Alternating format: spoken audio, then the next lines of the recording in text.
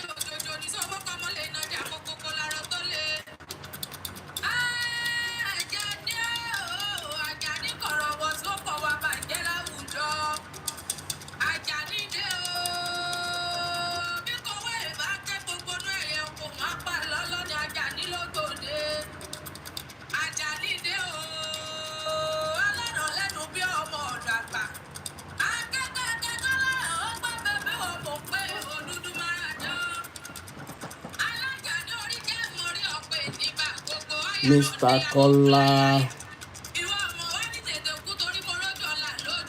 I shared them.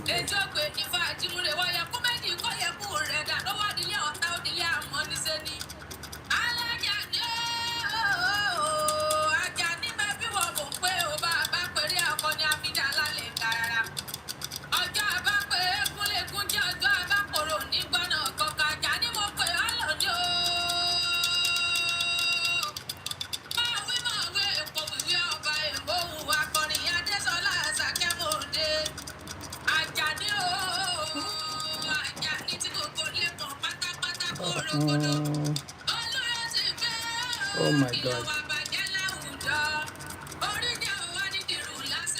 My very good mommy, Yemi Foluke. Thank you so much, ma. Thank you so much.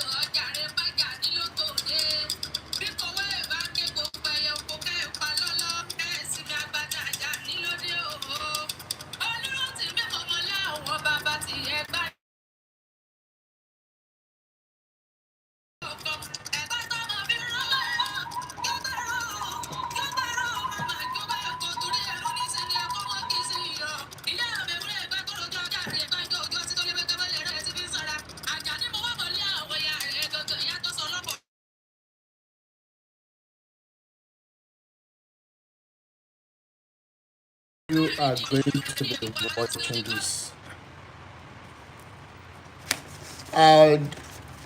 I'll just use maybe 10, 15 or 20 minutes to lay the foundation, and I would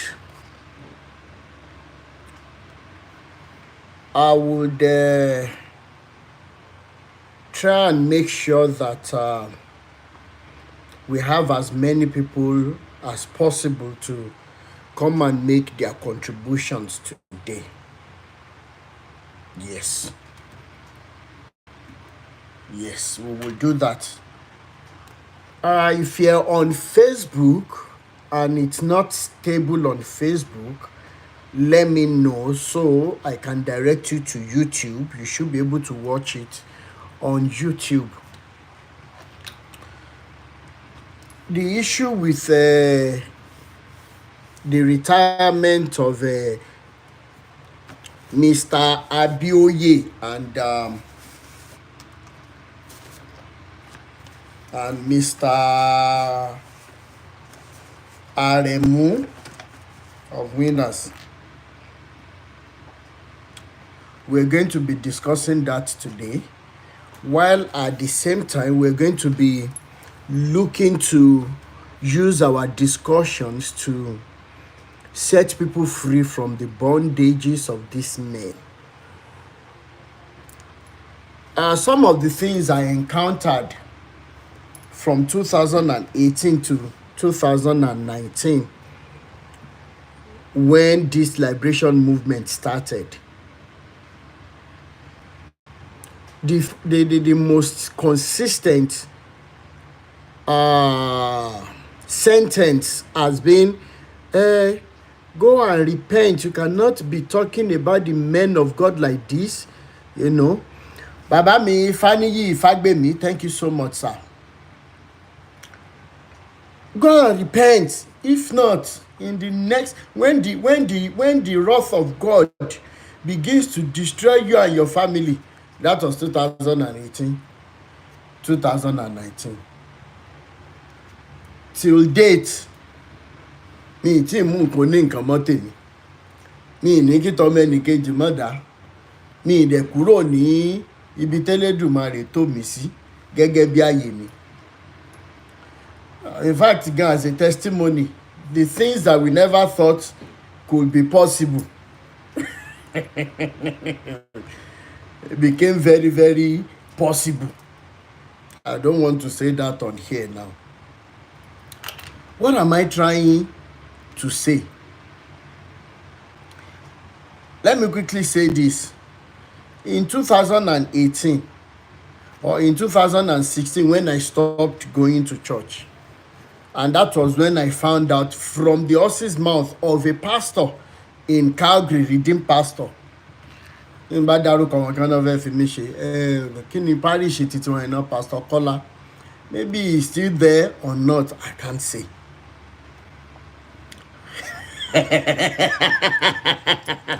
The wrath of God is using 2G network. Oh, slogan. So, I want us to listen to this very well, because today's live video won't be too long at all.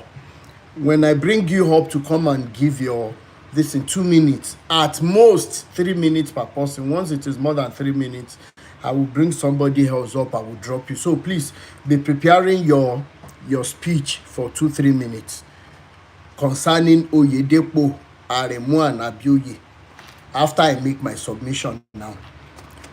2016, from the horse's mouth that we know this all redeemed churches are like franchises, whatever, because you will have made an arrangement, you will have made a vow that you're going to be paying an amount of money at so period of time. And that was when my head opened. So to cut the long story short, I stopped going to church. And if you're a Christian today listening to me, despite all the evidences you've seen that something is wrong somewhere, you cannot debate that. But still, you are tied down to that belief that you must not forsake the gathering of the children of God. Come and ask me. It affected me more than what you can ever imagine. Please, when you come in, let me continue to power tap and help me continue to share the program, please, especially on TikTok. And if you have not followed this page, please continue to follow. Miss Blessing or Mrs. Blessing, thank you for following. I can see you. Please help me continue to follow it. Now, if you're on YouTube and you want to call in, it's going to be +234 8092906250. That's the WhatsApp that you're going to be calling in on YouTube. Now, what am I trying to say? I want everybody to please listen to this very well. So I decided, no, church is not for me again. And I was sitting down at home, but it was very difficult because we were born into it. Don't forget, even that Bible they use says that you teach a child in the way he should go, so that when he grows up, he will not depart from it. So from that statement, the question I'm asking we parents today is this: What exactly are we teaching our children? In what path are we laying their steps and their feet? Let that be the answer you must answer, the question you must answer in your heart when you sit down and you think about the atrocities of the so-called body of Christ. So it was very difficult for me. So that's why the fact that I was angry, I had so many questions without answers. So that 2016, after about 3, 4, 5 Sundays, there were Sundays that I jumped in my car. I said, no, I must go to church today. In fact, I tried 3 redeemed parishes. What is wrong? Are they flagging me on?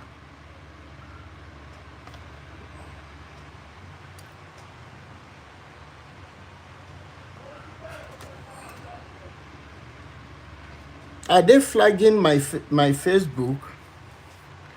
Okay, let me go in and come. Please let me continue to power tap, and then let me continue to power tap and share this live stream, please.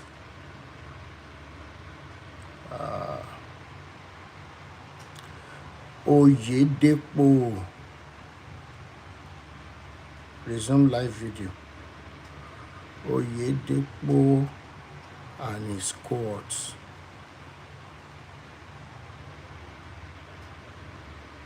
All right, let's continue. Facebook family, sorry, I had just relogged in again. Now, it's keeping here too.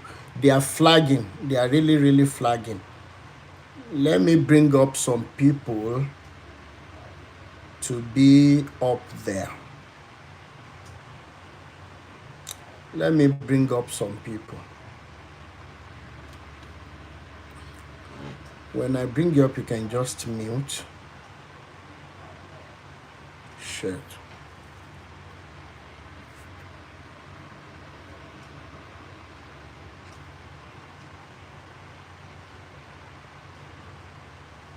They are really flagging. What is the problem? They are really, really, really flagging.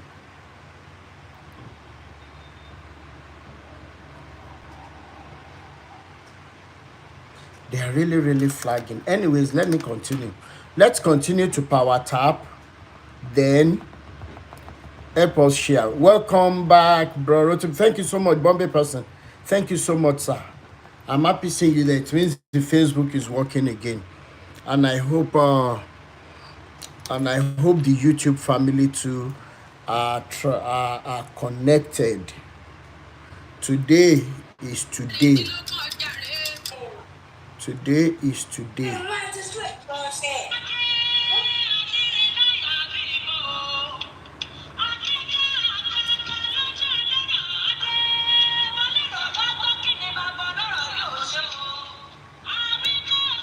All right, let me continue, and let's hope that the network will be. Thank you so much, brother Oladayo Awoyemi, for sharing with people. Thank you so much. So if you're coming in, please let me continue to power tap, and let's continue to share with people, okay? Thank you so much. Odubia on YouTube, thank you so much. I'm happy to have you here. All right, thank you so much. Ayodele Messima, thank you so much, ma. Thanks for sharing. Thanks for sharing. Now, as I was saying, 2016, after about 4, 5 Sundays, I felt like something was missing again, because it's very easy, it's very difficult to take away lifestyle of about, and as at that time, when you're talking about 40-something years of a habit and not bringing, it's very difficult to take it away. So I said, you know what, let me go to church again. So I got in my car and I said, let me go. I got in front of the church. Lo and behold, something was pushing me back. You are done with this life. So if you are here today and you are finding it difficult to stop despite all the things you have seen, even in your local church, some of us have even left our former local churches. We have gone back to another one thinking that it is better. I know how it feels. It's very difficult to stop, but eventually, if all the problems we're talking about in our societies today, you know, they really mean something to us, then we will stop outrightly and say, you know what, whatever will happen, let it happen. While at the same time, you must believe me today that the ideology of heaven and hell is actually what is playing out, and that is the primary purpose for which the Vatican decided to bring up the issue of heaven and hell. Because some of us, despite seeing all the atrocities, we believe that, okay, if I don't go, I will go to hell. Says who? Says who? Okay. Now, what am I trying to say today? I drove back home without entering the church, and I think that started a new move. Ekale Sister Adewumi. Eshe. Yes, sir. Yes. Now, at the end of the day, I stopped going naturally and I started studying the Bible on my own. It was when I sat down quietly, I got amplified version. I got, yes, the amplified version. I got the bilingual King James. I got the bilingual King James, and I had someone send one to me. It is the, you know, we have King James version, we have the new King James version.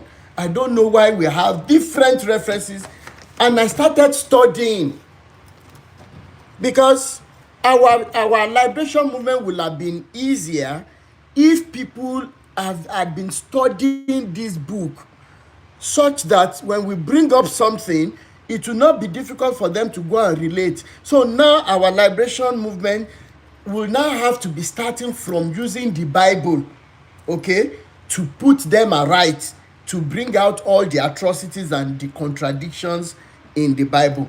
How do I mean? When I started sitting down to study this book on my own, without having, thank you so much, call me Toba, thank you so much. You can please follow the page. When you follow the page, I will follow back after the live stream. Kushimo Ifewale, good evening. Now, what am I trying to say? I started seeing the contradictions. I started writing them down. How can this be? And you cannot fully understand the contradictions unless you set aside sentiment. You know, we read the Bible spiritually. Let me just believe because I don't want to go to hell. Because if I question sin against Holy Spirit is without forgiveness, then why has Jesus Christ died? Why did he die? If there is one sin, that is death, cannot forgive. You see all these manipulations on Africans, and we have a long way to go unless you and I stand up today to say enough is enough and go back to the roots. And on my platform, when I say to the roots, I don't necessarily mean you should go and look for Isheshe for now. Sit down at home and love your family members and love your next door neighbor. Be in good terms with them. They need help and you know you can render that help. Please don't hesitate to do it. Let me give you an example, even though it's one of those things that's very, very difficult for me to do. Somebody came to me for, food. And of course, I went to check the person's profile, and I noticed that the person posted some of the videos of Taiwo Ojo, where he was praying prayer. And I went back to the person in the most respectful manner. I said, please, I cannot give you money for food. The reason being that on your page, you have, thank you so much, Ayobami, for the gift. Please, thank you so much. You can @ me so that this video will go viral. You can just press @ me. Please, I am begging. I think it enables the video to go viral. I can't get you on TikTok. Let me stay here. My very wonderful sister. You can check Rotimi Daniels FP Equity. Okay. I don't know how to share that with you. Rotimi Daniels FP Equity on the profile picture I'm putting on. Okay, it's network. Okay. All right. Let's continue on Facebook then. Now, what was I saying? I started studying the Bible and everything. Then the issue of the lady that was saying, when she came to me and said she needed money for food, and I noticed that she has this thing on her page, and I said, no, it is not possible, because you can be sharing Taiwo Ojo's videos. That means you still belong to a church, meaning that if I give you the money, I think the network, oh my God.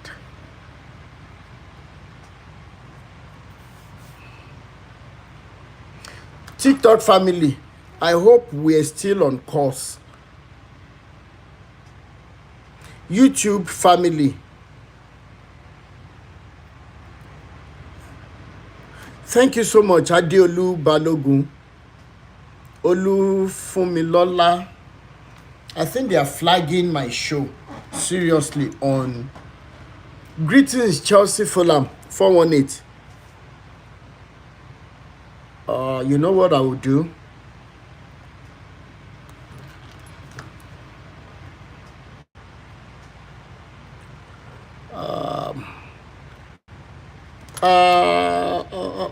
YouTube family, please let me know if the network is okay. Facebook family, please let me know. Okay, it's better now. Thank you so much.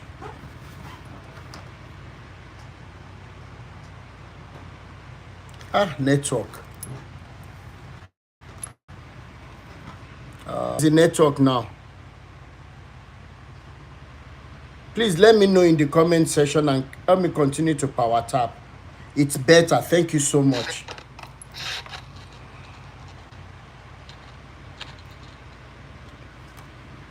Thank you so much, brother Deloba. Thank you so much. It's better than bumpy person. Thank you. Now, I was saying, so the lady came to me and I saw on her profile that she shares videos of a Taiwo Ojo.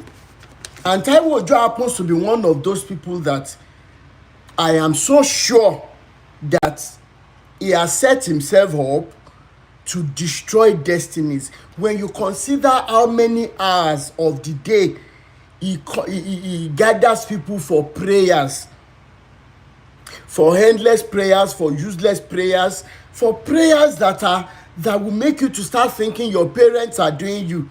Okay, thank you so much. Olakule 540 for the gift. Thank you so much. Now, you cannot hear me again. Try and go out and come in again, please. Buchan Vogue International, you can go out and come in again.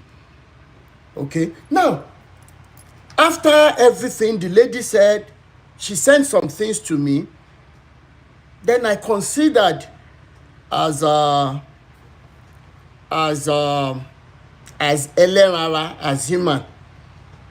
I went back, I said, please send me your account details. And I did the little I could do. Thank you so much, Adiola Balogun. YouTube is okay now. YouTube is okay.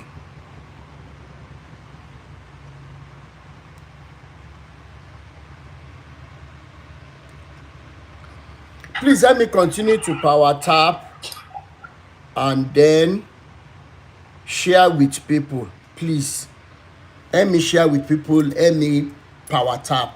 They are really flagging us today, and that's why I didn't announce. That's why I didn't announce whether I was going to have live video, because they always get ready for me to come online. Anyways, I did the little I could do, and now when I stopped going, I started studying the Bible. I started seeing things that were not right. One of the things that I saw that I said on my live video, on my videos before, is that if I have a child and that child is wayward, a glutton, a drunkard, this, that, I should bring the child to the elders at the city gate of my town, and they will stone the child to buy. It is in that Bible. When you give a Bible to your child, 9, 10-year-old child, oh yeah, start studying the Bible, start studying the Word of God. As parents, as Christians, your child comes back and says that, Daddy, what is withdrawal method? Where did you see that? In the Bible, you gave me the Bible to be reading. Or your daughter comes, Mommy, Daddy, what is withdrawal method? You look at each other. Maybe you're even having, you're watching TV, and the child comes out of his room asking you what withdrawal method is. How are you going to answer that child? Knowing fully well that the child saw that in the Bible. And all of these things. Anyways, fast forward to 2018. I am bringing up real deal now. Then we go and discuss the issue of Oyedepo. I went to Nigeria. There was this redeemed pastor, Pastor Emmanuel. Just the church and the house are next to my mom's house. When my mom told me that the man himself said it, that God told him to leave Redeem, I said, so what is the man going to be eating now? He has maybe 2 or 3 kids. Pastor Emmanuel has like 3 kids. My mom said, she doesn't know. And I said, okay, when I send your upkeep every 2 weeks, you're going to be helping me to give this man anything I can afford in an envelope. So my mom was always doing that, and the man was hoping that, who is Mama's son? Who is Mama's son that is helping me? Blah blah blah. So 2018, I went to, and my mom had told me that the man has been praying. He wanted to meet me. He did it. So when we got to Ibadan, early in the morning, I woke up. I had cleaned my mom's piggery, where she was raising pigs. I had gone to wash her clothing. I washed the vehicle. I was washing my own little whatever with my small daughter then. She was disturbing me. She was putting her, how children do. Then this man and the wife came from, I still have the picture. They came from inside his own house, and they just greeted me, Ekaro. Then they went inside. Yabadon, Eko Amojuba o, báwo làwọn bra Rotimi, ṣé wọ́n ṣì ń sùn lọ́wọ́ máa rẹ́ra gan ni. Rotimi ò sí níta. And then my mom called my younger brother, ibo ni Rotimi lọ láàárọ̀ yìí. So my brother answered and said, I want for Shontani. So the man came out again with speed of alacrity. Said, ẹ̀yin ni bra Rotimi. It was almost processed. I said, no. Now, after that day, the man said he wanted to go to Orioke Akekemi. That God wanted to tell me something. That God asked him to tell me I said, I didn't come to Nigeria for any mountainous issue. I don't see past that. And as at 2018, I was already feeling relaxed, but with the question on my mind that maybe something was wrong with me for not going to church again. But I was enjoying the fact that I could study the Bible on my own. So my mom called me and said, see, you have to go with this man, even if it is one day. Please just go, so that it won't be as if it's because you are giving him money, that is why I said, yeah, but see, you already know me. I don't like all this hypocrisy, whatever. But because you said it, I will go.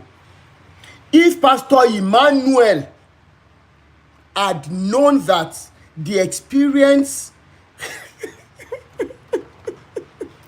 if Pastor Emmanuel had known that what happened at Orioke Akekemi will happen, and it will lead me on this path of liberation, movement, and struggle, Pastor Emmanuel wouldn't have invited me. I will let you know the reason why I said so. So we prepared my mom's vehicle. Said, okay, let's go. We got there on a Thursday. And I was supposed to just stay one night and come back because I had a lot of things to do when I came home in 2018. And that was November, don't forget. They started this prayer, you cannot go to CAC setup. If you were born into Christianity and you get to some prayers, no matter how far you have been away, you will still flow. Okay? So they did a lot of prayers that day. Níbi tó lè dé lórí òkè Akíkẹ́mi, section àwọn ọkùnrin ẹja mi tí ń bá parọ́. Ó ní kànga kan lẹ́gbẹ̀ẹ́ bẹ̀lẹ́bí entrance báyìí. There is one well. They said the well was dug by Baba Ayo Babalola and it had never gone dry before. Mo ra omi. I paid 10,000 naira to buy omi gallon kan. And of course, to me, it wasn't an issue. 10,000. Somebody that's just coming from abroad. You just think, yeah, around me. Now, if you ask me that day, after such prayers, kí ni mo tún fẹ́ fomi ṣe? But orí wa ò pé. Yes. So many people. That's why when you see me talk about Oyedepo Epaphras, I am talking from experience. Jesu Loba, thank you so much. Mo ra omi gálọ́ọ̀nù 10,000 naira. Èló gan-an gbẹ́ bọ́ọ̀. Tí n bá fowó díẹ̀ kù 10,000 yẹn máa gbẹ́ bọ́ọ̀ ṣáàtù. Anyways, and all these babas on orí òkè Akíkẹ́mi, they have their schemes of draining you of your money. To the extent that if care is not taken, you will have to walk from that mountain back to your house. So because I saw the velocity and voraciousness of the prayers, I said, Pastor Emmanuel, I will stay Friday night.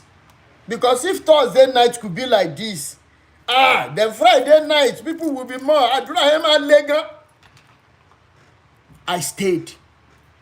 While the meeting was going on, now at this junction, let me say this because me kì í sọ̀rọ̀ kí n má mú evidence wá èmi ń ṣàwọn Adébóyè and co tó máa ní.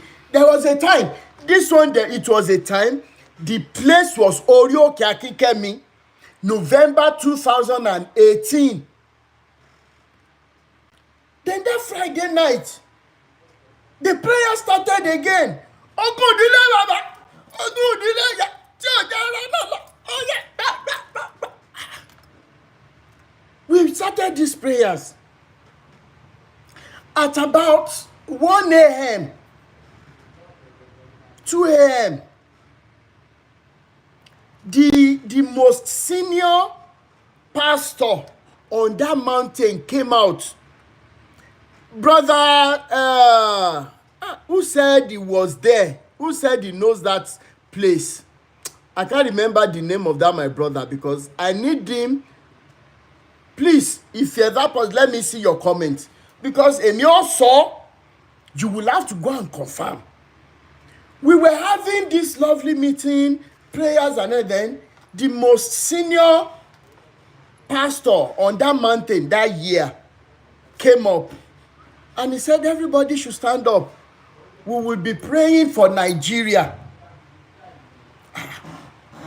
Thank you so much, Olumide Clement, for following. I will follow back after the live video. Said, let's pray for Nigeria. That he was doing the preamble. He had not spoken for 3 minutes. A neutral man, that man was putting on a red polo shirt, khaki leather trouser that night. He was on the far left hand side to me. Thank you so much, Brother Aladimeji, for lunch. All of them are scam. Emma Now, the man started shouting. The man started weeping. Ìránṣẹ́ mi. ẹ̀ẹ̀mélòó ni mo sọ fún ọ pé kó o má gbé àdúrà sókè sí mi lórí ọ̀rọ̀ Nàìjíríà mọ́. ẹni Bible ní ká pray fún Síónì ni.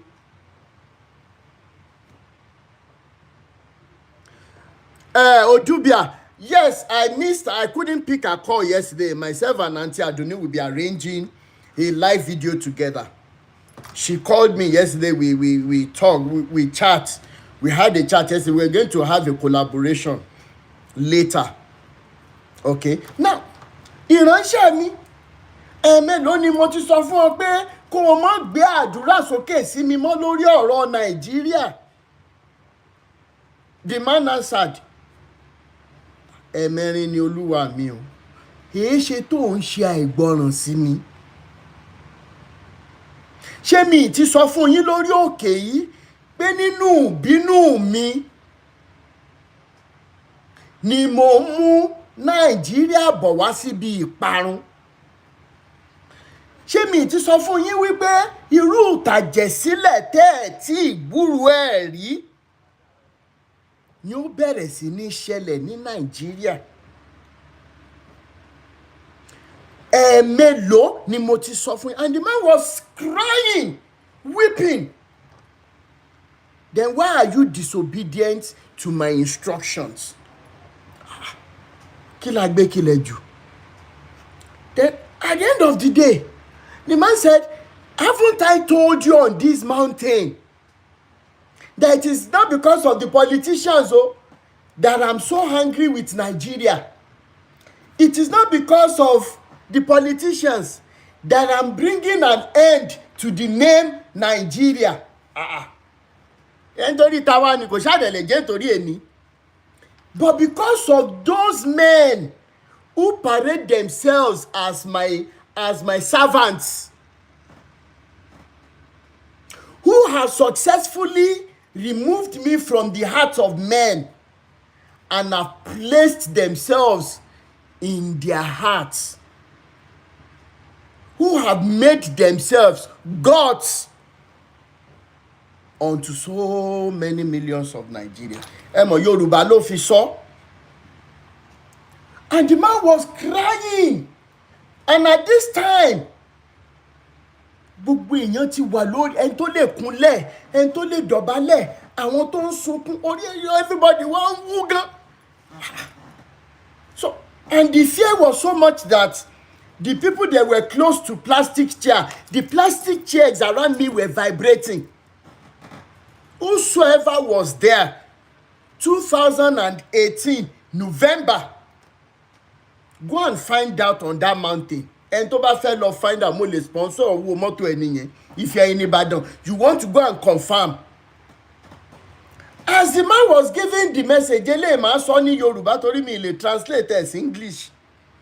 Inú mọ́fì náà ti ń gé ra ọjọ́ tó sọ, ouch, ouch, ouch, ouch. My wonderful sister Duncan 50, ẹ káàbọ̀ sórí ètò. Thank you so much for the gift. I appreciate you, man. Ṣé kìí yẹ pé torí mò ń gbá tiẹ̀ tí ẹ lè ṣe fún mi ní perfume?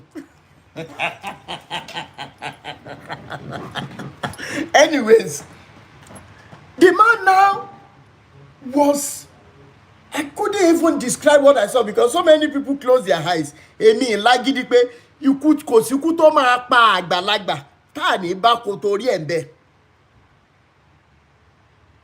And the man rose up, shaking, doing everything. He said, gbogbo ẹ̀yin tẹ́ wà lórí pẹpẹ, ó yẹ ẹ la ojú ẹ̀mí yín. Ẹ la ojú ẹ̀mí yín. Ẹ wo gbogbo àwọn tó pera wọn ní ìránṣẹ́ mi Ọlọ́run alààyè. Ó dárúkọ àwọn bàbá yín nínú Olúwa top ones. Gbogbo àwọn tó yẹ pé tẹ́ bá rí àwọn Rolls Royce family, àwọn private jet family. Because some of you have been wondering, ibo ni bọ̀bọ́ ẹ ti rí ìgboyà ẹ̀? Where did he get his ìgboyà? What do they call ìgboyà? His bravery, his unwavering consistency with this liberation fight. ó ní ẹ lọ́jọ́ ní ó wá dárúkọ pásítọ̀ mẹ́jọ. Courage, thank you so much, Sister Olúwatósìn. Ó dárúkọ àwọn àgbààgbà Olúwa mẹ́jọ, ó wá dákẹ́. When he kept quiet for some seconds, ibẹ̀ yẹn parọ́rọ́. It is an experience tó sì jẹ́ kí n nígbàgbọ́ pé yes, there is one God who is supreme. It was a meeting that established my feet on that belief that yes, there is God, but it is never what they described in the Bible. It is not in Quran. Isheshe people might have some things close to showing that God exists, but wọ́n ti kí nǹkan burúkú bọ̀. They have more evidences of the existence of God than the Bible and Quran, but that is not where I'm going today. You are going to be wondering when this guy kept quiet for some seconds. Ẹ̀rù Ọlọ́run bà èmi gan, mo díjú. Kí ni ẹ̀rù rẹ̀ gbẹ́rẹ́? Lójú mi fẹ́ fọ́ ni. Tó bá fọ́ àwọn pásítọ̀ Emmanuel Redeem ó gbé mi lọlé náà. Mo bá tún lajú. The man was weeping, he was crying. Ó ní ẹ̀yin àwọn méjèèjì àwọn tí mo dárúkọ ẹ̀ pẹ̀lú àwọn kéréje tó wà lábẹ́ wọn. Ṣé èmi Ọlọ́run alààyè ni mo béèrè ẹran jiyọ̀ lọ́wọ́ wọn? Ṣé èmi Ọlọ́run alààyè ni mo béèrè ẹ̀jẹ̀ èèyàn lọ́wọ́ wọn? Ẹ máa la ọ̀rọ̀ yẹn, ẹran jiyọ̀, ẹ̀jẹ̀ èèyàn. Ó ní ṣé nínú ìpàdé táwa wà gbogbo ẹgbẹ́ aṣọ ẹgbẹ́ awo tí wọ́n wọ̀ àṣírí ni mò ń tú lénìí. Aṣọ ẹgbẹ́ awo tí wọ́n wọ̀ tí wọ́n ń lọ́nú ẹgbẹ́ awo yìí tí wọ́n gbé ẹran jiyọ̀ àti ẹ̀jẹ̀ èèyàn lọ́wọ́ yìí, ṣé èmi Ọlọ́run alààyè ni mo béèrè ẹ̀ lọ́wọ́ wọn?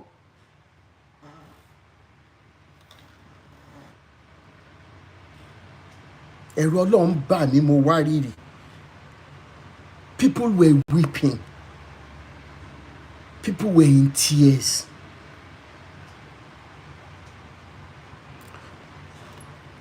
The man, after calling their names and exposed them,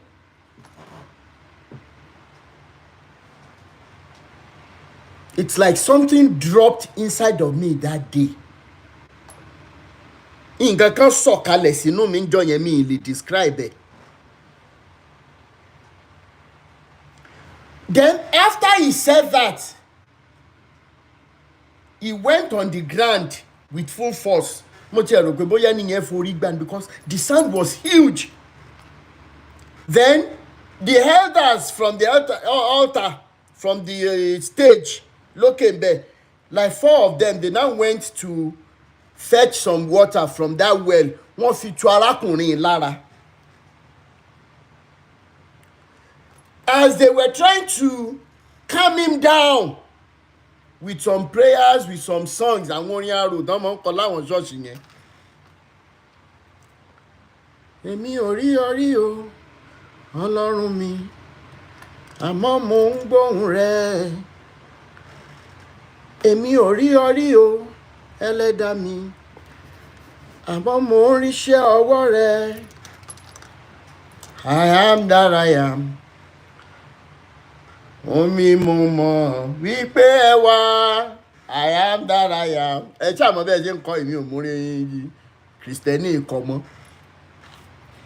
Bí wọ́n ṣe tu arákùnrin lára tán, àròpó ti tán síbẹ̀. Eré la pè é. The man jump up again, gbà. Àwọn èèyàn sá lọ. Eré gìjà. Èmi dúró ń tèmi. Èmi gan mọ̀ pé mo láyà. Jesus kẹ̀. Ẹ jẹ́ kí n kọ́kọ́ lọ kọ́ orin orin wo ni wọ́n kọ́ wa kékeré yẹn náà. Ẹnikẹ́ni tí wọ́n bá nípa láti ṣe ìrànlọ́wọ́ fún o, òun náà lẹ́ni kejì rẹ̀ tọ́jú rẹ̀. Òun lẹ́ni kejì rẹ̀ ò rántí o. Òun lẹ́ni kejì rẹ̀ ò rántí o. ẹnikẹ́ni tí wọ́n bá nípa láti ṣe ìrànlọ́wọ́ fún o, òun náà lẹ́ni kejì rẹ̀ tọ́jú rẹ̀. Let me sit down with such songs that support love and humanity, such songs that support truth. Sister Ayọ̀bámi aláyà bíi parachute ní wá mọ́. As the man got up again, people ran. Àwọn kan tiẹ̀ kọlù mí, mo ṣáà ń kó guiding pé kí ló dé dẹ̀ sá. And tí n bá parọ́ k'Ẹlẹ́dùmarè fìyà jẹ mí. Do you know what the man said next? Ó ní wípé torí wípé òun dárúkọ àwọn bàbá yín nínú Olúwa, ọ̀pọ̀ nù yín ò gbàgbọ́. So many people didn't believe it. Irú àwọn bàbá báyìí táwọn wò lókè. And I have said it sometimes. On the ladder of this thing you people call spiritual journey, if you're still believing in it, you will think some people are up there. You wouldn't know that they are far below you when it comes to spiritual giftings. You don't know that they are below you when it comes to spiritual giftings. And the man said, okay, before they calm him down, I was already asking some elders, please, what is the meaning of Erajiyo? Please, Mirabe, help me unmute your speaker, please. I was asking the people around me. I was asking Pastor Emmanuel too, of Redeemed Christian.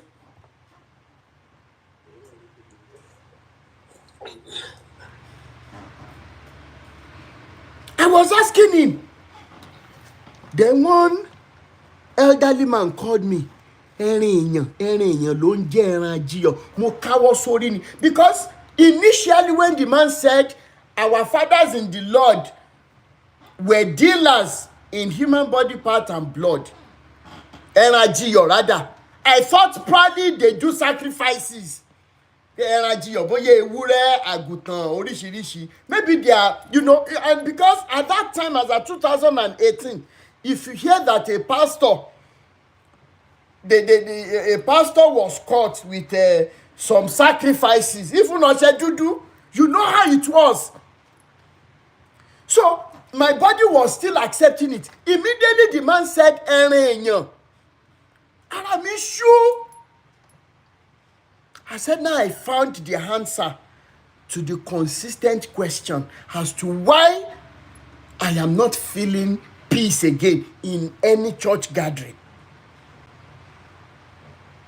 Wọ́n ní Erajiyo, mo ní èèyàn láwọn bàbá yìí. So when you come on my page and you see me call them names, yes, as a normal human being, you will consider their age, you will consider so many things sentimentally.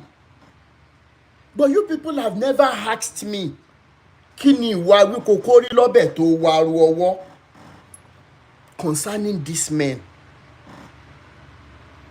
People that are disappearing in Nigeria today. You think it is only the Yahoo plus or kidnappers or whatever that are taking them. Your men of God know about it. Your men of God know about these people. What if that one of the people that have become victims happens to be the only child of the parents? Tí wọ́n dẹ̀ ní ọjọ́ ọ̀la mi.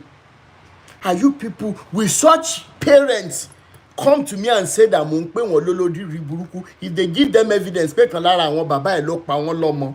I am asking you today.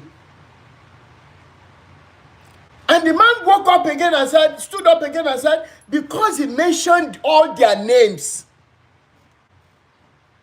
and they have so many younger ones that they have indoctrinated, that they have initiated. Even so many of the elders near altar, they were weeping like children. Ask anybody. Imam Paro, Orioke Akikemi. Drinks Galleria. There is a pastor that made soap for me in 2010, and he said he added Henra Giyo to the soap. Kabiesi.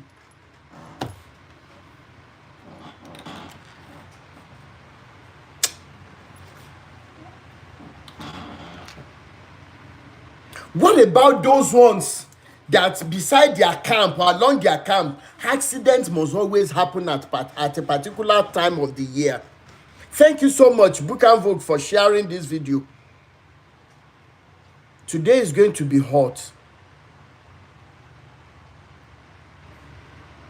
It's going to be hot. Now, finally, the man said because he mentioned their names, so many of us didn't believe. So many of us were saying, no, this cannot be a message from God. No, this message is a way to tarnish the image of this man.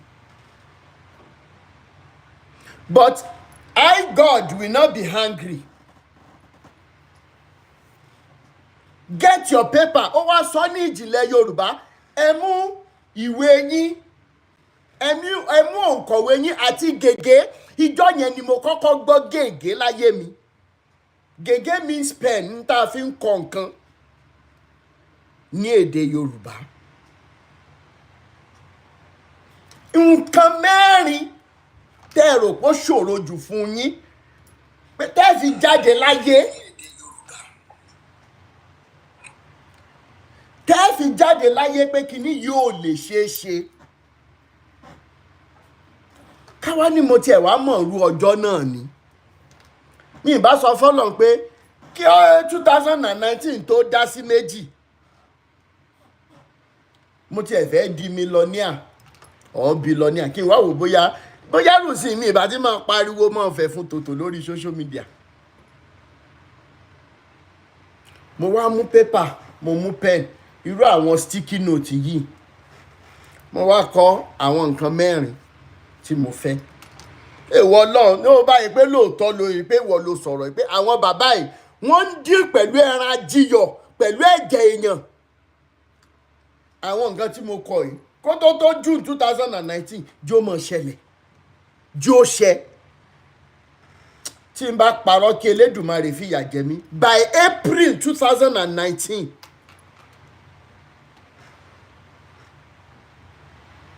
In fact, one of them that I wrote was that the program I was going for, that after few months of graduation, I first said I wanted to be the best graduating student in the history of that department. Mo kàn tí ẹ fẹ́ fi dọ́lọ̀ yẹn wò. Number 2, kí láǹfààní best graduating student tí mi ìríṣẹ́ in that line nìkan tí mo study.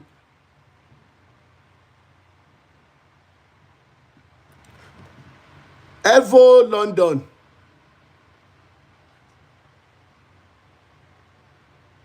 Please, what did I do? Do I know you?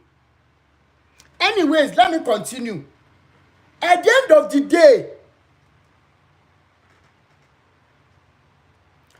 I did not, in fact, before I wrote my final exams, I already knew I was going to start working with one of the foremost companies in that line.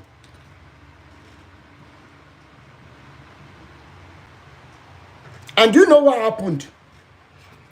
I got invitation for my citizenship exam. I did not just pass, I got 100%. I got invited for citizenship ceremony. Okay, finally what happened? By April 2019, all the 4 things that I wrote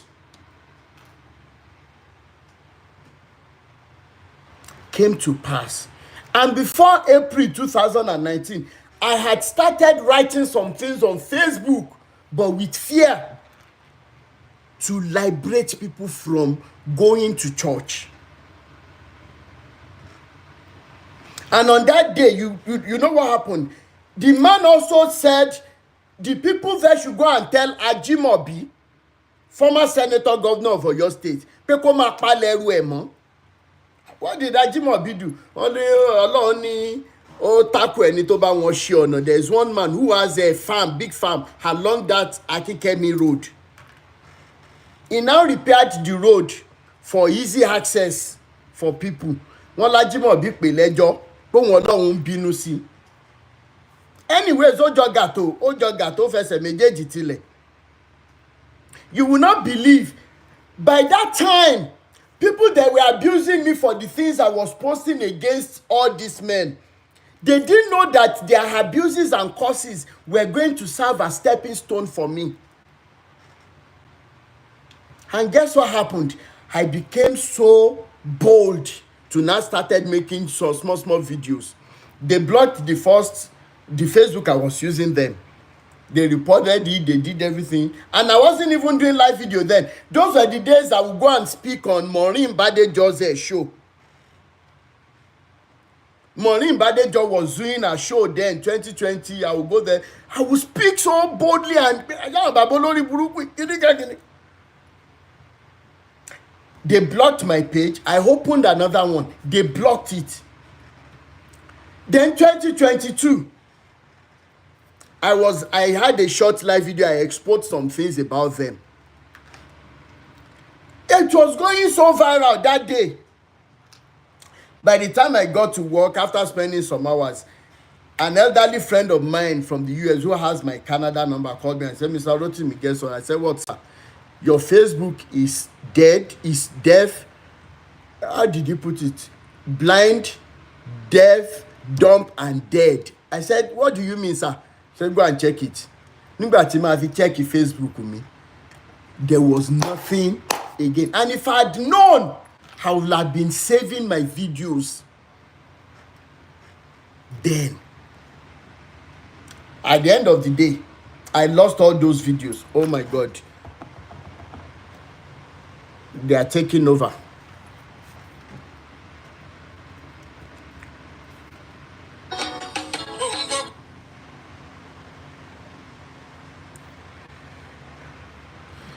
They are flagging. YouTube family, thanks for standing by. Facebook family, thank you so much. Ngozi Chibueke Kere, thank you so much. Oh yes, Sister Abby Christiana Dada, that's what this person said. She's still here. I will allow her to talk once I bring people up. Now, in summary, I got my liberation that day and I've become so, and today I am so glad that the liberation movement and struggle has gotten to a stage where more than 90% of those who are with me or who make comments are in support, while about 10% are still in disagreement. And of course, why did I say that? If that pastor had known that I would turn out to be this, he wouldn't have taken me to that prayer meeting.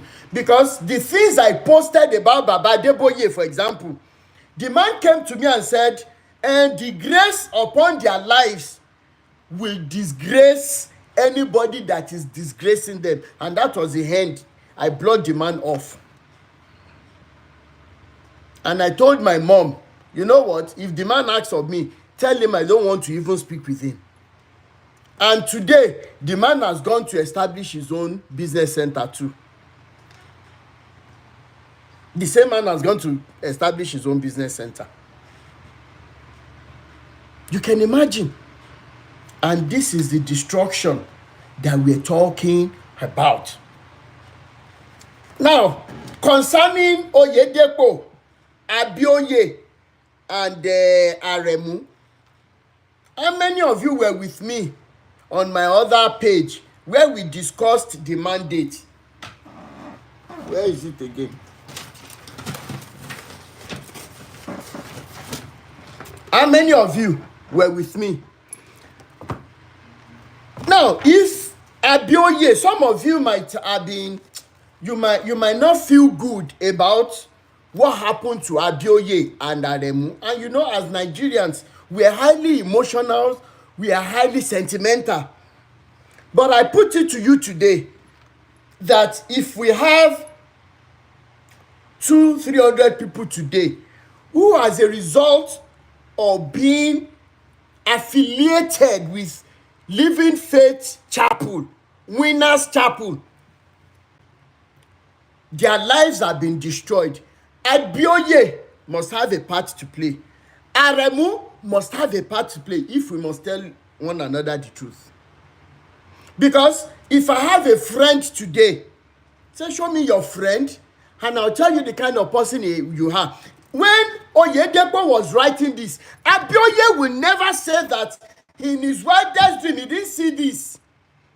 Baba Aremu will never say that he didn't see this. Unfortunately, the people you are looking up to as elders, as fathers, they are not fathers, but not good for nothing entities. Abioye can never deny knowing the wickedness that Oyedepo put in this evil book. Go and get this book. Baba Aremu, who I met once in Ibadan, and he had this sweet mouth, you almost believe that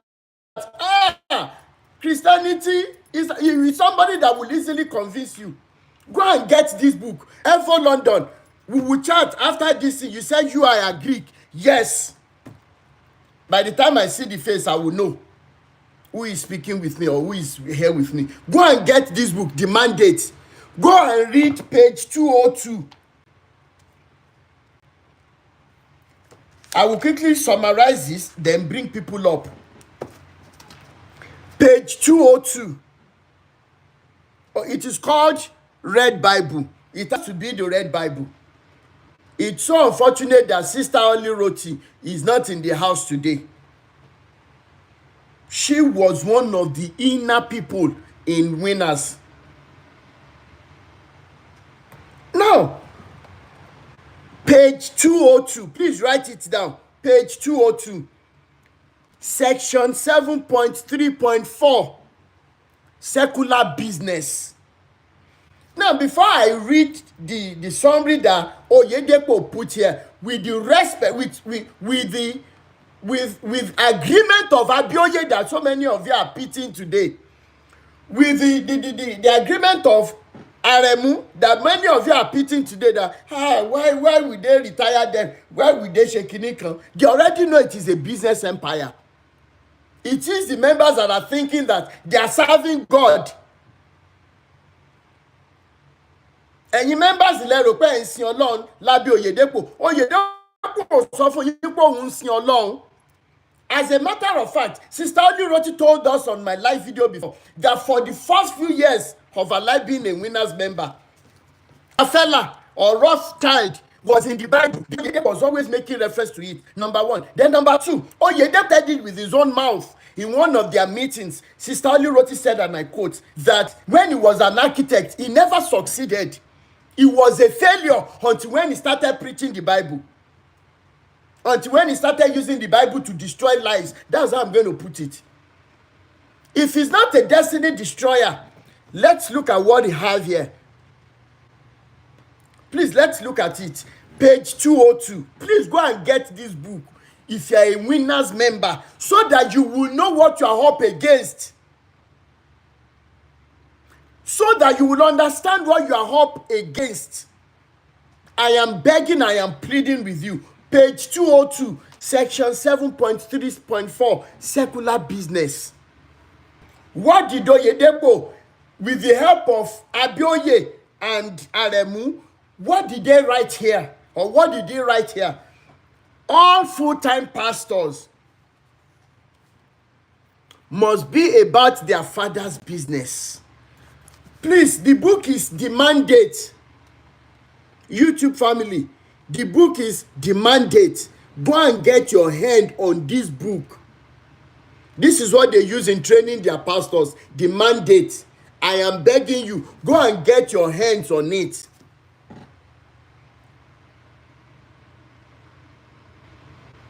Now, what am I saying? Section 7.3.4, page 202. The title is Secular Business. I read, all full-time pastors must be about their father's business without distraction. Please help me follow this page on which I'm having this live video, because after some time I won't be using the old one again, or as such I am going to always be here. Volume muted. No audio. No audio. Please let me continue to power tap. I don't know why the audio is not working. Okay, somebody is hearing us. Please go out and come in again.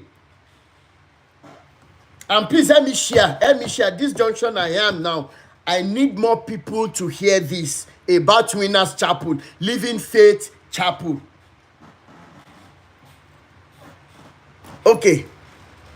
Now, all full-time pastors must be about their father's business without distraction. The following provisions therefore apply to all full-time ministers of the church. Number 1, full-time pastors shall not be engaged in any secular business, whether as sole owner or partnership. Meaning that if you're a pastor in Winners, you cannot be involved in any secular business. What is a spiritual business? Does a spiritual business, if they occur, can they give you money? Can they put money in your pocket? Let's answer that question first and foremost. Number 2, they shall not be involved in any buying or selling of commercial products. I am a full-time pastor now in Winners, and my friend is into distribution of, let's say, electronic gadgets.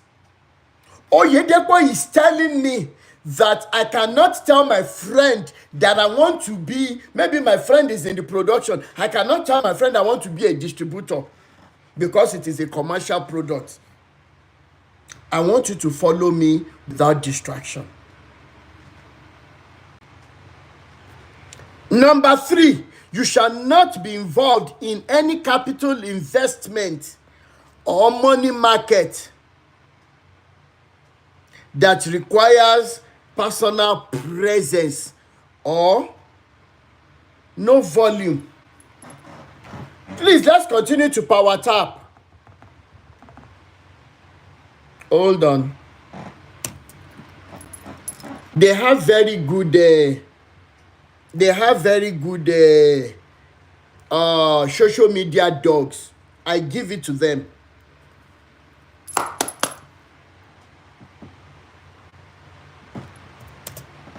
They have very good social media dogs.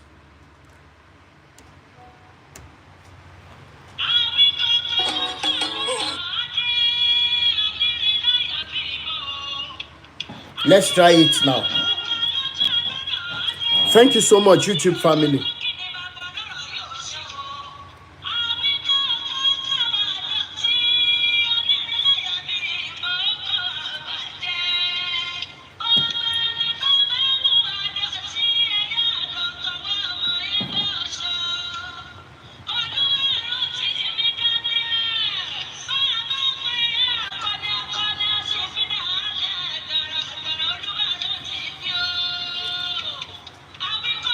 How is my voice now? Thank you so much. Welcome back. There is no stopping of today's live video. Thank you so much. Please, you can. Okay. Thank you so much, Willow Hearth. Wickedness of the highest order. Wickedness. You're looking for wickedness, go into the churches. Mi ní tí fún wọn lépè báyìí torí ọ̀rọ̀ wọn sì máa la èpè lọ. Bẹ́ẹ̀ ni, ọ̀rọ̀ wọn ó máa la èpè lọ tó bá yá.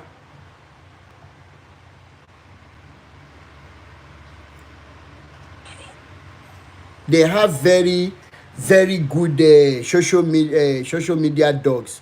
I give it to them, trust me.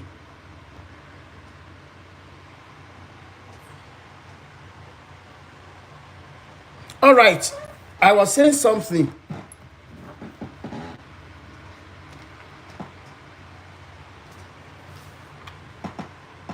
Now, number 2, you shall not be involved in any buying or selling of commercial products. You shall not be involved in any capital investment or money market that requires personal presence or attention, that is registered company or office. I hope you're listening. Then number 4, commercial consultancy for remuneration purpose. Now, when we say that Oyedepo, Adeboye and the likes, they have destroyed lives so much. As a pastor, you might have gone to school to study engineering, meaning that you can be consulted, for experiences. Engineer nǹkan báyìí là ń ṣe ní site o, adẹ̀ dé level by amati ha. What it means is Oyedepo is saying that as an engineer, you are never allowed to share your experience in such a way that the experience will give you money.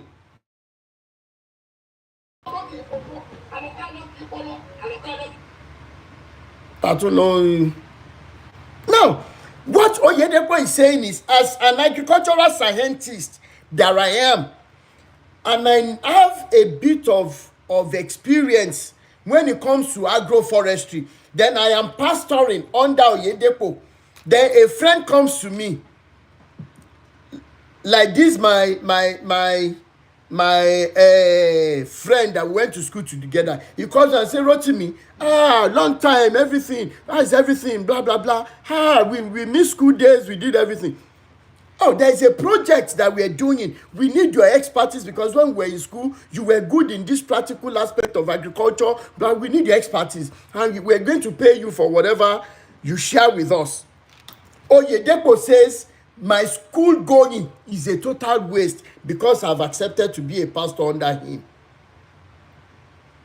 To whom much is given, much is expected.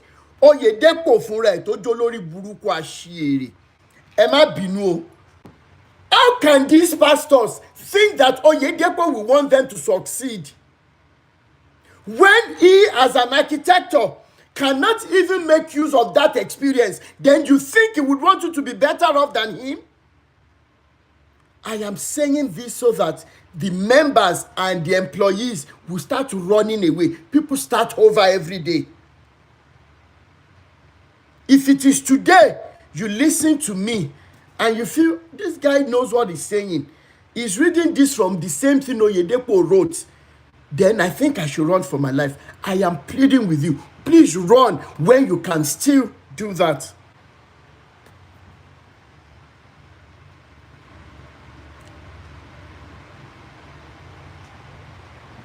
Number 5, you shall not be involved in gambling, lottery.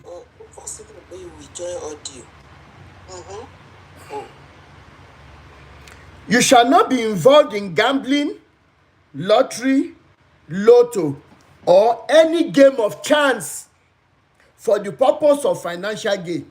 Please, help me call Oyedepo. Timba bu èpè.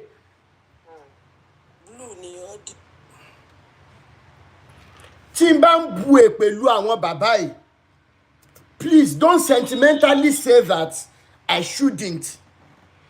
When Oyedepo gathers people and brainwash them that it is the fight that they bring to him that will make them to succeed in life. Oyedepo, you cannot give us 100% guarantee that if I pay tithe, a time will come I wouldn't need to work again. My tithe will be working for me. Oyedepo, you cannot give 100% guarantee that if I am sick and I don't go to hospital, I will still be healed by the name of Jesus. Meaning that everything you have ever said, Oyedepo, everything from head to toe you have ever said, from the inception of this your evil organization, okay, that it's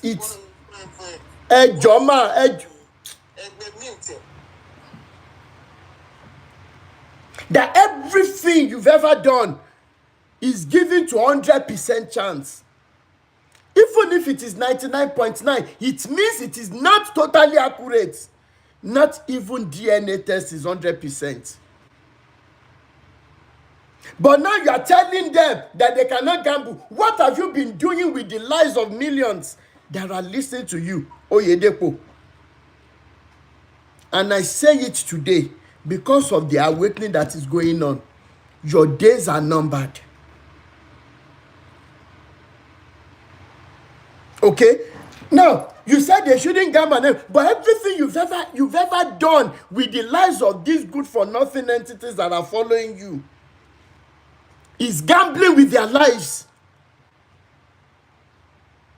Number 6, you shall not expend any portion of the time for the purpose of commercializing and financial gain. How can my friends, how can my mates, how can normal human being go to school of discipleship or WOFB or whatever they call it, and they teach you this? Abioye must have used this to teach. Aremu must have used this to teach to get to the level where they are today. And they signed off on this wickedness on a whole generation. Yet, if you know Oyedepo, what he has done in his hometown, in Kwara State, you will see all the chains of businesses. Tí bàbá olórí burúkú ní níbẹ̀. Bàbá olórí burúkú tó máa pasán tí ó fojú sunkún ọmọ yìí. Please, let me ask. Intimidation and harassment is the next section. Section 7.3.6. Yet, Oyedepo slapped a small girl in the presence of so many people. Where do we begin? So, coming back to Abioye and Aremu, if so many of you are sympathizing with them, they signed off on this wickedness. And they must have reaped from this wickedness for so long. Mo wá ń sọ lẹ́ni, àyàfi tí àwọn bàbá Aremu àti Abioye tí wọn bá mọ̀ nípa àwẹ̀ abániláyé jẹ́ nìkan ni wọn ò ní kàkúrún. Ṣùgbọ́n tí wọ́n bá ti mú ìwé ìdánírí, tí wọ́n bá ti mú ìwé ìdánírí, tí wọ́n dẹ̀ mọ̀ ń pa ìwé yìí, to have gone 40-something years with Oyedepo, kí wọ́n mọ̀ fòkàn mọ̀ nìṣó. Gbogbo owó tí wọ́n bá rò pé àwọn ti kó jọ, bàbá Aremu àti Abioye kò sí bẹ́ẹ̀ ṣe lè mọ̀nà abroad tó fún treatment. Àìsàn tí ò gbóògùn, àìsàn tí ò gba owó, tí ò gba òbí, yóò mọ̀ gbé yín dé pẹ̀lú Oyedepo fún rẹ̀, pẹ̀lú gbogbo ẹ̀yin tẹ́ ṣì jẹ́ bishop tẹ́ ṣì wà nípéjọpọ̀ burúkú yìí. Àìsàn tí ò gbóògùn yóò mọ̀ gbé yín dé. Gbogbo àwọn ọmọ tẹ́ ẹ̀ ń rí tínú yín dùn, wọ́n mọ̀ di àríbanújẹ́ fún yín. Àfi tẹ́ ẹ̀ bá ti ba ayé aláyé jẹ́ ló yà kù. Lẹ́yìn bàbá òṣì, ẹ̀yin bàbá rádaràda ẹ̀. Ìwọ Oyedepo wá ń fi style, you are clearing the road for your children. Iṣu ọmọ ò ní jiná fún ẹ jẹ. Kì í ṣe owó nìkan ni ọmọ ń fún òbí, tínú òbí fi ń dùn. Ìwọ Oyedepo láìpẹ́ láì jìnnà sẹ́, ó mọ̀ káwọ́ sórí sunkún òní rẹ ni, òní rí omi ẹkún yìí òní dá. Níwọ lórí burúkú abániláyé jẹ́. What is the essence of your being alive?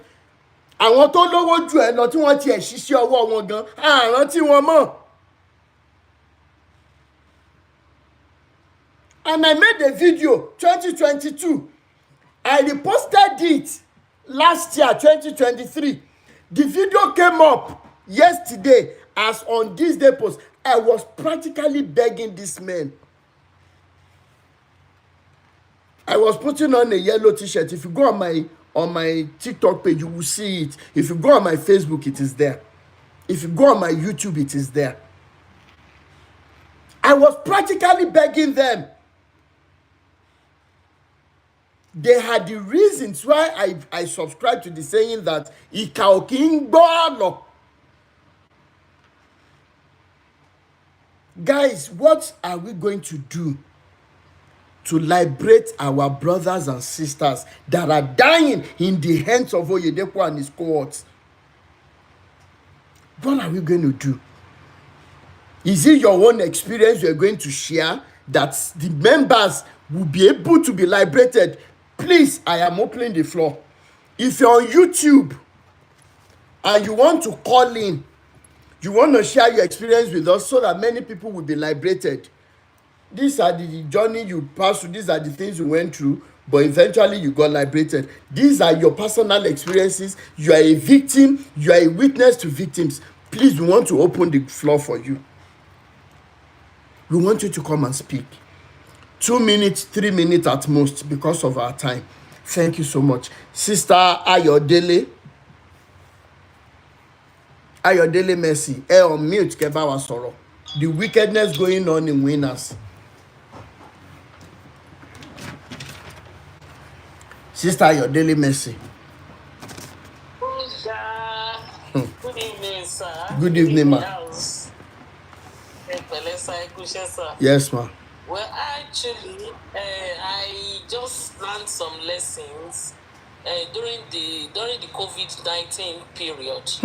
You know, then they were doing lots of fellowship inside. No, there should not be any kind of gathering coming together. So during that time, some of these church members, they will call me that they don't have what to eat at home. They don't have anything at home. I will leave my house with my husband. We will take food. I will tell them to meet me at the entrance of the church. I will take food and I will give it to them. Meanwhile, the church is busy collecting money from them in the gathering, but they never even distributed anything to even cool off the hardship these members were going through. So I think that COVID here, and àdẹ̀wà nínú ilé àdẹ̀ ń gbàdúrà sọ́lọ́ Ọlọ́run dẹ̀ ń gbọ́. Àti wẹ́ COVID yẹn ni mo ti bẹ̀rẹ̀ sí ní rethink of no. These people are just about what they want to get from you, what they want to get from you. They are not after your own well-being. If you did not go to church, they won't care to ask of you. And there's something that happened sometimes ago. Say olówó bá kú, they will do the burial in the church. But then tí ò bá lówó bá kú, they will never bring that dead body to the church. They will go and do it at your house or the extension of the church. But like Bentolowo, a well-known person, they will bring that dead body to the church. So all those things, I began to see it as if no, it shouldn't be. So I decided to stay on my own and I do my prayer at home. So and God has been faithful. God has been faithful all this while. So everything is just business. They told us then when we were doing Wolfie, they said church is a business. They said they told us it's a business, and that is it. So I'm not surprised with all these things that are just turning up, don't shele. I pray God liberated those that are still there. Àwọn míì wà bẹ́ẹ̀ tó láti kúrò gan kò easy for àwọn míì ti ń padà sí Orthodox Church. Nígbà tó rí pé tó bá kú bó ṣe ń ṣòkú wọn. So all those things, Ọlọ́run á ṣàánú wa. Amen. Well done, my brother. Thank you so much. Thank you so much. Thank you so much, ma. We all thought that COVID will help liberate so many people. I was really happy then until I think Winners was the first business evil organization that dropped a link that people should still be sending their tithe and offering even if they couldn't come to church, when people were struggling to even think about what they would eat at that time. That is a level of wickedness.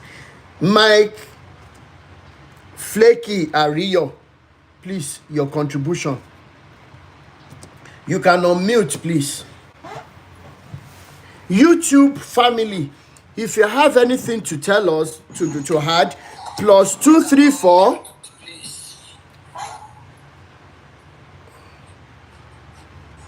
plus 234 809290. Please, Oluwadunsin, please let me mute your mic.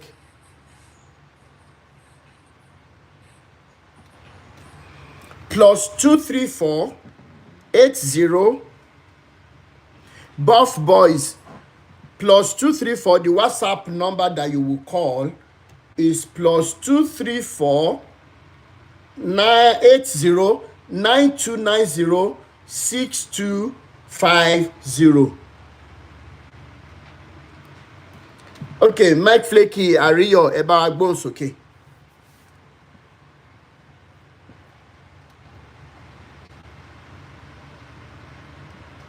Hello, Sister Flaky.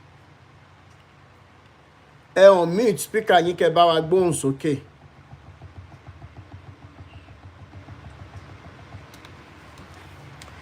Well, while that is not working, let me bring Willow Earth. Willow Earth.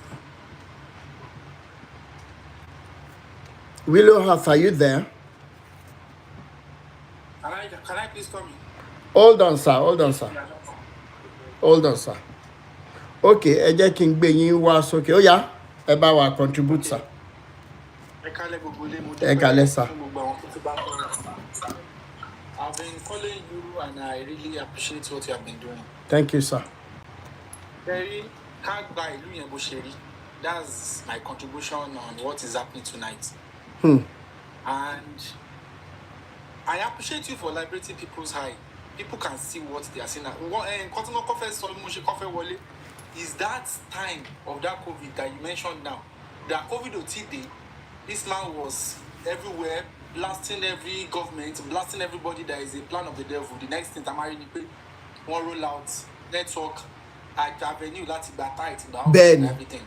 Now, which make everybody open up with this thing is a business.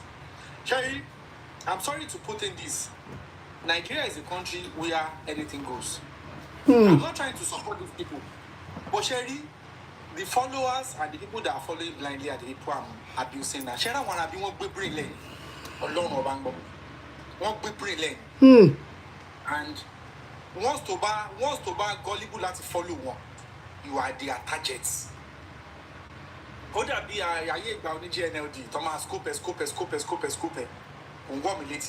Because one thing I tell people, you pay 2 things massive on you. Monitor by someone who you're away. Secondly, think combat down. People will not make advance. And more go Sherry and man saw 30 man stroll on Facebook and YouTube. The man will talking polo since I go to UK. I've been working 24 hours. But one time, once I tried this, I stopped working. It pays. It's irony. They will keep the information to themselves, bro. Forget it. Thank you so much for that, Ben. They will keep the information to themselves. Sherry Bobo channels they want to make go. Patapata is a trap for them to be successful. But he thinks he's 70 and he wants to make a soft landing for the children. That's the only thing. Yes. When I heard the news, I cried. Because even if an unfaithful man is following you and the man has followed you for 40 years, my dear brother. The man has followed you for 40 years. Even the man dropped his accounting job to come and follow you. But I do branches of that church to work throughout the world. Abioye, the Abujamu, Aremu, Dibadon. They can change the name of the church. People will still follow them because people love their teacher. Yes. So how would you now tell them at this time to pull off the system because you think you are the sole owner of the business? Let's make this viral so that those people high can be open. Because automatically, if this thing goes like this, it's a slap. I won't forget people. I won't lie to you. This thing must not go. Because could work. I won't lie. Even if they are traitor and you maintain a traitor for 40 years, and all you can do now to compensate a traitor. Let's say Abri and Aremo are traitors. Forget it. Kabba are faithful. But they are with you for 40 years and they build those empires with you. And you think this is the best time you can just leave them up because you think you want to make a soft landing for your children. It will not go. It's the height of wickedness, sir. I'm telling you, the man is making a soft landing for the children. That's the only thing tomorrow. Because he thinks the children are naive, they are young, And if anything happens now, what will be the fate of the children? So, but anything happens now. One thing I keep telling people, and to back Western world, Nigeria, and to back Nigeria, I'm not with shit in the shit out of Benny. This country, why? In New Nigeria, they will ìjọba máa tójú bọ ogun kan. Ìlú tẹ́mi wà ó lè dájọ́ sílẹ̀ kó pariwo. Elédì wà ní bọ́ọ̀sì ó tún tọ́ sílẹ̀ lásán. Mọ́tò ọlọ́pàá tẹ̀lé wọ́n jábọ́ lẹ́nu bọ́ọ̀sì wọ́n ní kó san fáìn. Títọ́ mi bá gbẹ́jọ́ mi wọ̀n bí dá. Are you getting it? China ò lè bíjọ́ ọmọ kan lọ. Are you getting it? Bẹ́ẹ̀ni. But bí ìyẹn ṣe rí, òun ló jẹ́ kí gbogbo àwọn ọkọ̀ tó ṣẹlẹ̀ ṣẹlẹ̀. I'm sorry to put this in. You might not like it, but let me just put it. Ìgbà tó Bobrisky àti VDM ṣẹlẹ̀, I tell people when ordinarily I like Bobrisky. Why do I like Bobrisky? Is a product of the bad government. Is a product of the failed system. Because in a good system, kò ní bẹ̀rẹ̀ kí ní ẹ láti age of 10 àbí age of 10 tó ti bẹ̀rẹ̀ kó dé ìsìn kẹsẹ̀ wà rúbọ fẹ́ dá lọ́wọ́ kan. And to everything tó ṣe mi ò gbọ́kàn ló jalè rí mi gbọ́kàn ló gbé bọ́n rí. He wants to survive in the system. So everybody is looking for a way to survive. At the government, at the individual, at the pastors, everybody wants to survive in the system because the system is not taking care of any one of them. So we go to churches in Nigeria and Timbati, I won't lie to you, I cry because we will go to Nigeria. It will not happen anywhere in the world. Even church time long, my big bags on Sunday, they're full of food. I want to make the bed for Jack because people had enough of what they pack it back at all. Ben. Are you getting it? Ben. But the COVID day, look at that what woman said. But the COVID day, you couldn't reach out to anybody. Nobody can say, church did this for me. The only thing you hear is tithe, offering, tithe, offering, tithe. Where in any world are they doing all those things? Are you getting it? So failed system, let me receive, I won't lie to you, is a failed system. And everybody, one miss like to survive. Which will, Oyedepo of LFC, let's give it to him. I won't lie to you. Let's give it to him. Gullible followers no go around. Thank you, Baba. That's the only thing they bring it jello. I want like at least for him to have maintained 2 universities in that country. See one of the universities they top university in Nigeria. For now, Baba, I want to take the not go around. Somebody go around fine. Somebody should kick off. Town you did the one thing. All is well and good. Ben. Advice the only thing really sorry. Thank you so much. Now, with respect to what my brother Larry Dudu said, we must first understand that we were born into this system. Many of our parents were born into it. They didn't know otherwise. So anything they call God or they attach to the name of God, now they are. 1 minute, please.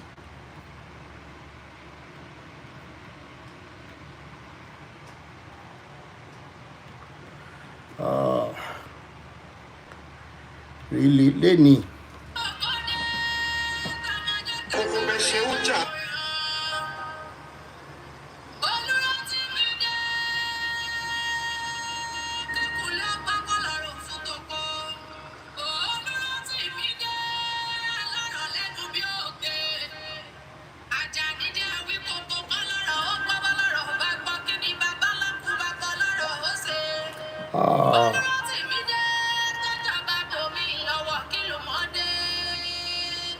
Goldie, mo ń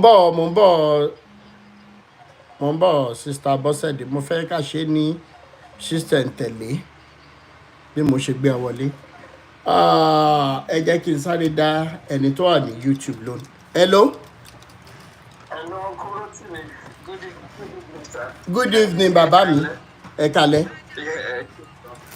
Well, first of all, I want to respect the fellow of the program tonight, enlighten so many people. So, but when you take time, you because most people, in first experience that you want with you. Okay. So, when I read him, I was 13 years old. But I joined him. Bẹ́ẹ̀ni sir. 13 years old. So, one notice in Kokon. parents, my own mom and dad were fortunate enough. Again, continue so. So this student department, nígbà tí bẹ́ẹ̀ni. àwa la máa ń lọ sí ilé àwọn pásítọ̀, la máa lọ bá wọn fọ abọ́, la máa lọ bá wọn fọ aṣọ, la máa lọ bá wọn ṣe gbogbo àwọn job. Àwọn ọmọ olówó church Rotimi wọn kì í wọn ṣe anything. Àwa la máa ń bá wọn gbálẹ̀ everything tí church bá dé, tí church bá wà lọ́jọ́ Saturday Sunday, àwa la máa wá lọ́jọ́ Saturday tá bá ṣe choir practice. I was just 13 years old. Monday, Tuesday, Wednesday, Thursday, Friday mo máa ń lọ church. So àwa tó obviously àwọn òbí wọn lówó, so wọ́n dẹ̀ máa ń sa ìlànà wa. Ẹ wá mọ̀ nǹkan tó máa ń ṣe children's department tá máa ń ṣe children's week. Ẹ mọ̀ pé 2 services ló máa wà ní redeem olè sọ́ńtìọ̀. 2 services ló máa wà ní redeem ní children's week. So wọ́n máa ń ṣe bóyá bíi Tuesday or Thursday service. Then the main service lọ́jọ́ Sunday. Ṣé even though I better tá máa ń ṣe rehearsal, I better than ọmọ olówó wọn ní wá sí kí rolo Uncle Rotimi. So àwọn ọmọ olówó ni wọ́n máa gbé sí èèyàn tó máa gba offering, wọ́n máa gbé sí èèyàn tó máa preaching. So àwa wọ́n lè sọ pé you can do the opening prayer, less position. Wọn kò tó wá yà mí lẹ́nu jù nígbà yẹn because mo tún máa bá wọn plant church, máa ń lọ káàkiri. Ó ní woman kan báyìí Uncle Rotimi tẹ́lẹ̀ tó woman yẹn Ọlọ́run ló mọ ibi tó ti wá láti Ọlọ́run ó pọ̀ wá ní òun àtọ́mú ẹ̀. She had 2 girls then. So ìgbà tó wá woman yìí very modestly dressed but ó máa ń fund the church gan Uncle Rotimi. Ó máa ń fund the church, ó máa fún church lówó. So but àwọn ọmọ ẹ̀dẹ̀rẹ̀ àwọn ọmọ ẹ̀yà pàtà but nobody tó mọ̀. So before you know 2 or 3 months ìgbà tí woman dé wọ́n ti sọ woman dá weakness ní redeem ní parish wa.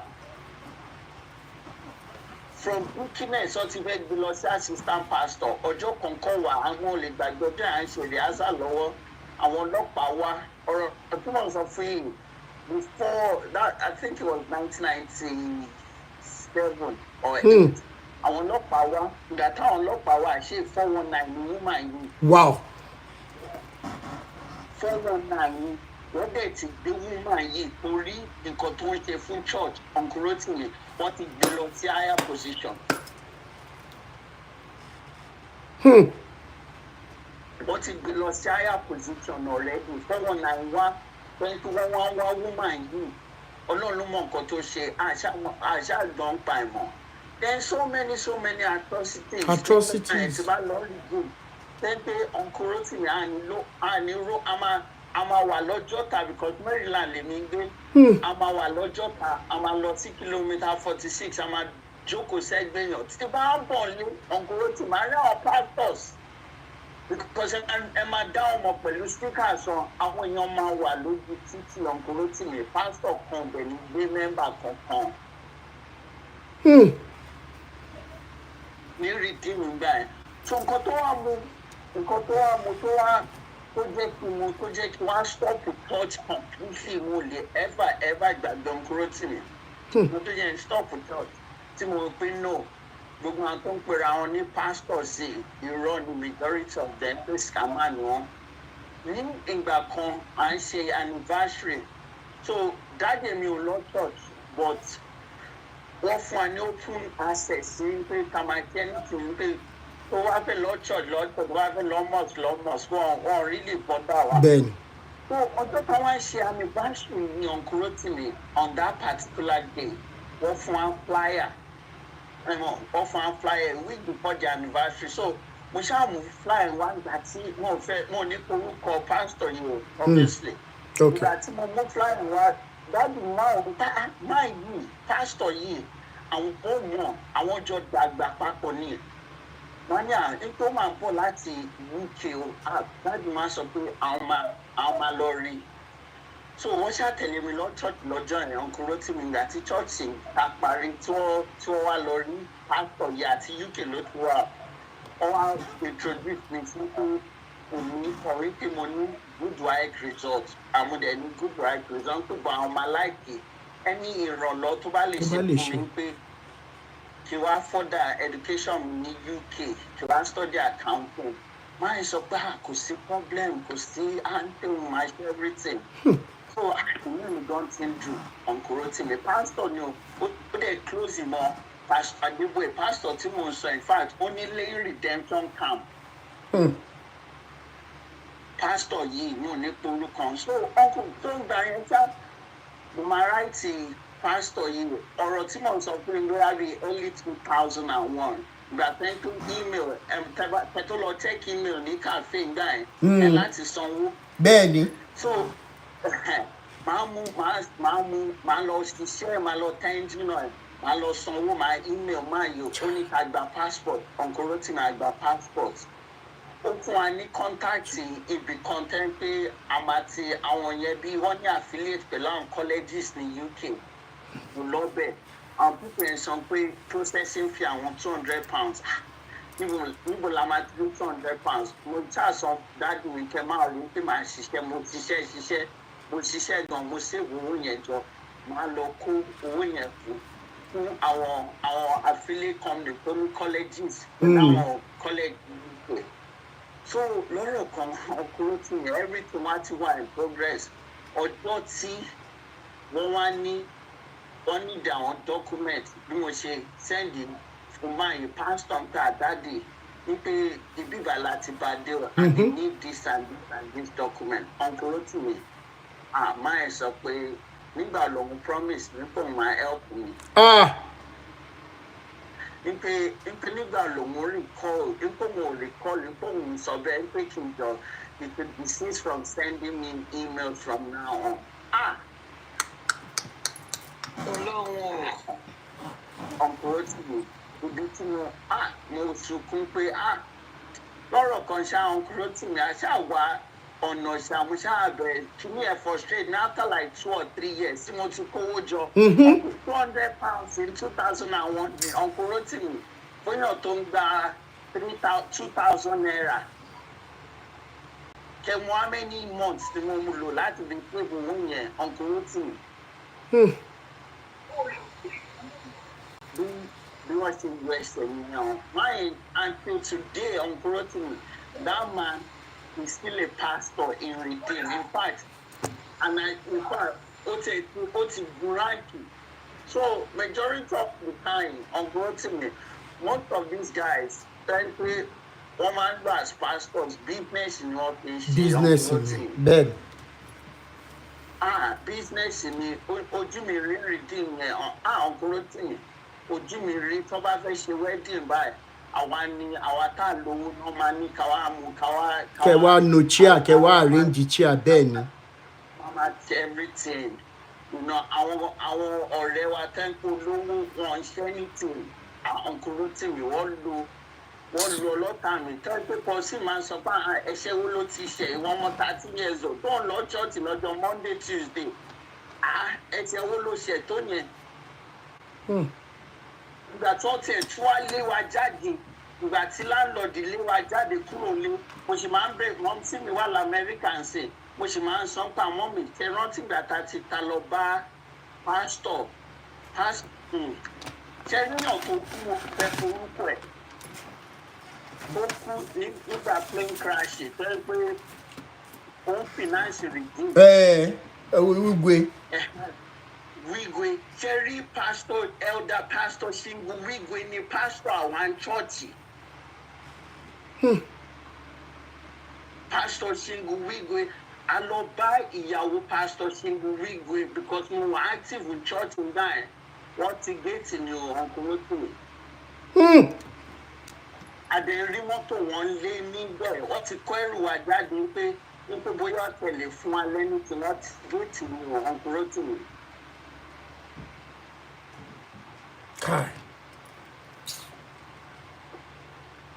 So Ọlọ́run inú mi dùn competence though and God together with our ancestors ọmọ máa fún lágbára àṣẹ Ìdùmarè Thank you so much for this wonderful experience you shared. Thank you as well. Thank you. Wonderful. And you too. Ma save number yin. Eshegun. Ma save. Yes, sir. Ma Yes, chat. sir. Yeah. I am waiting for, the experience of this my brother. Ó jẹ́ kára mi ṣú for yes, bàbá mi. Mo ń bọ̀ sà máa dọ́dọ̀ yín sìn. Mo ń bọ̀ sà. You cannot listen to this kind of experience and not be moved and not be asking, what Jesus, what Jesus, what biblical God are we spreading his news that amidst ourselves we're so wicked to this extent and we segregate so easily? How can anybody, one person, listen to this kind of testimony and fault me and rebuke me for calling Baba Adeboye what I call him? If I can get worse word, I should use those words to address this man. And I can tell you wholeheartedly, this is a sign. If truly gbogbo story wèrè tán sọ bí Baba Akindayomi ṣe sọ fáwọn pé Sister Bọ́sẹ̀dé ẹjọ́ ẹ bá mi mute náà. If gbogbo story wèrè tí bàbá sọ àwọn pray bí kan Baba Akindayomi wá pé you are the next in line, àwọn wá pray and everything, Baba Adeboye jẹ àwọn èèyàn lẹ́sẹ̀ láti gba position yẹn ni. And if those stories were true, then that means from the inception of RCCG, Ìjọ Ìràpadà, there has been a problem. They were never hearing any God. There is no Baba Akindayomi that would have been so prayerful and spiritual and see what Adeboye will turn that church to and allow him to take over. There is nobody. Challenge me on this. He's like a man having 2-3 children, and you know that one of them, the worst of them, that will destroy your name, that will drag your name. Okay? At the end of the day, you now say you are handing over to such a child. Baba Akindayomi, if those stories were true then, he has so many things to answer for if he were to be alive today. Where is love and humanity? Èmi náà lọ sí New Covenant Church rí. Àwọn tó ń ṣiṣẹ́ ní bank, we were just there. Wọ́n máa ń lò wá gbé chair ṣe everything ni. That was around Dugbe. Ẹni tó bá mọ Dugbe dáadáa, New Covenant Church. Àwa tó rò pa àlòwò náà máa ní ká gbé chair ká ṣe lè ká tún máa lọ bá àwọn ẹjọ́. Mo study, mo ṣe tán ní school bàbá. Ẹ bá mi wáṣẹ́ ní banking sector, mo rántí máa yẹn, Pastor Lanre.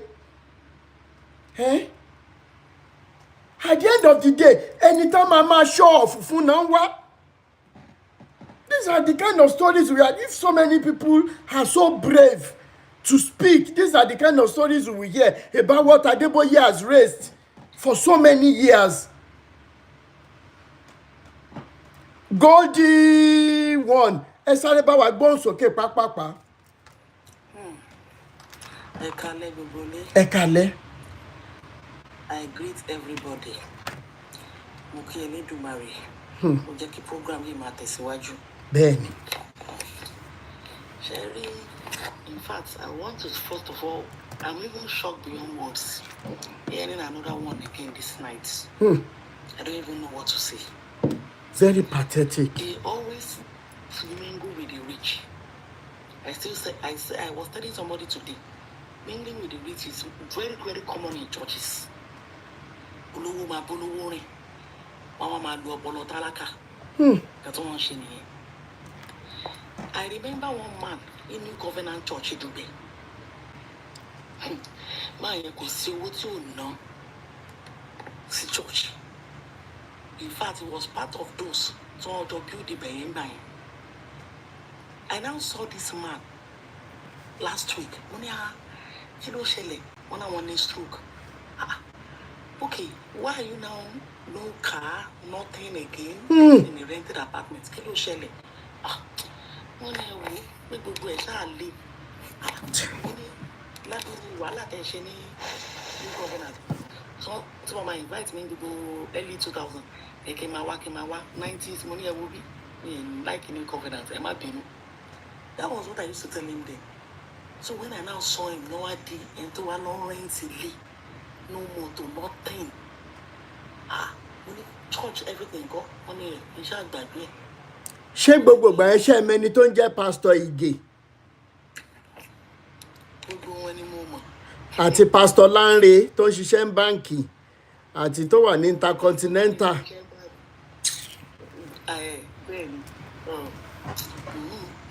In fact, she was so more shocked. When you are going, when you go shop, you are going to ruin. When you saw our so-called pastors, what did they do for you? No contribution, nothing. One day they had to tell them, we can't be sickness and one love will. God, we are first in dada. 1 year, but well, go down one look, only good. I remember this man. Only lucky share. To batty, we share big top companies by. Would dress, would do everything. Don't something. Church. In fact, it goes to the money agent that the book is shekos in commission. She why properties come out of our money. You don't know what to use your money for. Only know got on for my church alone, church in it, for my beauty mansion and so on. When you die, I mean beauty mansion they so they drink. But they didn't buy one day, but they need to money. Hey, we was a church money, you only drink, let me beauty be church they miss mansion they me. If you don't let don't have time. I saw another one within pastor. The Badalua rent, if I know go rent listening. Because of the shame and guilt. What he abandoned, what he looked like an umbrella. So let me tell you something, church man, know you be umbrella. Pastor, in fact, after I road, in Igbo, when you bella won't be, when you okay. And you take the city of David Lendo, Kilo Shelley, that's all quite your go, Molano, Mule Lewari. You take the brand new cars for our pastors, for our everything. When you are minister, when you are finished now, when you will be, if you tell to one lonely, you don't know what I would do. When you are just going when you are going from fire pan to fire, when you share it, tell it the leg. I was looking video, I was following this man, but when I started seeing some things, to liberate Aramis straight. In fact, anybody that sent this thing, they leak to me now, share, my delete any, and I'll tell the person, don't ever send it to me again, Ben. Issue, let me say, right? If it's not, you don't have my life, I own my life. Don't send it to me. I can talk to my God, I can align myself with my God. Oh, yes. Not through any pastor. We are talking of Orthodox Church. When you are mentioning, somebody mentioned Orthodox Church, it's happened there too. It's everywhere. I am going to an Orthodox Church and I know what is happening. When you go to church, when you don't have anything, they look at you as if killing washing. I told somebody when somebody was having a marriage ceremony for her daughter, oh, for me, access card became one. I looked at the person seated beside me. Madam, for lady, oh, show you back for me, sign. That's she's not among. Immediately she left my side. More access card here. Full lady. When you go long. Lady anyhow, she wanted this grace of money with what? When you have the access card. The lady said immediately she got to the venue. Tomorrow buy money. What are you doing here? Who gave you the access card? Publicly. She didn't mention my name. She just kept quiet there. And he left for me, ma. I now looked at, still today, I dislike that woman. What kind of something? What kind of... And pastors, because they have money, they don't want to know where their money is coming from. I used to tell my senior brother, man, why are you this? When are you going to learn? You are a pastor for God's sake in Redeem. You are a big time person. All your money, everything, you You keep on complaining, you are broke, you are broke, you are broke. When are you going to open your eyes? You'll be telling me, give me love, me for no money. Out of both of us, I'm better than you. Because if I not you. I don't know why people are so ignorant that this church is a business. A big time business. Secular businesses, it's not better church business. In fact, if I want to start a business now, it's church business. It's even lucrative than hotel and everything. Just get 3 handkerchiefs and let people be doing miracle. I think what we are looking for and will be liberated by the grace of God. Amen. Thank you so much. That was another wonderful testimony of people who have. You know, me don't pay Sister Goldie Money Covenant Church Dugbe tí mo mention. Èmi náà ti jẹ lọ síbẹ̀ rí. Girl ta John date gbà yẹn ló gbé mi lọ. That was 2008, 2009. Very big, seemingly big men. Banking sector. You think that they are all in all, not knowing that they are only looking for people they can always showcase to. They bring their vehicle. Then 607, Pojo 607 was raining. Pastor Larry was using 607 then. Pastor Kitenonpe was using Honda Civic, and they're just doing show off. They cannot help you at all. Sister Drinks Gallerilla, please unmute. Then after you, I'll bring it on YouTube. Please, if you want to call in, the WhatsApp number is +234 809290 6250. I will be waiting to hear from you. Drinks Galleria. Oh yeah. Emakale. Join life alone. I have so many experiences about churches. Though I stop Latin Malosi Church that's last year. Being a single mother today, Pastor also with a single mother.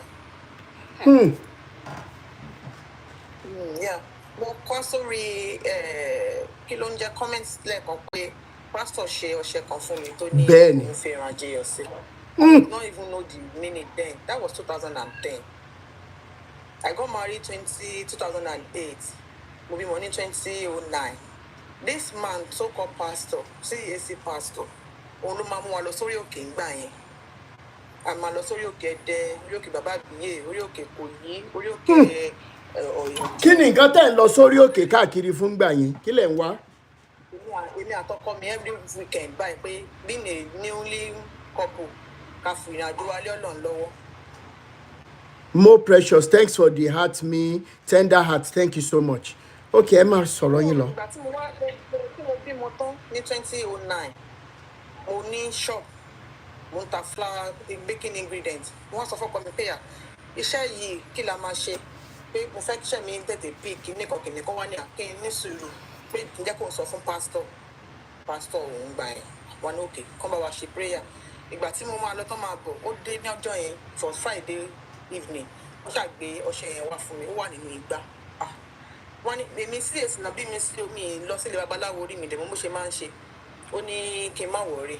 Ìgbà tó wá ń sọ̀rọ̀ wá ní òun go far lọ sétí òkun etí kinní kan láti lọ ṣe in fact ẹran ajíyọ̀ wà nínú ọṣẹ tó ń gbé wá fún mi tí má fi lè lò láàrin 2 weeks tí mi bá rí iye padà lẹ́nu iṣẹ́ mi kí n pohun lọ́mọ àlè.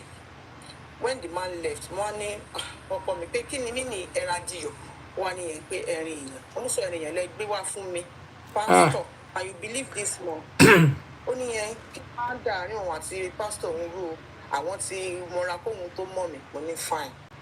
Èmi ṣáà abandon ọṣẹ mi ò lè lò because ẹ̀rù ń bà mí pé ẹran ajíyọ̀ kí n máa fi ẹrin èèyàn wẹ̀ ó bad. After that time this man came wá sí ilé wa ní. Dẹ̀ béèrè pé bó ló ti rẹ́ran èèyàn. Ẹ̀rí màá yìí mo ní àǹfààní láti lọ sí ilé ẹ̀ lẹ́kọ̀ọ́ ní Kétu.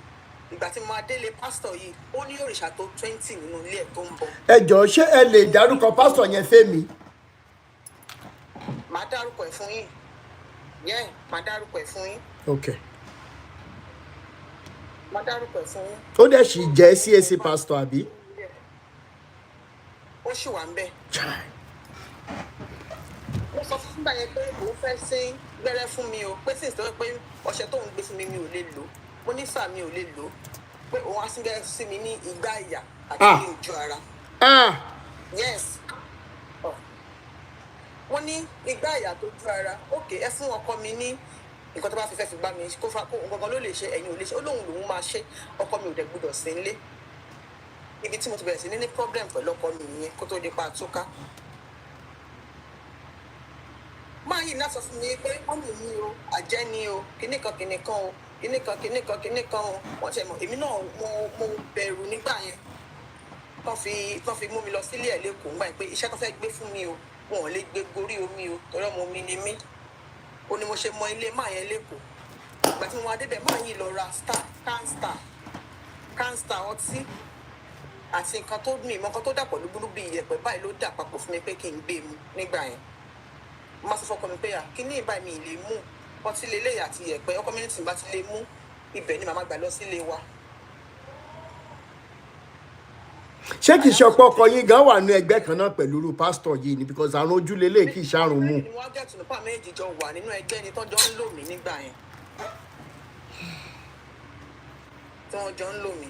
Parapara yẹn kúrò mo lọ sí redeem oríṣiríṣi ní ìṣẹ̀lẹ̀ ní redeem oríṣiríṣi tẹnu tẹ gbọ́dọ̀ máa fi gbọ́dọ̀ tó sọ̀rọ̀ àtàrà mo mọ̀ pé wọ́n mọ̀ kọ́ tó ń sọ.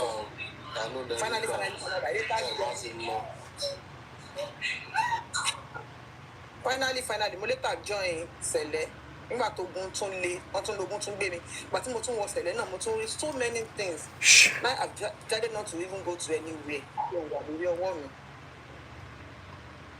Even from the office mouth to down, I have a lot to say. Ẹ jọ̀ọ́ mo ṣe fẹ́ sọ ni ṣé bí ẹni WhatsApp number mi lọ́wọ́. No, mi ò ní. Okay, máa send ẹ sí yín. So these so-called churches, wọ́n kàn ń lo brain wa ni. Nothing, kò sí nǹkan kan bẹ́ẹ̀. Ìgbà tí mo stop láti máa lọ sí church mọ́, pastor mi láti máa rán yàn sí mi pé kí ló ti mo kúrò ní church. Mo ní Ọlọ́run ló sọ fún mi pé kí n kúrò ńbẹ̀. Tí n bá lọ sí church, I'm doing fine. Tí wàá sọ́dà mẹ́wàá, I'm doing fine. Ẹnu iṣẹ́ mi, Ọlọ́run dẹ̀ gbà fún mi bí mi ṣe lọ sí church yìí. So ojú mi ti rí so many things lórí àwọn so-called pastor. Èmi àti second born wa tó wà l'Abuja sọ̀rọ̀ ní ọ̀rọ̀ ìjẹta lélẹ̀ mú ní wá. Kí ni kókó church tá ti ń lọ gan for the past 40 years tí màá ti ń sọ pé à ń lọ sí church. Inú ìgbàgbọ́ náà bí wa sí. Ìgbàgbọ́ ọ̀nà àdẹ̀ ń ṣe tá a dẹ̀ kí ni kókó nǹkan tá a mú jáde ń bẹ̀. Wọ́n á ní kò tọ́ dẹ̀ ní o.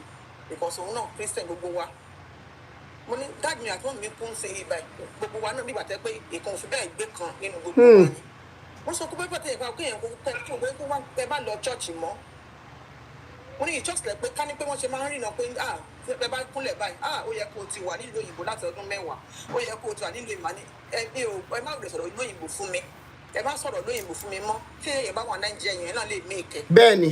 Mo ní sọ gbogbo ẹ̀ ń tẹ́ ẹ sí ọ̀tẹ̀ ẹ̀ lọ ẹ̀kan èmi ò lè waste owó tèmi mọ́ o wọ́n ní èmi mò ń bọ́ mi ìbọn lọ́hùn jà mò ń pè lọ́hùn nínú yàrá mi lójoojúmọ́ tó dẹ̀ ń dá mi lóhùn but that church me I'm not going again mo ti rí tó mo wá sọ so many things fún àbúrò mi pé kan tójú mi rí tí mi lè sọ fẹ́ anybody látìgbà tí mo tójú mi ti rí láyé àtàyè secondary school ó ní mi ìdẹ̀ lè sọ mo ní mi lè sọ fún anybody nígbà yẹn ó ní wọ́n ti ń bá sọ mo máa kú mo ṣe bí inú ẹ̀sìn iná kan bí mi sínú ọjọ́ kí gbogbo ojú mi rí gbogbo ojú mi dẹ̀ tó wá rí ogun tẹ́ tó kó máa ṣẹ́gun ogun yẹn ò ṣẹ́ wọ́n sọ why am I now still going to church I'm not going anymore. Ọlọ́run lẹ́mi yín lò ní o. wẹ́rẹ́wẹ́rẹ́ yìí kọ́ ẹ fi mí sílẹ̀ kí n máa ṣe wẹ́rẹ́wẹ́rẹ́ mi lọ ebi ò pa mí mi ò dẹ̀ là mi ò ṣàgbé.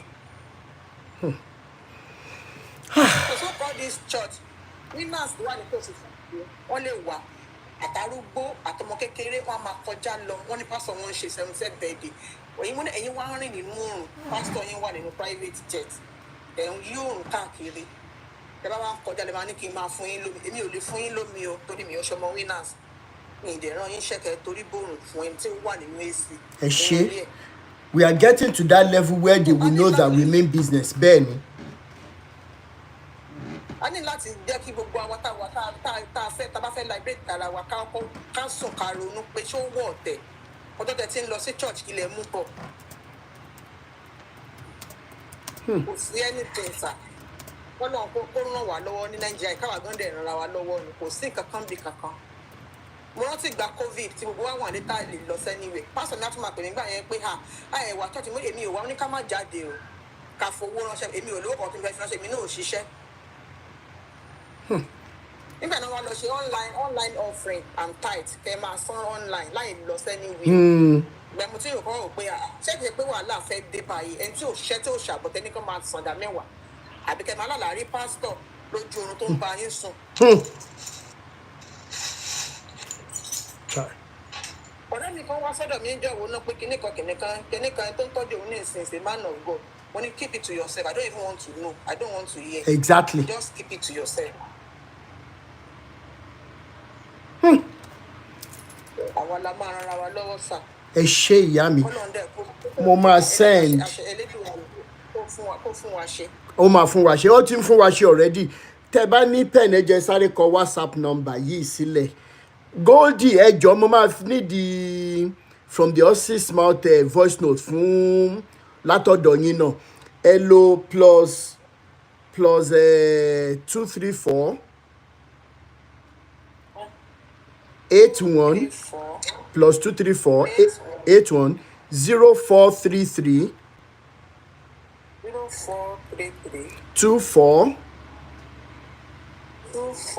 19 9 ẹ mẹ́sẹ̀gì mi tá a bá ti parí ètò.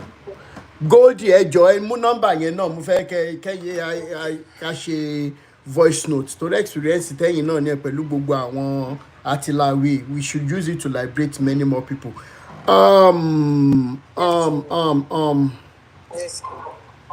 Fatoki Opeyemi on YouTube. My WhatsApp number to call now is plus 234 80 9290 6250 plus 234 80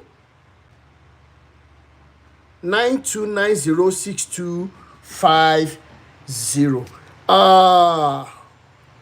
That was a very powerful testimony about these people. Mike Flaky Ariyo ó yẹ sáré gbọ́n sókè pápápá. Ẹ on mute speaker yín. Ẹ sáré on mute speaker yín. Easy views. Ó dà pé network sister Ariyo ò dá. Sister Oluwakemi Balogun, thank you so much. Okay, in the absence of that, Sister Abosede, ẹ jẹ́ kí n gbé yín sókè. Ó yá, ẹ on mute speaker yín. Ẹ kálẹ́ sà. Ẹ kálẹ́. Ẹ kálẹ́. Ẹ kújọ́ mẹ́ta sà. Ìjọ kan pẹ̀lú. Wọ́n kì í ṣe àwọn online pẹ̀lú tipẹ́tipẹ́ bọ́ lọ́n kàn ìbámu ṣe. Ṣẹ́rí sà, ẹ jèrè àwọn ọmọ yìí o. Àṣẹ Ìdùmarè. Ẹ ti já wa, àná àtàwọn ajá wa là ní gbọ́n mọ́ o. Ṣé gbọ́ sà? Gbogbo wọn ló lè bẹ́ẹ̀ ṣe ń sọ náà ṣó yẹ yín. Bẹ́ẹ̀ni. The day you abuse Pastor Adeboye, I was at work. My colleague said, torí ṣe ilé epo mo ti ń ṣe. Okay. He said, woman, you didn't go Pastor Adeboye.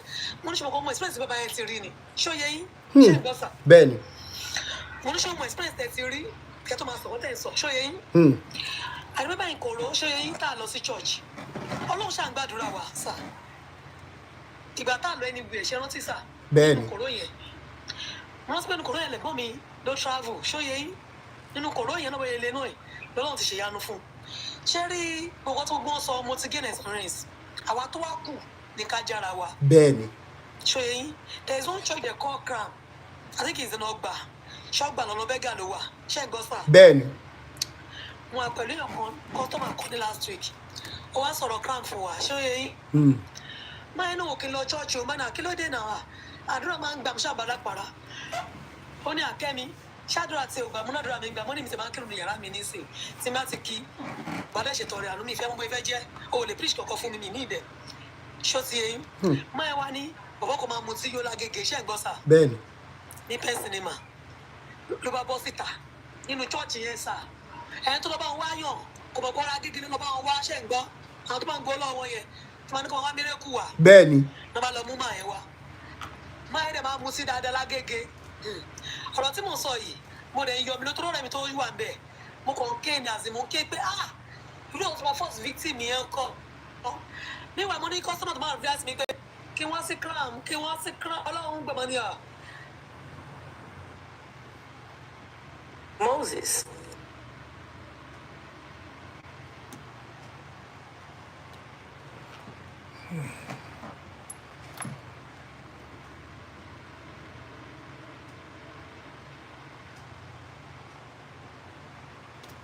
bàbá yìí bàbá ti ta nínú ṣọ́ọ̀ṣì ló bá ní owó òmùtí mọ́ ṣé ipò òun lọ́la pé pásítọ̀ máa ń fún un lọ́tí mú ni bàbá sọ sí ṣọ́ọ̀ṣì yẹn owó òmùtí mọ́ ó ṣàṣọ bẹ́ẹ̀ láàrin ṣọ́ọ̀ṣì in 2 weeks time máa bá jókòó sínú off ọ̀rọ̀ tí mo sọ yóò jìnnà Agége ń bẹ̀ ló ti ṣẹlẹ̀ o ọ́fíìsì ẹ̀ gan-an ẹgbẹ́ lọ́mọ nìyẹn tó sọ̀rọ̀ ìfún mi wà gbogbo ẹjọ́ wà ọ̀n lọ́wọ́ bọ́ta lọ́wọ́ ìbálòpọ̀ ní 2 weeks ó ti gbàgbé ṣàpẹ́tẹ́ tó mú lọ wọ́n ti arrange owó wọ́n ti fún lówó ló bá padà sí area ẹ̀ ní èèyàn tó wà nù corporate bá ní òun náà ṣọ́ọ̀ṣì yẹn pé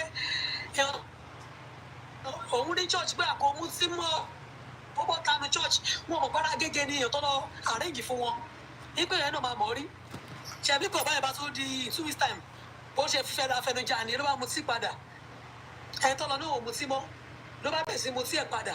kí lẹ porúkọ church yẹn again. ọlọ́run cram ló ṣe o. Cram. Hello, Sister Bọ́sẹ̀dé. Ẹ ti mute ẹ bá wa máa ta power tap wọ́n flag gan. Please continue to power tap ẹ jọ̀ọ́ nítorí Ọlọ́run. Ẹ jọ̀ọ́ nítorí Ọlọ́run. Àti ń gbọ́ yín. bó ṣàṣe mú máa ṣàtúndẹ̀ sí mu sí ni máa ti kú sí yín ó mú sí yẹn tó fi kú ni. ṣó ti eyín wọ́n máa arrange àwọn èèyàn kó máa sọ pé miracle there is no miracle bí ní Ọlọ́run ń ṣe ìyanu o but ọjọ́ tí yẹ they can do and undo especially those redeems Ọlọ́run kó dáríjì wà ní ṣó eyín Ọlọ́run ẹni tó ń sìn òun. àṣẹ téèyàn bá ń sòótọ́ ọ̀rọ̀ kò ṣẹ òótọ́ ọ̀rọ̀ yẹn gangan lọ́lọ́run fẹ́. bẹ́ẹ̀ni network ẹ ti mute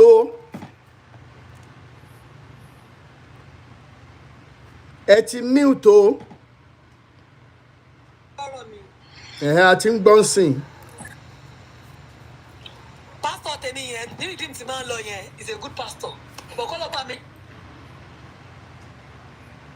yẹ kọ́ ló bá mi dáláre ṣé yín kò ní gbowó lọ́wọ́ ẹ̀ kò ní bẹ̀rẹ̀ kọ́bọ̀ lọ́wọ́ yẹn tó bá pè lóru wá pray fún ẹ it's not with anything praise and million ní church mi tí mo sọ ẹ̀ ní redeem yẹn ní IT.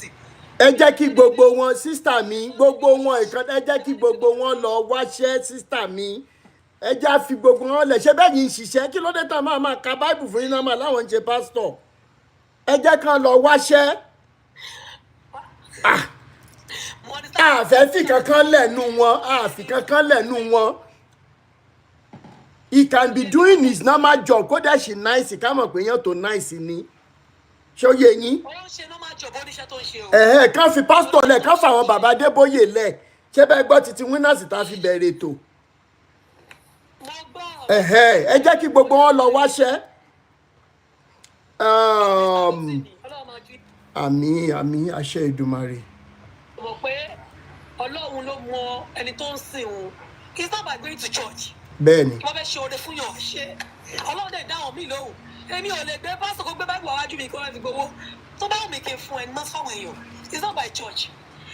pásítọ̀ kan mo ò lẹ́fà gbàgbé láyé mi pásítọ̀ rìdíìmù ni tó fi mọ́tò gbá mọ́tò ẹ̀ tó dẹ̀ gbé bọ̀bọ̀ yẹn òbó ní dáńfó tó ṣẹ̀gbà ìsọ̀mẹ́t tó dẹ̀ gbẹ̀sán lọ́wọ́ ẹ̀ pásítọ̀ rìdíìmù ni oníkọ̀kọ̀ òun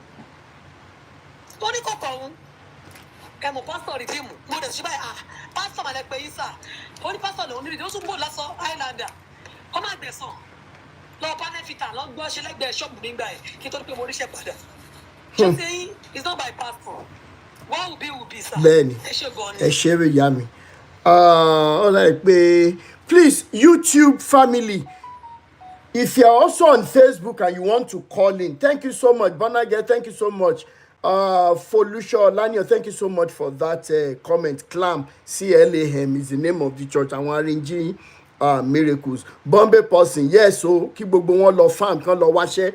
Now if you want to call in from Facebook or YouTube because you cannot join us on TikTok and if you cannot come up on TikTok because of the number of followers you have for now. The number to call now, but you will first message me on WhatsApp.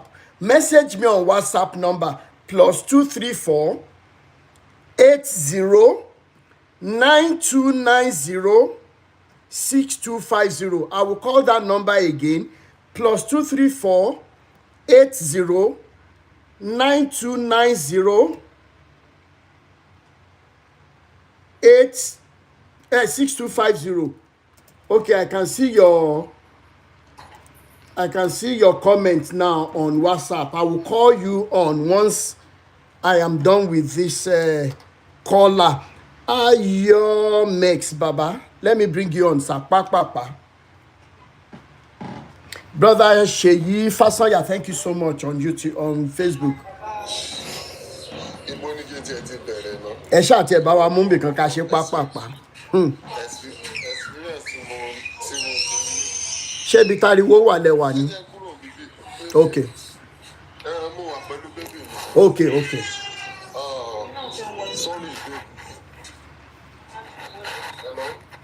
À ń gbọ́ yín sà.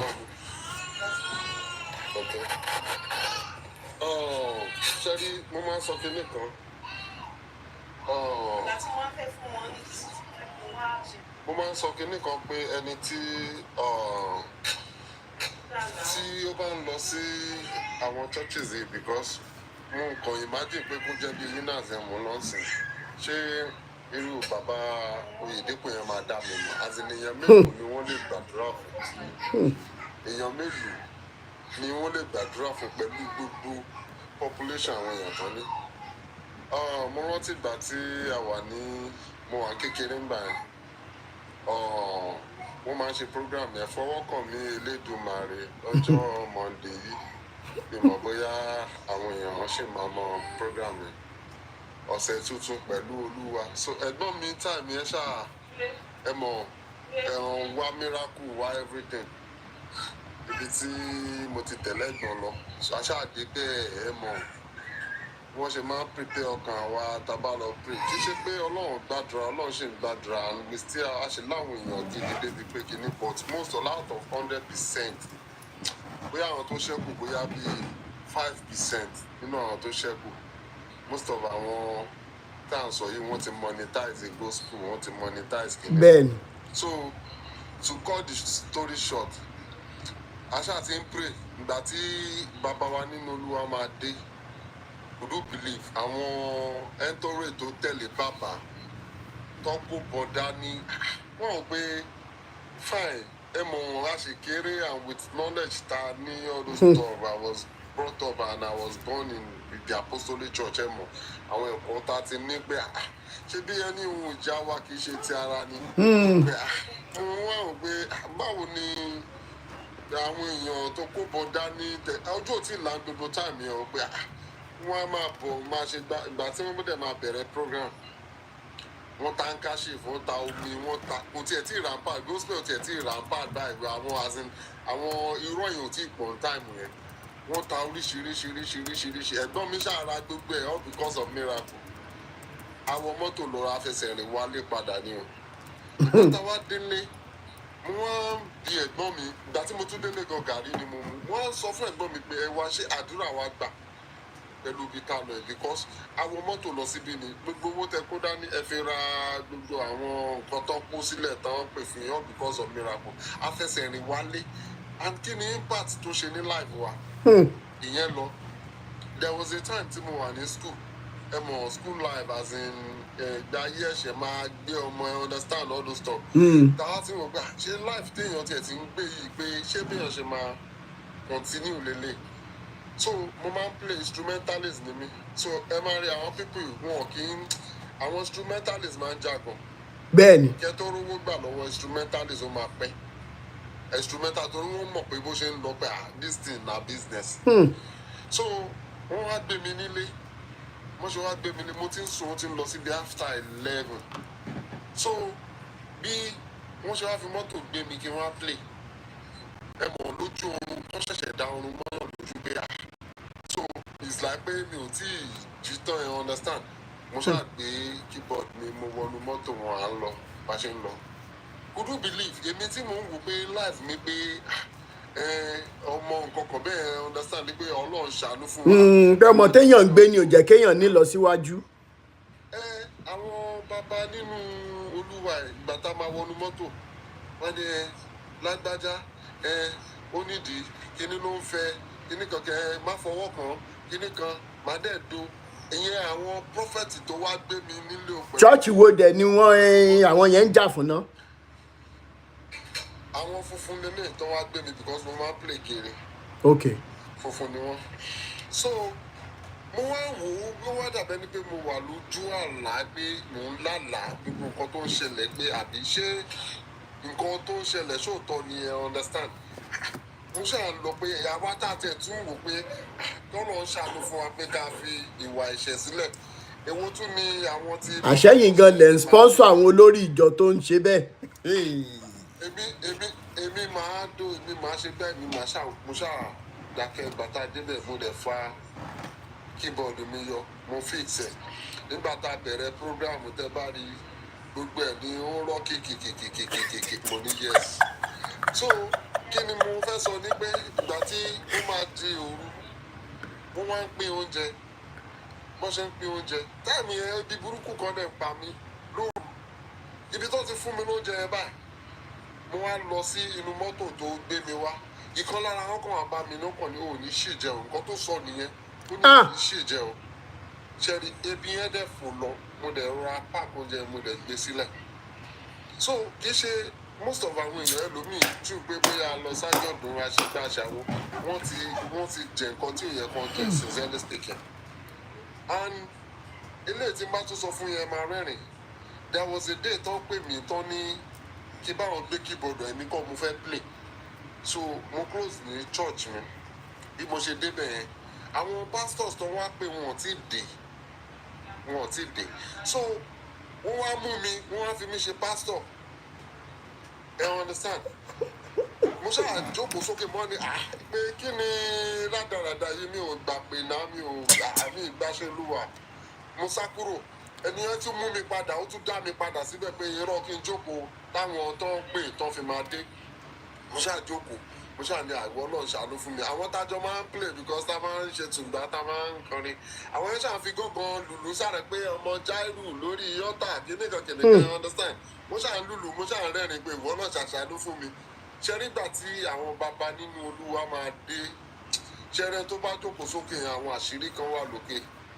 táwọn tó wà sálẹ̀ ọmọ bí mo ṣe jókòó so wọ́n pè mí wọ́n ní bàbá wa nínú Olúwa láti ìjọ Redeem kìnìkan mi náà dìde mo ní praise the Lord mo ní ẹ jẹ́ kí bàbá Adébóyè kó gba yín mo bóyá ó fi mí jẹ pásọ̀ tẹ́ fi pè mí pé bàbá nínú Olúwa láti Redeem so kí ni mo fẹ́ fà ìgbà táwọn àwọn tó invite dé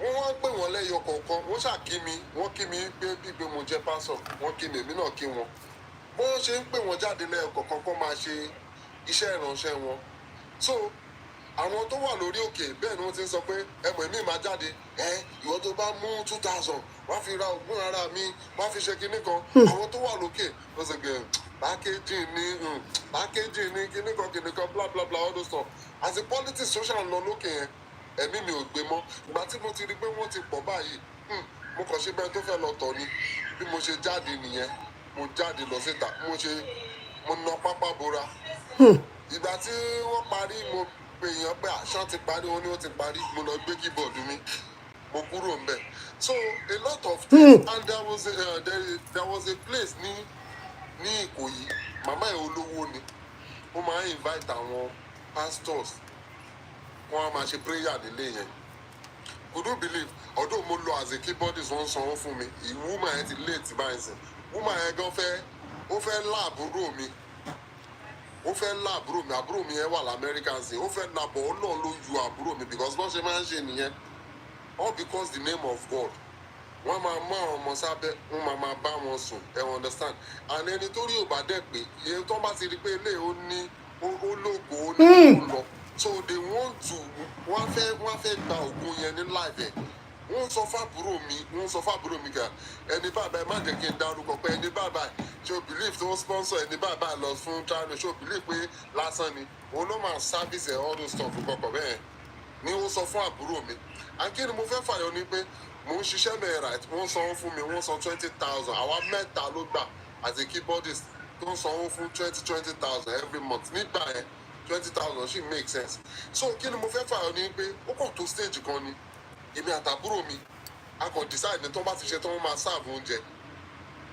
serve oúnjẹ everybody máa jẹun èmi àtàbúrò mi kàn decide ní pé àjọ oúnjẹ yẹn mọ́ bí ìyá ṣe wọ̀ mọ́ wa lọ́wọ́ nìyẹn báwo la ṣe máa waste oúnjẹ ẹjọ́ ṣé ọ̀ràn ni wọ́n fi máa ń jẹun ni. ó fúnyàn ló ń jẹ ẹ ṣe fellowship ẹ fúnyàn ló ń jẹ èèyàn ló ń jẹ ó wọ̀ mọ́ wa lọ́wọ́ o for you to know that there is something behind that food gbẹ̀ngbà tó ti rí pé a ti já tá a jẹ oúnjẹ yẹn mọ́ you understand ìyẹn ló ṣe wá dùgbẹ́ àwọn ènìyàn wọ̀n sí nínú trap mọ́ you understand so a lot of things débi pé ojú ti rí ká ní pé mo sọ fún pásítọ̀ kan àbí bàbá kan ibi tí mo wà ń bè lénìí ká ní pé mo sọ fún wọn ni àwọn ni màá máa sìn.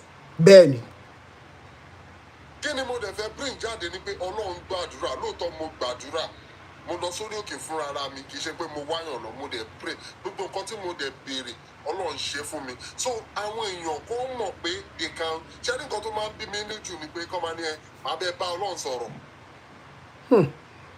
ẹ understand máa bẹ bá ọlọ́run sọ̀rọ̀ who the hell are you máa bẹ bá kí ọlọ́run ó fún wa ní àṣẹ láti bá òun sọ̀rọ̀ ọmọ aláṣẹ ni àwa we don't need intermediary we don't need anybody you understand you can just because I don't know so many people wey mo àwọn èèyàn wọ́n wá ìyanu níbi tí ó sì and this thing it's a gradual process you have to pass through the process before you can attain to where God is taking you to.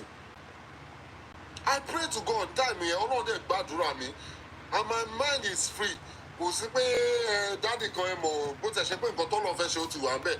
they will not emphasize on it pé àwa alábẹ́ bọ́ọ̀lù sọ̀rọ̀ àwa alábẹ́ ṣe àwa alábẹ́ ṣe gbá àwa alábẹ́ ṣàwó. God want cheerful giver.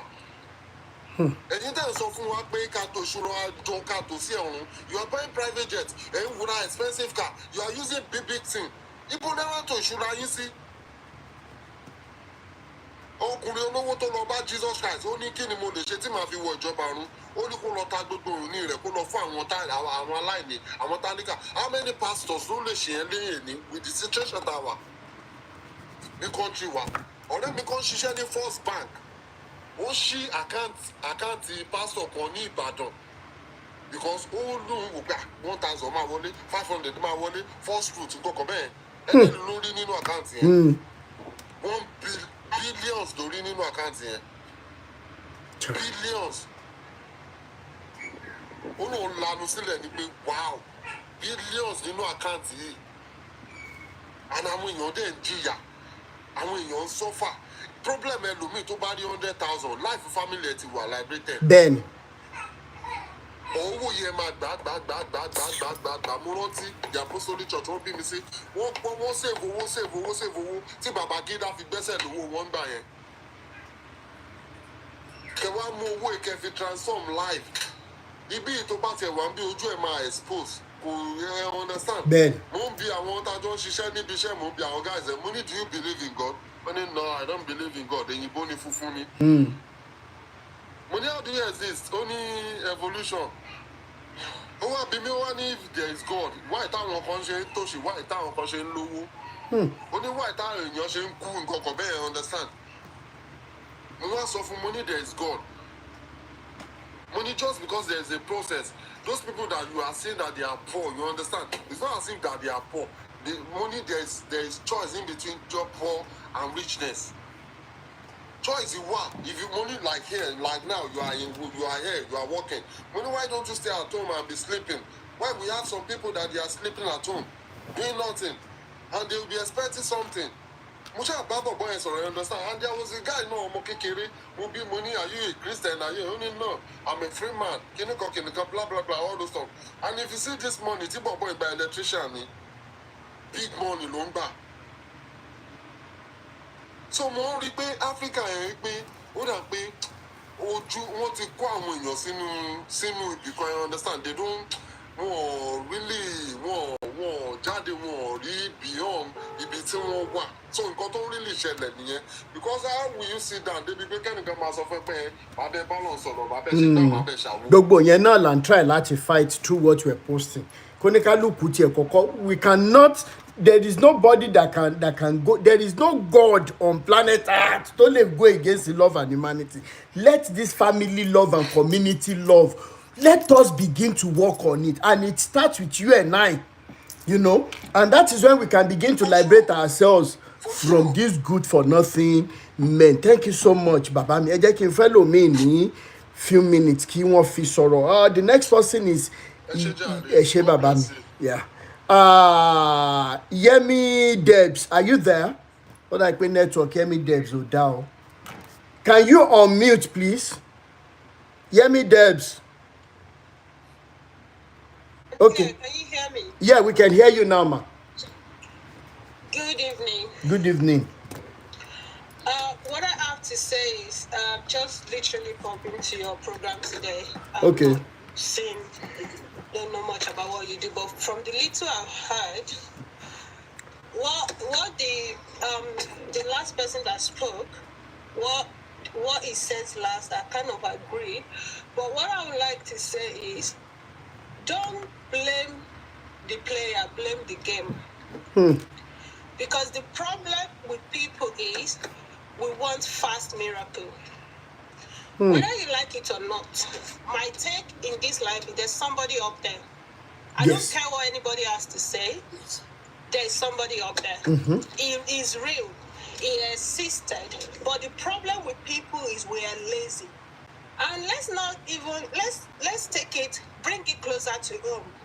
Let's leave these big people for 1 minute and speak to ourselves as individuals.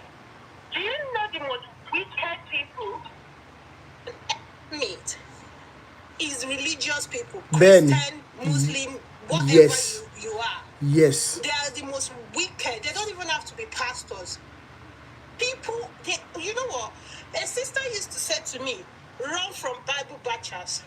And I used to just laugh. And she kept warning me, you need to run from Bible batchers. I don't know what she meant. All my life, I've only met a true child of God that is one. Like when I say met, like when you meet people, like all my life I've lived in a pastor's house. In fact, I'm a product of a mega church. That's where my parents met. From the beginning of my life, I would say these people affected my being.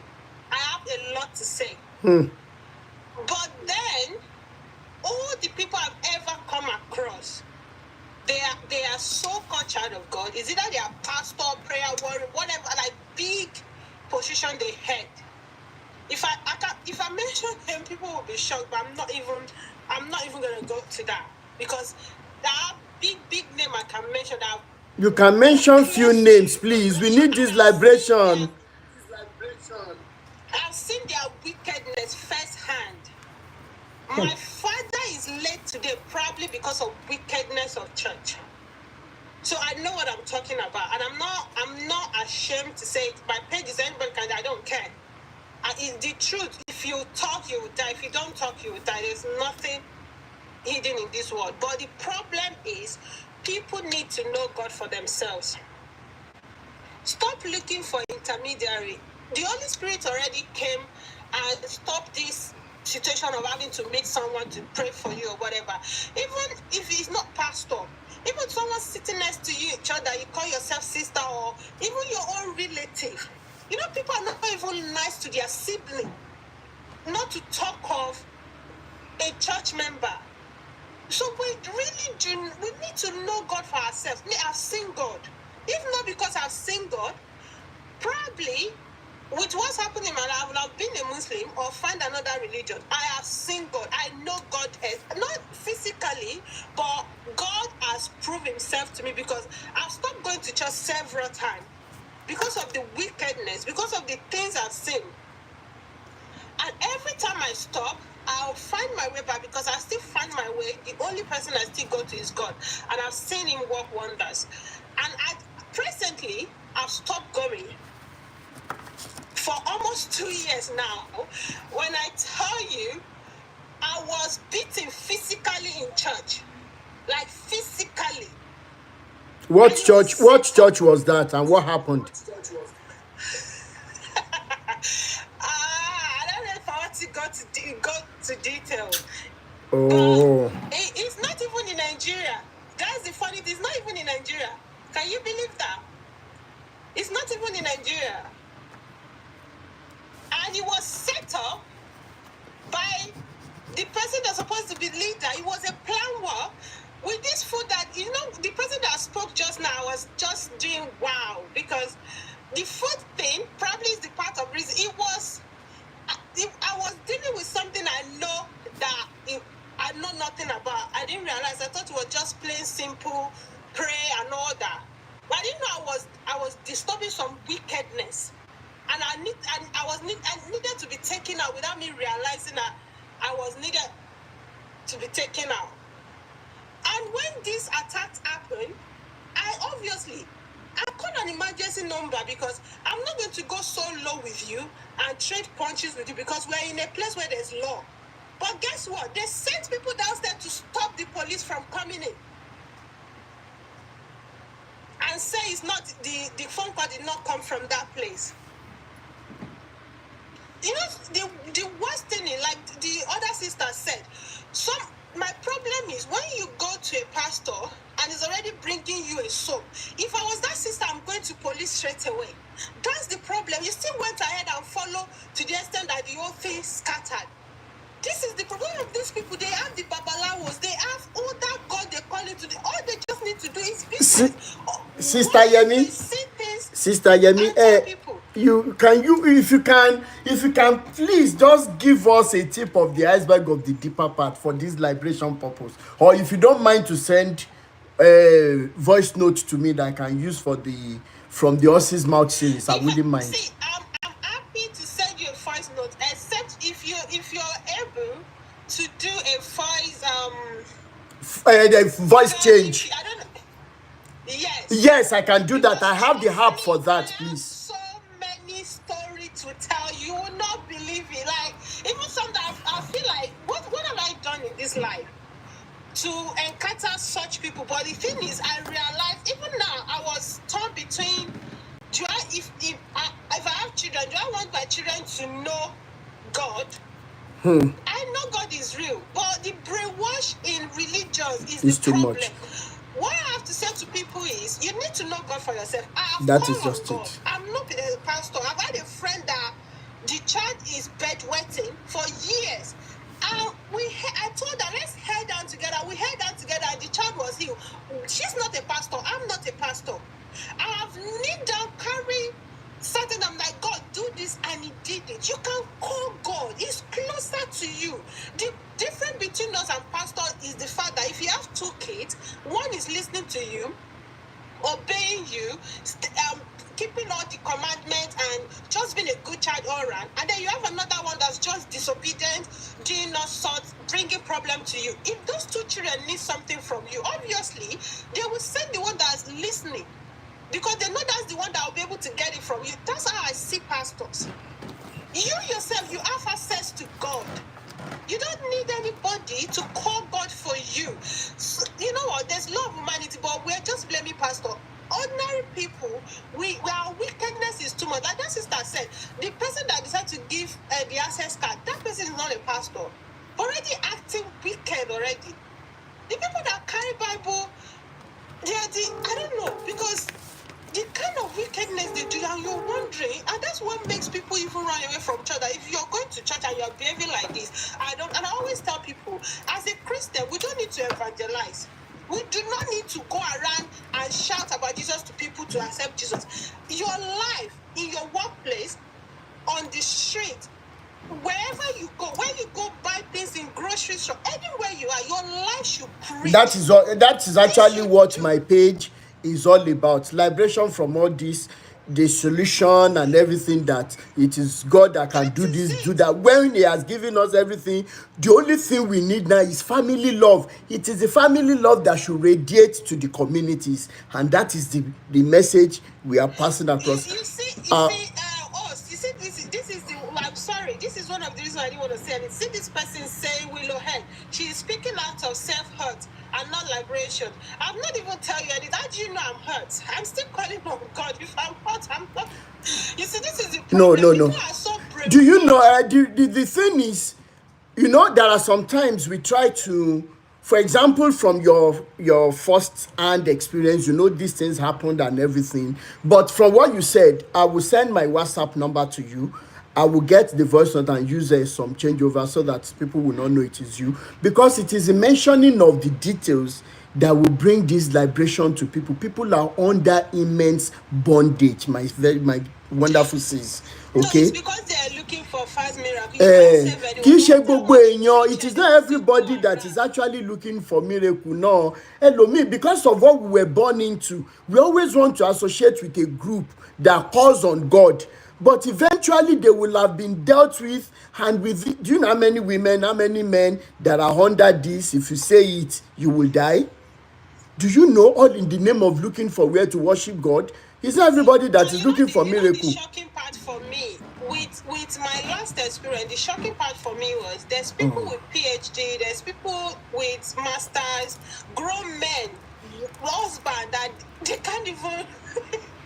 That are being controlled, that are being manipulated. And you know, most of these people, you know, there's something they call narcissist is a mental health issue. Of course, we know. And most of these people, most of these pastors, that's who they are, because that's why they lost touch. They have no feeling, they have no emotion, and that's why they could do and undo. So all I need to say is know God for yourself. Thank you so much. You will not fall victim of all this. Thank you so much. I will send my WhatsApp number to you for the voice notes, okay, so that we can use them to liberate our people. Thank you so much. Really appreciate.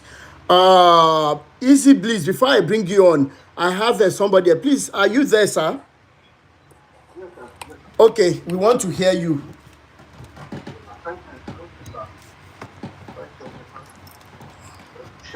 Yes, sir.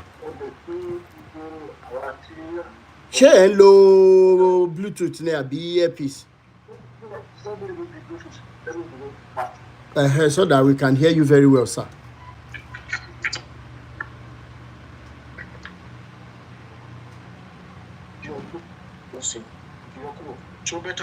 Help better by. Yes, sir. Thank you, sir. Yes, sir. Okay, sir. Sherry or Tia show, sir. First of all, Adra made the phone pay for pẹ̀lú agbára. Iṣẹ́ tẹ̀ ń ṣe Bẹ̀sàrò mi. Mo ṣe tẹ̀ ń ṣe o. And the man more, I don't want to go religious, but any ìpè ní. And only discouragement that you go to go to lane. Try to go to lane. Sẹ́rú ọ̀rọ̀ àwọn bàbá yẹn, àwọn pásítọ̀ yẹn ní àkọ́kọ́. Their time is already up. Sẹ́rí kó tó ń ṣẹlẹ̀ yìí sà kò yí àwọn èèyàn. Ọlọ́run ti parí pẹ̀lú wọn as far back as the year 2000. Sẹ́rí ẹ̀tẹ́ tó ń tẹ̀ yìí sà, ó jẹ́ pé ẹ bá pa fan. Tẹ bá lo fan, tẹ bá pa, kò ní stop immediately tẹ bá pa. Bẹ́ẹ̀ni. A sì máa yí. God is done with them. God is done with them, sir. I don't know what I'm talking about. Sẹ́rí ìgbà kan wà dé pé nobody can touch àwọn bàbá Adébóyè. Bẹ́ẹ̀ni. Ta ló lè ṣe? Ta ló lè pe Oyedepo? Sir, sẹ́rí àwọn fúnra wọn sir, something happen sir, I have anything to say. Ìgbà tí bàbá tó pàdánù ọmọ wọn. Bẹ́ẹ̀ni. Ọmọ wọn àfi ìlú wọn Ọlọ́run sọ̀rọ̀ tẹ́ wọn. My sister, blood sister, is a minister in Igbó. Ó wá pè mí, wọ́n ní kí tó ṣẹlẹ̀ bàbá yìí mà ga o. Wọ́n sọ̀rọ̀ wọn ní Ọlọ́run fọ̀rọ̀ pẹ́ wọn. Lọ́kejì, wọ́n á pè mí ní can you stop this thing? Ọmọ ìyá tí wọ́n kú, ṣé bàbá bá ti wà lórúkọ ni? Ọmọ òjò ọmọlọ́dọ̀ Ọlọ́run. See, wọ́n ní see, I don't want to talk. Only sí nǹkan tó ṣẹlẹ̀ yẹn. Àwọn kan wà tí bàbá ò lè wá sọ fún ara ta tọ́lọ̀ tí bàbá fúnra ẹ̀ sọ bàbá tó tọ́lọ̀ ń gbóhùn lọ́wọ́. Sir, it is one event with many questions and answers. Sẹ́rí àwọn tó wọ́ṣìpù bàbá tó sọ bàbá dọ́lọ́run Ọlọ́run sọ fún un pé èmi ni Ọlọ́run. So fún àwa tí a jẹ́ ẹlẹ́sìn Ọlọ́run bá wa sọ̀rọ̀ pé òun nídìí attention wa. Àwọn wọ̀nyí sà ṣe rí àwọn tó sọ̀rọ̀ ṣáájú wọ́n sọ̀rọ̀ kan. Ṣe rí sà ní ìwé Hébérù orí kìíní ẹsẹ̀ kìíní dé ẹsẹ̀ kẹta. Hebrew chapter 1 verse 1 to 3. He said in the time past, God spoke to our forefather through prophets. He said in this day, he's speaking to us through the Son. All of the middleman in Musa. There's no middleman. Àwọn bàbá yẹn wọ́n ti gba ipò náà lábẹ́ wa and God is dealing with them. Ṣé rí àwọn tó wà ní church sà ní church members sà nǹkan lẹ́nu láti mo ti classify wọn. One, church ti bàjẹ́ church is a class classism ní church. A wà níwájú tálákà máa wà lẹ́yìn. Tálákà ló máa ń nu aga olówó ń nu aga. Èyí èkejì sà for member eye service làwọn èèyàn ń ṣe eye service ọ̀fẹ́ tó pásọ̀ lọ́rùn. Èyí ẹ̀kẹta ni pé many people are in the church sir because they are hopeless and they are frustrated. True. Àwọn bàbá wa take advantage wọn ò ní government wa ló payé wọn jẹ́. Take advantage.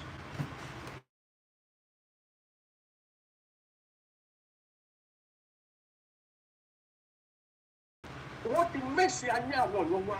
People are behaving like a robot. Ọpọlọ wọn ò ṣiṣẹ́ mọ́. Poverty, the economy, everything is collapsing. Àwọn bàbá yẹn wá take advantage situation. But sir, wọ́n fẹ́ sọ kí ni yìí fún yín sà pé kí wọ́n fẹ́ sọ̀rọ̀ jùlọ. Nípa ti winners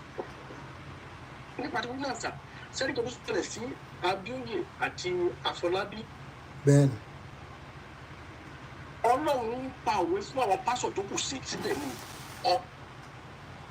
ọ̀pá tí a fi na ìyálé ó ń bẹ lájà fún yàwó. wọ́n ìwà ìjìyà wọn. Thank you sir for helping me. Sherry, this is I have a friend sir, he's a close friend. He left UK on Friday night to London. He arrived Nigeria yesterday. We came to visit, spent 2 weeks. This guy was a committed member of the winner. In previous resources, he was a medical doctor. Oh my God. I was fighting this guy that don't waste your tithe. For many years. Open for tithe the company, the only late set it here, no. Only pé àwọn tó wà ní members àwọn staff wẹ̀ àwọn àdúgbò ìyá ń jẹ wọ́n kí ló ń ṣe nǹkan ní sọ́yìn sọ́sà the guy tó kó lówó gbọ́dọ̀ tí help ẹ̀ ọwọ́ àpè kó máa teach ní wóbì ìgbà kan ló teach o ìgbà kan ló teach story yẹn wà interesting wọ́n fún ní subject kó wá teach subject yẹn one of the courses it has to do with faith how to balance your faith with your head being a medical doctor. Ó sọ fún mi pé ìgbà kan tó teach yẹn ló stop òun. Kí ló sọ sà? Ó lọ sì sọ. Ó lọ sọ òtítọ́ kò gbúdọ̀ fẹ́ gbóòótọ́. Ó sọ fáwọn èèyàn. Ó ní pé don't keep faith. Have faith in God. when it's time for you to go for medical checkup, go for medical checkup. Yes. All of give case study, all of give case study to go back. Only when Mama was sick, only Mama was sent abroad for treatment. Only imagine, only say Papa only alone at the place Mama ni, all because she adoption boy. Only pay tó bá jẹ́ pé wọn lọ sí abroad wọn máa kú, ó sì mọ gbogbo fọlọ́run sá. They called him and they rebuked him. Sir, can you hear it? Jenny package in the kidney, sir. Look at the case study that guy gave, and they stopped him. That was the last time they allowed to preach at the voting. Sir, in order to withdraw, what the clear to Jenny. Sir, Seri, in question that is, sir, I will know what to the sir, to the rich me, but one will be here. Along, sure. You live in my ratio. But if you want to know the or to know select. Sir, Mr. Rotimi, you want something, sir? Steady content saying there are many other people who want the money platform to you. She all of fighting deep below a most of you, sir. Seri, you first saw the pa, you want and advertise. Seri, all of fighting with Samuel Kakeri. Our Baba is our own Julia, own Jacotuku. I'm telling you, sir. Ben. Lagbari Seri, sir, only about 2012. After me, we come in this other to me. Where the time will come. Yeah, we pastor ye take we will start to follow power of man no. I was okay to waste the time, you waste resources, you waste. How do I submit myself to you? I know that I did since I did it. Ben. Baba, I really appreciate you, sir. Thank you so much. Thank you so much. Yes, sir.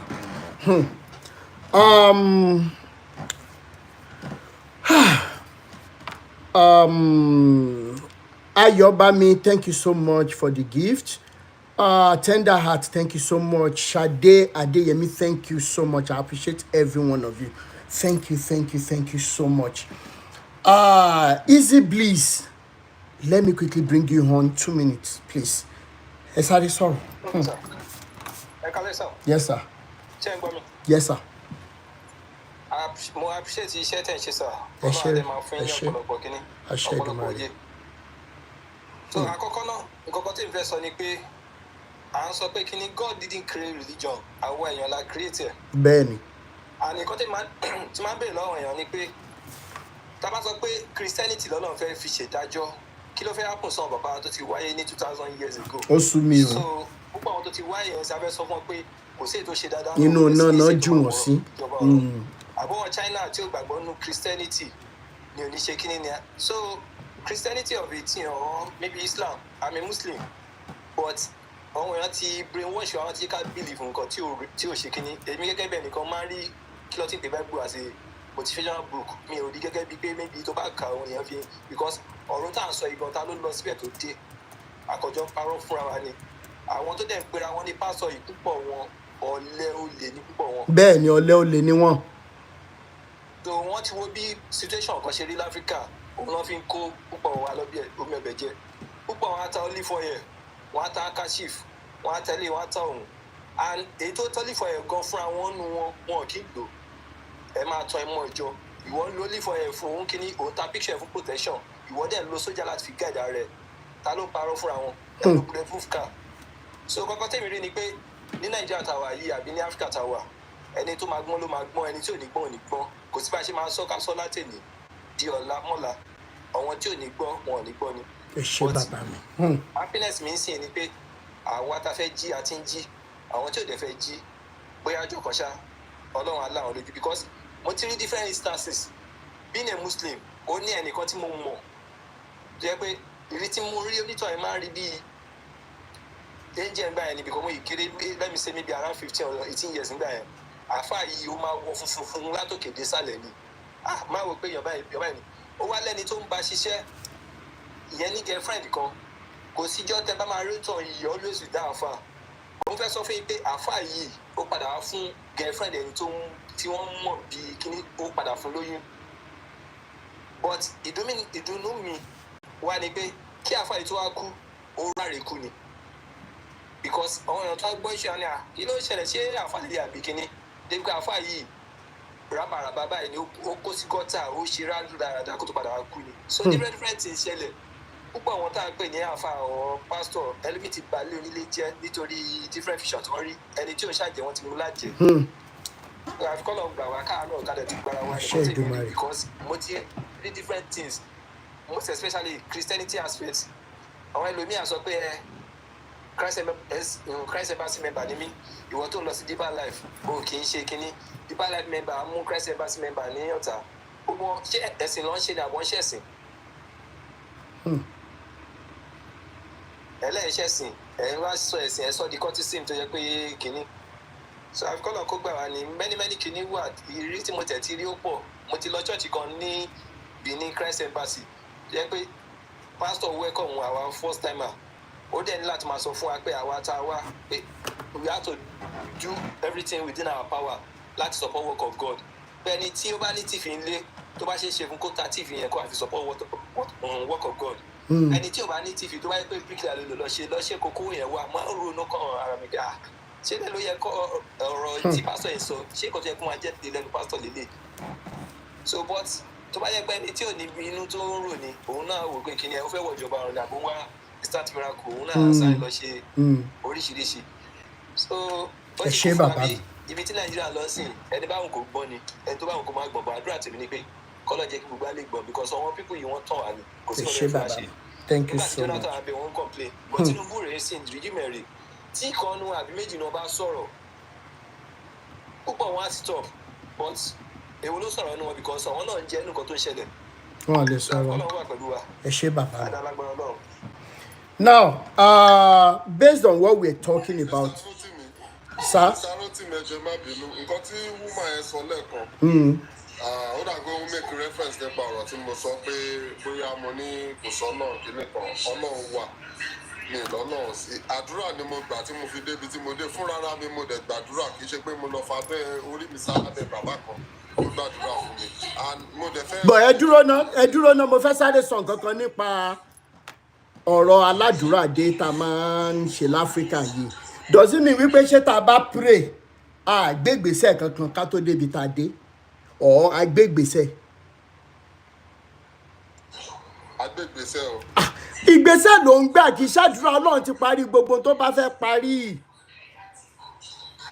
àbí kò yẹ yín mi kì í fẹ́ jẹ́ ká spread wípé àdúrà tó sábà ń sọ̀dọ̀ àwọn tó wà léṣì máa máa rò pé káwọn ọmọ lọ sọ́dọ̀ Táíwò Òjó lọ mọ́ pray Adébóyè gbogbo wọn yẹn lọ máa pray kì í ṣàdúrà ìgbésẹ̀ ni ṣó ti yẹ yín bàbá mi. encourage àwọn èèyàn ká má máa sọ gbogbo details wọn ẹ tó bá ti súnmọ́ pásítọ̀ jù wọn yẹn láṣeyọrí tó bá ti sọ gbogbo life history wọn tó ti sọ fún pásítọ̀ fún ẹ láṣeyọrí ẹ má jẹ́ bàbá mi. bó tó bá ṣe pé gbogbo tó ń ṣẹlẹ̀ sí ẹ gbogbo ìgbésẹ̀ tó fẹ́ gbé everything ó fi mọ́ Ọlọ́run nínú ara ẹ̀ òdẹ̀ ń gbé ìgbésẹ̀ ó máa já sí rí. ó dẹ̀ bá tọmọlàkejì jẹ́ ẹ jẹ́ nífẹ̀ẹ́ ara wa priorities. ó máa wá sí ó lè pẹ́ ó máa wá sí ìmúṣẹ àná ọ̀rọ̀ tẹ́ni dẹ̀ sọ lẹ́ẹ̀kan àwọn bàbá ìsìn pẹ̀lú gbogbo nǹkan tó ń ṣẹlẹ̀ ẹ̀sìn tó ní tẹ́nìkan bá sọ̀rọ̀ tó bá motivate àwọn èèyàn tó ní government máa change ẹ jẹ́ kí government ṣòfin kan tó máa affect wọn ìgbà wọn máa ní antichrist. bẹ́ẹ̀ni ẹ ṣé bàbá mi. àwọn ọmọ náà máa ní anti-Islam ẹ jẹ́ kẹ́lómi sọ̀rọ̀. ẹ ṣé bàbá mi. now there is something mo kí Timi _baby tó sọ̀rọ̀ mo fẹ́ sáré yànnà náà kankan. At the top you see Kumuyi hugging Adeboye hugging Oyedepo, all of them at the top. But why is it that their members Olúkọ̀yà kọ́mọ́dà ìgbà tó yẹ pé àfòràn Olúkọ̀yà ń ṣiṣẹ́ mi mọ reason tí mo ṣe máa ń gbàgbé orúkọ ẹ̀ most times Olúkọ̀yà wò Ìbàdàn bí ẹni wọ̀yọ́ ọmọ àlè olórí burúkú yẹn náà when he says my father is the Lord my father, how can your father in the Lord be somebody like Adeboye or Oyedepo based on money náà ni o but at the end of the day okay at the end of the day Olukoya can never tell Oyedepo when they are having their evil meeting. A quote me anywhere. If God has sent Olukoya, if God has sent Kumuyi on this journey of holiness, Olori Buruku Denche, why is it that when you get into the presence of somebody like Oyedepo, you cannot tell Oyedepo pé nǹkan táwọn ọmọ church ẹ̀ ń wọ̀ kò dá? Ní Redeem, we have Modern Man Kinikan Parish. Kí ló dé tí ẹ lè sọ fún wọn? Ṣùgbọ́n àwọn tá a wá jẹ́ àgùntàn lábẹ́ wọn, àwa máa bára wa jà. Tí n bá lọ bá MFM mà sí pé mo need help, á ní pé kí n kọ́kọ́ wá ṣe deliverance. Kóhun tó lè help mi. Nínú family kan náà, I am telling you from the horse's mouth, aunty wà ní US, big time doctor, but kò lè help àwọn family members tó wà tí yà ń jẹ ńlé until ìgbà tán bá tó lọ fún kí náà ń pè deliverance. Ṣé níbi táwọn people ti bá yé wa jẹ́ dé? So when I am on social media like this, I'm crying, I'm tearing up. I have passion for our liberation. Kò dẹ̀ sí ní gbogbo àwọn táwọn bàbá yìí ti gbé hánu tí wọ́n sì wà láyé tí ò tí kú, ìjà ńlá la máa fi jà sẹ́. I am telling you. Okay, Mr.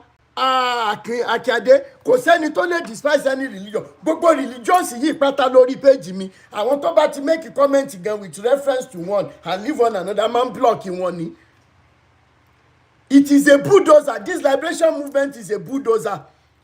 Me support kankan. I only stand for truth, love, and humanity. And the last time I checked, Christianity is not anything close to truth, love, and humanity. Islam is never close to truth, love, and humanity. In fact, so many people had been, they got into the predicament, Tawaleni, as a result of accepting Islam and Christianity. Okay, so it's either we accept it as a fact or leave it. Ẹni máa rẹ wọ́n ní bá gbóyán nú ewé bá ṣe bẹ̀ nú èpo ẹ̀pà ẹni tó máa yó ni ó yó. Timi_baby, please unmute and go ahead. Pápápá.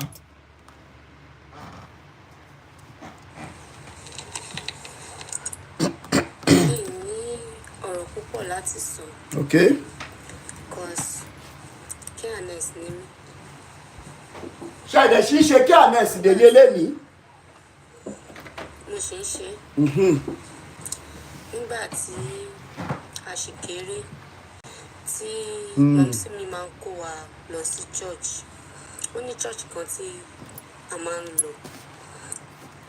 Church yẹn ìgbà tá a kọ́kọ́ bẹ̀rẹ̀. Kí lorúkọ church yẹn? Mo rí pé church yẹn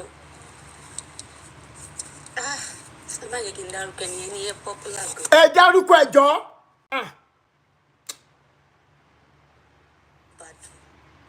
Kí lẹ pé?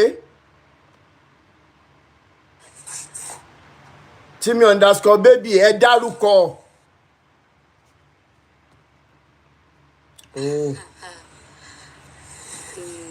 Ẹjọ́ ẹ dárúkọ. I need the liberation ẹjọ́ kò sí tí wọ́n fi yín ṣe. Ìkúnàbọ̀ bàbá dàda ni orúkọ ẹni yẹn. Under ministry wo? Ẹni yẹn ti kú. Bàbá dàda òun ni orúkọ ẹni yẹn. Church wo sí ànẹ́s àbí?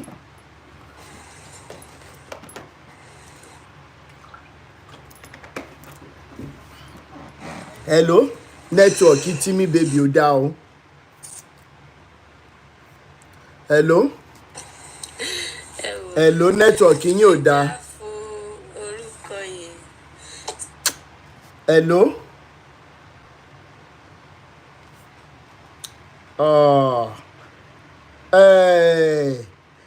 Mike Flaky, ẹ jẹ́ kí n sáré gbé yín wọlé pápápá. Timi_baby, you can send the invitation again, you can send invite again. Oh yeah, sister Flaky Àríyọ̀, ẹ sáré on mute. Ẹ kálẹ́ o. Ẹ kálẹ́. Nǹkan tó ṣẹlẹ̀ ni pé nípa ó ṣe àwọn church kò ṣe àwọn church yẹn. Àwọn young prophet míì náà wà. Wọ́n máa fi orúkọ Ọlọ́run bojú tó dẹ̀ jẹ́ pé iṣẹ́ burúkú tó wà lọ́wọ́ wọn, ìwà ìkà, ìwà olè ojú kòkòrò tó wà lọ́wọ́ wọn. Bẹ́ẹ̀ni. Kò lè jẹ́ kán gbádùn wọ́n ya wèrè lẹ́dàá tó jẹ́ pé I'm a type of person tó jẹ́ pé láti ilẹ̀ tán bá fún mi mẹ́sẹ̀gì báyìí wọ́n fún mi mẹ́sẹ̀gì kìíní ó rí o pé òótọ́ ni o màá dẹ̀ tún máa doubt ẹnìyẹn màá tún máa question ẹ̀. That's type of person tí mo jẹ́ àní nǹkan tó dẹ̀ jẹ́ kí n máa ṣe bẹ́ẹ̀ ni pé ó ní idiot wòlíì kan tí mo ti déètì rí nígbà yẹn mò ń ta cement mò ń báyọ̀ ta cement nígbà tó yá tí mo dájọ́ tí mo ṣàròwó èmi náà kúrò ń bẹ̀ mò ń dá ta cement mi fúnra mi so owó iṣẹ́ ó wojú mọ́ mi gan tó yẹ pé all the time a máa pè máa fún mi message á lóun ti gbàdúrà fún mi òun ti ṣe gbá òun ti ṣàwo ó ṣàyà à ń date á kọ́ pè mí yá mi níye báyìí kí n fi sanwó lé mi máa fún tí n bá máa béèrè owó á gbé story kalẹ̀ ìgbà míì mo lè busy kí customer fẹ́ sanwó ọjà fún mi jọ bá mi lọ gbowó ọjà á lọ gbà á bá mi save owó yẹn sí bank á ti yọ níbẹ̀ nígbà tó ṣàyà a ṣàjẹ owó sìmẹ́ǹtì tán àtẹ̀mí àtọkọ a ṣàmọ owó sìmẹ́ǹtì á jẹ́ tán. ok ṣe ti fẹ́ ra níṣu lọ́kà ńgbà yẹn. àfẹ́ra níṣu lọ́kà o. ìgbà tẹ́ sọ pé lọ́kọ àti ìyàwó ni boyfriend girlfriend lẹ́ ń ṣe prophet dẹ̀ ni àbí. prophet ni o. ṣọ́ọ̀ṣì wo ló ti ń prophet. cns ni ní church yẹn. nílùú wo. èmi ni choir mistress. òun ni coordinator. so a máa sọ fún mi pé tí mo bá ti lóyún mo ti lóyún wa ní lọ bóyún ilé ìjẹ mi ìfẹ́ káwọn èèyàn fi oyún mọ̀ ní church pé mi àti ẹ̀ ń fẹ́ra. rárá mi ni màá lọ bá bàbá tó ní church wípé mi àti ẹ̀ ń fẹ́ra ó ṣáà ń ṣe mo ṣẹ́yún mi ìṣẹ́yún máa ń ṣẹ́yún tó ẹ̀mẹ́ta fún bọ̀bọ̀ ẹ̀ nígbà tó wáyà mo wá yarí mú ní mi ìṣẹ́yún mọ́sẹ̀ eléyìí o mi ní í ṣe so ó ti wá hàn lára mi bàbá tó ní church wá pè mí pé ìwọ ọmọ ìwé dàbí kò ti lóyún ó rí pòun funfun ni àmúdájì mi lóyún para mi ò yá ni pé mo ṣẹ̀ṣẹ̀ ń wà òkè ni òkè wọ́n wá pè òun náà fúnra rẹ̀ ó ní rárá o kò sí nǹkan kan láàrin wa ọ̀rẹ́ lèmi àtòun bàbá yẹn wá gbé báíbù lé lọ́wọ́ bóyá ṣé pèsè búra tí ò bá sí nǹkan kan láàrin yín ló ṣẹ̀ṣẹ̀ wá jẹ́wọ́ so yẹn ṣáà lọ mo boyún yẹn náà jẹ́ kò wá sí nǹkan kan lọ́wọ́ mi mọ́ gbogbo táìmù covid yẹn a jọ wà nínú ilé ni mo tiẹ̀ wá gbélé títí ẹ̀gan mọ́ ọ̀dọ̀ mi ló wà títí nígbà tó yá mo tún bẹ̀rẹ̀ iṣẹ́ ní hòtẹ́ẹ̀lì iṣẹ́ hòtẹ́ẹ̀lì lélẹ̀ one day of me bọ̀bọ́ yìí ló tún máa jí mi lọ́sàn-án wípé ìfẹ́ wọ́n máa lọ síbi iṣẹ́ ọ̀nà fún ọ̀nà ọ̀run ìwọ kẹwàá lè mú fún òun jì èmi dẹ̀ ń já làǹbà káàkiri nípa gbogbo kí ni pé ẹjọ́ mo fẹ́ ṣe gbogbo eléyìí dà mí ìdẹ́jẹ́ tí mọ́mì mi mọ̀ mo ṣáà àìdè títí nígbà tó ṣàwà yá ara mi wá gbà mọ́ torí kò sí nǹkan kan lọ́wọ́ mi mọ́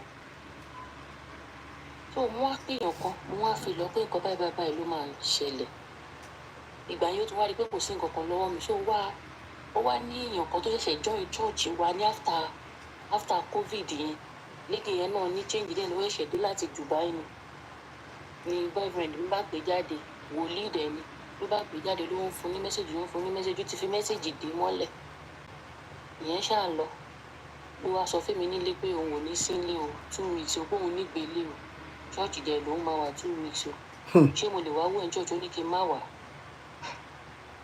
àṣé ilé lady yẹn ló lọ wọ́n ti jọ ń gbé nígbà tí 14 days pé ló bá padà wálé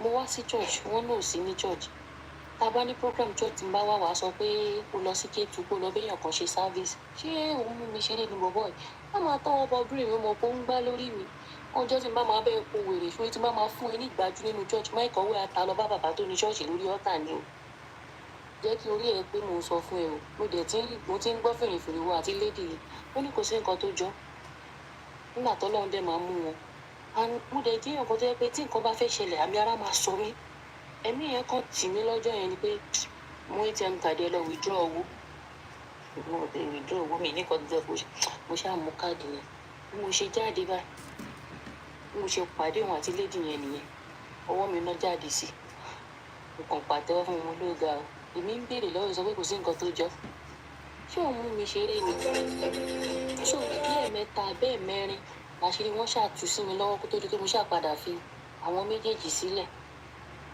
nísìnyí báyìí nínú ọdún ìbéyà bíi June July ló kàn déédéé mẹ́sàgì mi kí n jọ nítorí Ọlọ́run kí n dáríjì òun nǹkan tí ń bá ní kí n fi help òun lédì yẹn. ìlú wo ló wà kí lorúkọ ẹ̀ ṣé sí anes dẹ̀ ni sí anes ni lẹ́kọ̀ọ́ àbí Ìbàdàn Èkó ni o ní Kòròdú. Ìkòròdú yẹn tiẹ̀ náà yapa jù ìsìjú.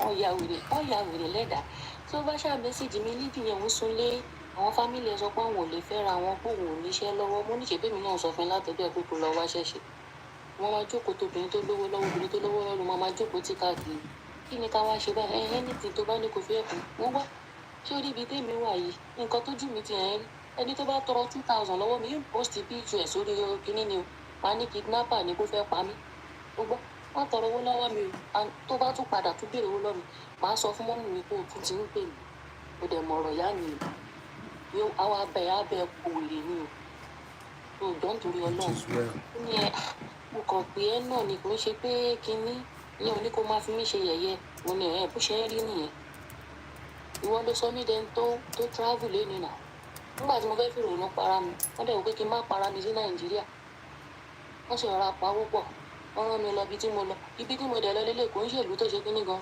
Arab country ni tó bá rí ìṣọwọ́ tó fi ń lò mí ìṣọwọ́ tí mo fi ń ṣiṣẹ́ àánú mi à ń ṣe ẹ́ ò ní tọrọ owó lọ́wọ́ mi tó ìwọ náà mú kan mọ́ èjì lọ́wọ́ ṣẹ̀ṣẹ̀. àtàbájẹ́ ìwé èjì bọ̀bọ̀ yìí báyìí sìn over 40 years ó ti ń close to 45 now kò dẹ̀ tí ì bímọ rí kò tí ì níyàwó báyìí. ó ti bímọ rí ẹ jẹ́ káwọn ọmọ yẹn gbé ilé ayé nù. ó ní ò jẹ́ kó gbé ilé ayé kò sí nǹkan tó kèmí pẹ̀lú títí ẹ ó lè jẹ́ kó gbé ilé ayé ṣó láti ìgbà yẹn ṣá gbogbo àwọn pásítọ̀ yẹn ọ̀rọ̀ wo ti ẹ̀ ń jọ mí lójú even prayer group tí mo join gan máa yẹn á pè every Sunday á ṣe prayer. ṣẹ̀ṣì ń ṣe báwọn ṣe gbogbo èmi là ń ṣe prayer group ẹ̀ tí ì tó fèsì láìfù yín náà Sister Flaky. mo ti gbá wọn dànù láti gbà wo. ó bẹ̀tà. ilé tó tẹ̀ jẹ́ kí n gbá wọn dànù pásítọ̀ yẹn máa ní tẹ́ ẹ bá ti gbowó oṣù account number ṣọ́ọ̀ṣì yìí kẹ́ send tithe yín mo ní ta ní agent Ọlọ́run gan táwọn fún ní tithe ta ló ń fowó ránṣọ́ náà èmi tó yẹ pé tí má gbowó oṣù báyìí àti yọ 50,000 owó oúnjẹ fún mọ́mí mi lóṣù gan máa ń ní mí lára ọmọ ọjọ́ olówó mi tó fẹ́ ṣarajọ tí máa yọ adúrò ilé mo á sọ pé mo yọ táìtì wèrè mo ní ẹtù táìtì dànù máa yẹn ní etí bá tiẹ̀ fẹ́ sọ̀rọ̀ lórí ẹ kí n private chat wọn ni kò jẹ́ kí n máa sọ bẹ́ẹ̀ yẹn lórí group mo ní kó má bínú bára ṣe ń ta mí ni torí mi ò believe nínú wòlíì kankan mọ́ nǹkan tó ṣe mí nìyẹn pé kó má bínú tó àti gbà yẹn báyìí. inú mi dùn pé ti já inú mi dùn pé ti bọ́ lọ́wọ́ wọn. fúnra rẹ̀ lórí move mi kúrò ní gúrúùpù mo yà mí jẹ́ kó yé wọn ẹ wá ibi tó bá ti yọ owó lọ́kàn mi ti balẹ̀ lèmi ń bá lọ ẹ̀gbọ́n mi first born mọ́mì mi babaláwo ni mọ́mì mi wòlíì ni èmi tẹ̀lé ẹ̀gbọ́n mi ń tèmi ó pè mí. ṣògo ní kálukú ṣòwò ẹ̀ lọ́tọ̀ọ̀tọ̀ bàbá kúkú ti kú. ṣé ẹ rí ibi tẹ́ ẹ wà yẹn ìwọ̀nba tẹ́ ẹ bá ń ṣe ẹ kọ́kọ́ mú tọ́jú ìyá yín ẹ wá jọ nítorí ọ̀la àwọn siblings yín tó bá wá nídìí help tọ́lọ́run dẹ̀ fún yín lágbára láti ẹ̀pẹ̀ ẹ ṣe fún wọn lẹ́yìn ìgbà tẹ́ bá wá ṣe ti family tán àwọn tó bá wá wà ní àyíká àti àyídà tẹ́ ẹ mọ̀ tẹ́lẹ̀ bóyá ẹ ti jọ ṣọ̀rẹ́ rí tẹ́ ẹ dẹ̀ mọ̀ pé wọ́n nídìí ẹ̀pọ̀ wa bá yín ẹ jọ nítorí ọ̀la ìwọ̀nba tẹ́ bá lè ṣe fún ibi tí ẹ̀sìn gangan ti bẹ̀rẹ̀ ibi tí mímọ̀ Ọlọ́run gan ti bẹ̀rẹ̀ nìyẹn. Bọ̀ àwọn tó wá jẹ́ ọ̀rẹ́ náà tó jẹ́ pé ojoojúmọ́ ni mò ń rí status wọn èmi wà nínú ilé bíi pé. ọ náà mò ń sọ ọ máa láwọn kọ̀ọ̀kan tó yẹ pé wọ́n truly need ìṣẹ́ bóyá owó oúnjẹ jíjẹ ṣóyè yín ibẹ̀ ni mímọ̀ Ọlọ́run ibẹ̀ ni ìfẹ́ àti ìmọ̀tọmọlàkejì àti òótọ́ ohun gangan ni ẹ̀sìn ohun gangan ni mímọ̀ Ọlọ́run ẹ jẹ́ ká fi gbogbo à ń wá prayer káàkiri sílẹ̀ à ń wá àdúrà wèrè káàkiri à ń wá prophet ẹ mọ̀ pé torí pé yín ń wá prophet káàkiri lẹ ṣe bọ́ sọ́wọ́ alágbèdá yìí ẹ mọ̀ pé yàtọ̀ sí wípé ṣọ́ọ̀ṣì kan náà lájọ́ lọ. nígbà tó fún yín ní prophecy yẹn náà ẹ̀yin náà ti wọṣẹ́ ẹ wò pé ìránṣẹ́ Ọlọ́run lélẹ̀ dẹ̀ wò pé ìgbà tẹ́ bá fẹ́ ṣeré dádì àmọ́ mi ẹni tó ṣe professor ìtàn tó tún kíyìn mọ́lẹ̀ tí ó dẹ̀ jẹ́ kó lùsọ́ mọ̀ pé kan so yín papọ̀ ní ọ́tà ẹ̀yin náà ti di accomplice nìyẹn àbí kò yé yín inú mi dẹ̀ dùn pé ti bọ́ lọ́wọ́ wọn báyìí ẹ rọra mọ́ live life yín níbi tẹ́ ẹ wà yẹn. Sister Goldie ẹ ní ẹ fẹ́ sáré sọ nǹkan kan ní 1 minute pé ẹ gbàgbé nǹkan kan ẹ jẹ́ sáré já wa sí kí n tó gbé ibà ṣèyí òun wọlé. Sister Goldie ẹ on mute torí time ẹ lẹ sáré gbàgbé nǹkan kan tẹ́ fẹ́ sọ. mo máa send the audio yẹn ni. Okay, all right. mo máa send the audio message tẹ́ni yẹn send sí mi. All right. nǹkan tójú ẹ̀ rí lọ́wọ́ woman tó jẹ́ prophetess. All right. Ṣé ẹ ti mú WhatsApp number tí mo send lẹ́ẹ̀kan yẹn? tó bá send audio yẹn sí mi máa forward ẹ̀. Okay, all right. Ibà ṣe yóò wẹ̀ jẹ́ kí n sáré gbé wọlé pàápàá. My mommy Baroness Lizzie, thank you so much ma for the gift. I appreciate you ma. Ẹ kálẹ́. Gbogbo ilé mo kí yín o. Obìnrin kan tó sọ̀rọ̀ lẹ́ẹ̀kan, àwọn ni mo fẹ́. Ó dàbí àwọn méjì gan ni pàápàá. Nǹkan tí mo feel ni pé àwọn èèyàn ò really mọ meaning liberation yìí. Ó dàbí ẹni pé tẹ bá explain fún wọn bóyá ní Yorùbá or something. Wọ́n máa understand nǹkan tí liberation really jẹ́. Because through liberation máa fi ẹ́ sí position pé kò sí nǹkan kan tó ń limit ẹ mọ́. Bẹ́ẹ̀ni. Kò sí any form of belief or dogma. You are not held by anything. Kódà nǹkan tó wà at the top of the pyramid the life ẹ tó bá jẹ́ pé ọmọ ni o máa sọ fára ẹ pé o ò ní ọmọ mọ́. Because nǹkan tó bá ní máa fi create fear fún ẹ pé tí n bá dárúkọ pásítọ̀ yìí tó bá lọ attack ọmọ mi nǹkan tó ń bá gẹ̀ẹ́tì tẹ́mi bá ti dira tó bá attack ọmọ mi tẹ́mi bá ti dira tó bá attack ìyàwó mi kọ́. So o ní láti wà the point pé di nǹkan tó máa ṣẹlẹ̀ tí n bá sọ náà ni pé ikú. Kò dẹ̀ sẹ́ni tí ò ní kú. And ikú ìlú kí la rí. Kò sẹ́ni tí ò ní kú. Òun náà ni ikú is not even a bad thing. Transition ni ibi kan ló wà tẹ́lẹ̀ kó tó dénú ìyá ẹ̀ láti inú ìyá ẹ̀ náà ayé kan ni ibi tó wà iná. Ẹ ṣe ìyá mi bẹ́ẹ̀ ni. So liberation is not nǹkan táwọn ó dàbí nǹkan táwọn ń pè ní liberation kọ́ láwọn èèyàn feel wọ́n kàn wò pé tí n bá ti lọ sí church tí n bá lọ ṣọ́ọ̀ṣì mọ́ tí n bá ka bible mọ́ or tí n bá no liberation will remove total fear. Ó máa jẹ́ kó rí ara ẹ nínú ara ẹ. Liberation dàbí ìgbà tó wọ glass tẹ́lẹ̀ tó wọ yellow glass tó wọ igi tí gidi yellow tó wọ èèyàn téèyàn di yellow. Liberation máa yọ glass yẹn kúrò wá rí everything for what it truly is and you see yourself for who you truly are. Tó bá ti realize pé ẹni tèmi fúnra mi jẹ́ lélẹ̀ kò sí nǹkan kan tó wà ń ta tó fẹ́ bẹ́ẹ̀ lẹ́rù. Tó bá fẹ́ dárúkọ Putin wá sọ nǹkan tó ṣe because ó mọ̀ pé they will come for you. As long as tó bá ṣàtijọ́ tọ́ ṣòtítọ́ ó ṣòdodo.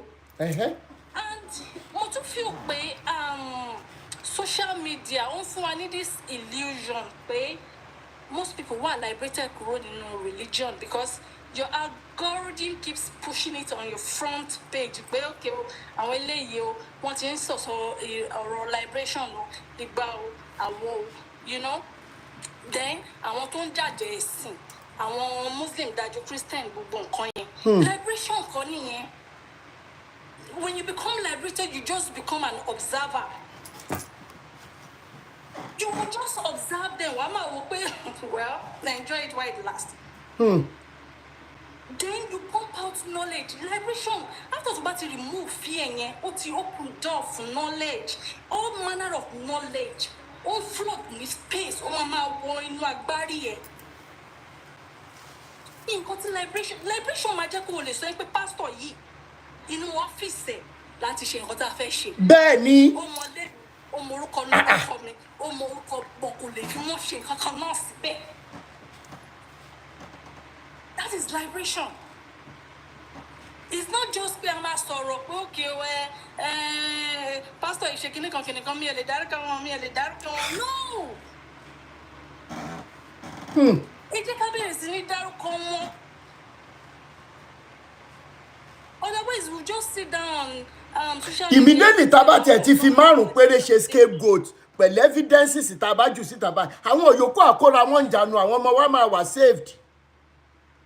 Ìwí bẹ́ẹ̀ àkú bẹ́ẹ̀. Ìwí bẹ́ẹ̀ àkú bẹ́ẹ̀. Ìwí bẹ́ẹ̀ bàbá kú bẹ́ẹ̀. Orí òótọ́ la kú sí. Thank you so much, ìyá mi. Thank you. Ẹ ṣeun gan sir. Thank you for that wonderful submission and contribution. Good explanation. And somebody says, thanks for letting us know more about what liberation is. That mama talking. Thank you so much. Most of them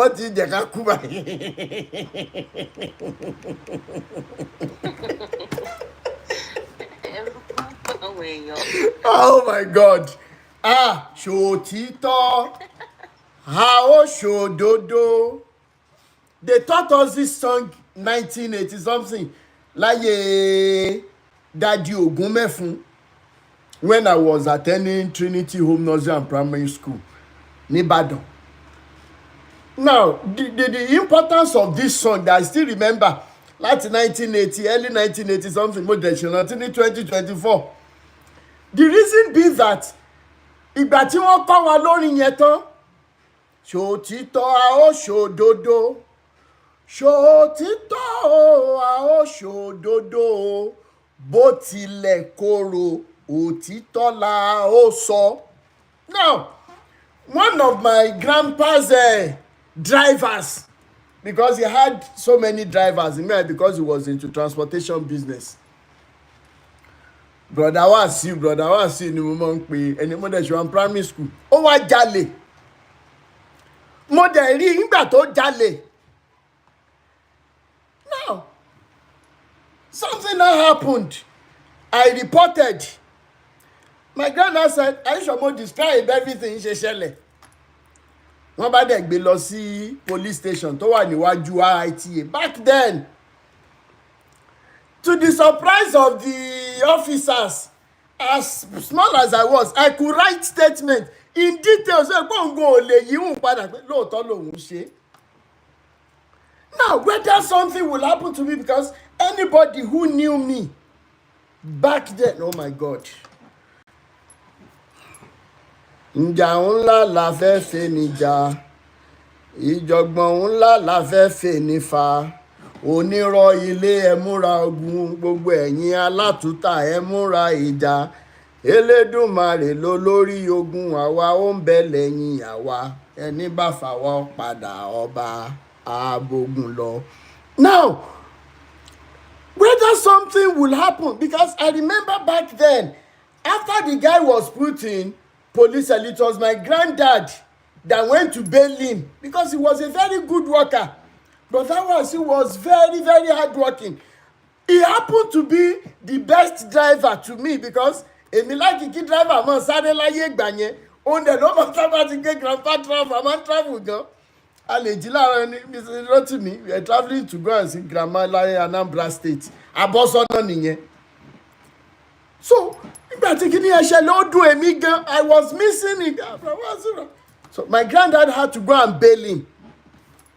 Kí ni mo fẹ́ fàyọ ni wípé some of my grandfather's grandpa's friends tó jẹ́ neighbors wa ń gbà yẹn àwọn àgbàlagbà, Chief OJ Holdings, if you have heard of that name before.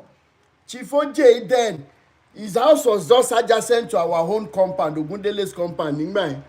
So they were trying to say, Papa, why would you allow this boy to go and test? You don't know that they can kill him, they can do.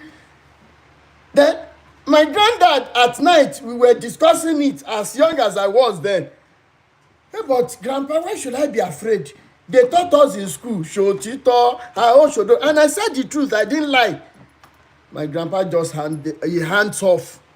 Now, when you say, we don't want to say it, we don't want to, well, Papa, the only thing I always make sure is, if something happens between you and that pastor or afa or even oníṣẹ̀ṣe, some of you might not have the evidences again ní tilẹ̀ ń tọ́lọ́run, but if you come to me to say nǹkan báyìí ló ṣẹlẹ̀ tó dẹ̀ ṣọ́ pẹ̀lú ẹ̀, bá a ṣe máa jẹ́ kẹ́ establish fact yẹn, a ní oríṣiríṣi method lọ́wọ́. That's the truth. The person will admit true bí tá a bá ti ń sọ̀rọ̀ pé báyìí nígbà tó bá dẹ̀ ti ṣe tán a máa wá fún ní benefit pé sórí tó o bá ti fẹ́ jẹ́ ká gbé ẹ síta o ní option kan. Ìwọ ló máa wá mọ ìwọ ló mọrú irọ́ tó máa pa fún àwọn members ẹ lọ close and church yẹn because you are not worthy to be somebody who is supposed to be a man of God. Mo Samuel ọgbà ni mí o, láti ilẹ̀ dẹ̀ ni àwọn tá a jọ dàgbà mọ̀, àwọn tá a sì jọ lọ sí Sango high school gan mọ̀, àwọn tá a jọ lọ UI wọ́n mọ̀. Mi ì fi bẹ́ẹ̀ gbádùn rárá, mo kàn máa ń wá gbatẹ́gùn ta ni, Ọlọ́run ló dẹ̀ mọ bó ṣe dá èmi. Please on TikTok let's follow one another. If you have not followed this page, please follow. I will follow back. Let's follow one another. Please, let's follow one another. And in rounding up, because some of you are still in the process of getting some things off your head and everything. What they are saying is true. See, some people are of the opinion that God doesn't exist.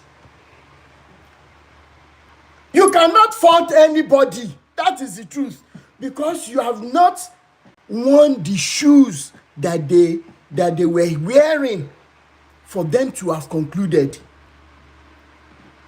Somebody like me is saying Bible is a lie, Quran is a lie. You cannot, and you are welcome to debate me, and that is why my live video is always opened. But I believe that there is one supreme power. And I try to ask people, if you have an atheist, don't fẹ́ bá mi argue pé there is no God, we can just rub minds. Bóyá nìyẹn máa wá convince me even not to believe again. But as of today, I believe that there is one higher power. And that higher power, the only thing it requires, irrespective of the language, your color, your race, your certifications, no matter high, no matter low, his major wants is love, truth, and humanity. Anything aside these three, they are just man-made. They are just man-made. I'm telling you the truth. They are just man-made. Maybe today, if there are some people that are writing biographies, maybe Jotaru Koko bá lọ tán, tán gbé rest in peace jáde pé that guy is gone. Kíní kan. Ìjọ tí aláró bá kú náà máa mọ iye aṣọ tó rẹ. Adéwà nínú ìwé tán pé bàbá ẹ̀ ó ṣakíkanjú o, àwọn bàbá ẹ̀ ó dojú kọ wọ́n táwọn gan dẹ̀ mọ̀ pé nǹkan bá àwọn. Mi dẹ̀ bẹ̀rù, máa ń sọ. Mi bẹ̀rù. Ẹni tó bá dẹ̀ lọ tó bá bọ̀, mo lè ṣí ara lórí láìpẹ́ kan rí pé mi ìsìn gbẹ́rẹ́ sára rí. Mi ìsásíbì kankan. Because kí ló wà nílé ayé ọ̀hún gẹ́gẹ́ jẹ́ ká jọ dialogue. What is in this life? What? That these men are so mean and wicked. I have seen life to such an extent that if you are $100,000 rich today, God Almighty has made it, this Elédùmarè has made it such that you can walk o lè dáṣẹ́ ṣe, owó yẹn ò ṣe é dáná.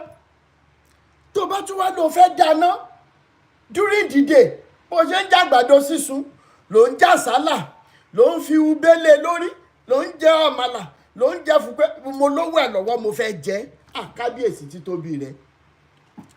Do you know that at night if you want to sleep, your digestive system ó máa jókòó lé ẹlẹ́sẹ̀ wá máa rí báyìí, kò dẹ̀ ní sọ English sí ẹ. Your digestive system á fa respiratory system dání.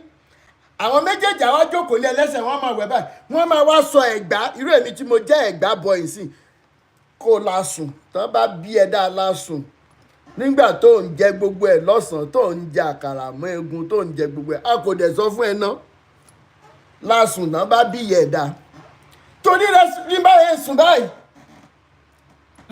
digestive system máa ní nǹkan tó kó lù mí lè digest ẹ mímí yẹn máa wá ṣe lókè túpé respiratory system máa ní má bínú o bẹ́ẹ̀ ni Ìbàdàn náà bí mi sí so mo nífẹ̀ẹ́ Ìbàdàn gan ìtorí ẹ̀ lè dé Ìbàdàn yẹn mi nǹkan kan ò lè gbà lọ́wọ́ mi what am I trying to say Ọlọ́run ti fún gbogbo àwa kan ní ìfọ̀kànbalẹ̀ àwa fúnra wa là ń wá àìrójú kiri ìtorí ẹ̀ nínú mi ṣe dùn sí testimony drinks gallery she was not hiding it you indigestion will not let you sleep brother Taiwo Adigun you are right ìjọ yẹn ló máa mọ̀ pé digestive system ní is a whole being on its own wàá rí respiratory system lẹ́gbẹ̀ẹ́ àmọ̀já because you won't be able to even breathe very well. That is how useless this life is. Ẹ wá bá mi bèrè lọ́wọ́ àwọn bàbá rádaràda yìí. Ǹjẹ́ bójú ṣe rírè tá a fi ń jobi lọ́jà ẹ̀dẹ̀? Ẹ bá mi bèrè lọ́wọ́ bàbá Adébóyè. Ẹ bá mi bèrè lọ́wọ́ bàbá Oyedepo. Ẹ bá mi bèrè lọ́wọ́ Dadi Kúmúyì. Ibo ni bàbá abára wà ẹ bọ́ síta ọ̀rọ̀ ti kàn yín. Ibo ni gbogbo àwọn àgbààgbà wájú yẹn wà.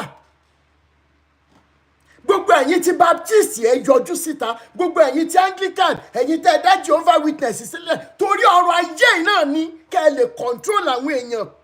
Ṣé wọ́n fi ṣe yín ni? Pẹ̀lú bí ẹ ṣe wá gbowó yẹn náà tán ẹ̀yin bàbá Adébóyè.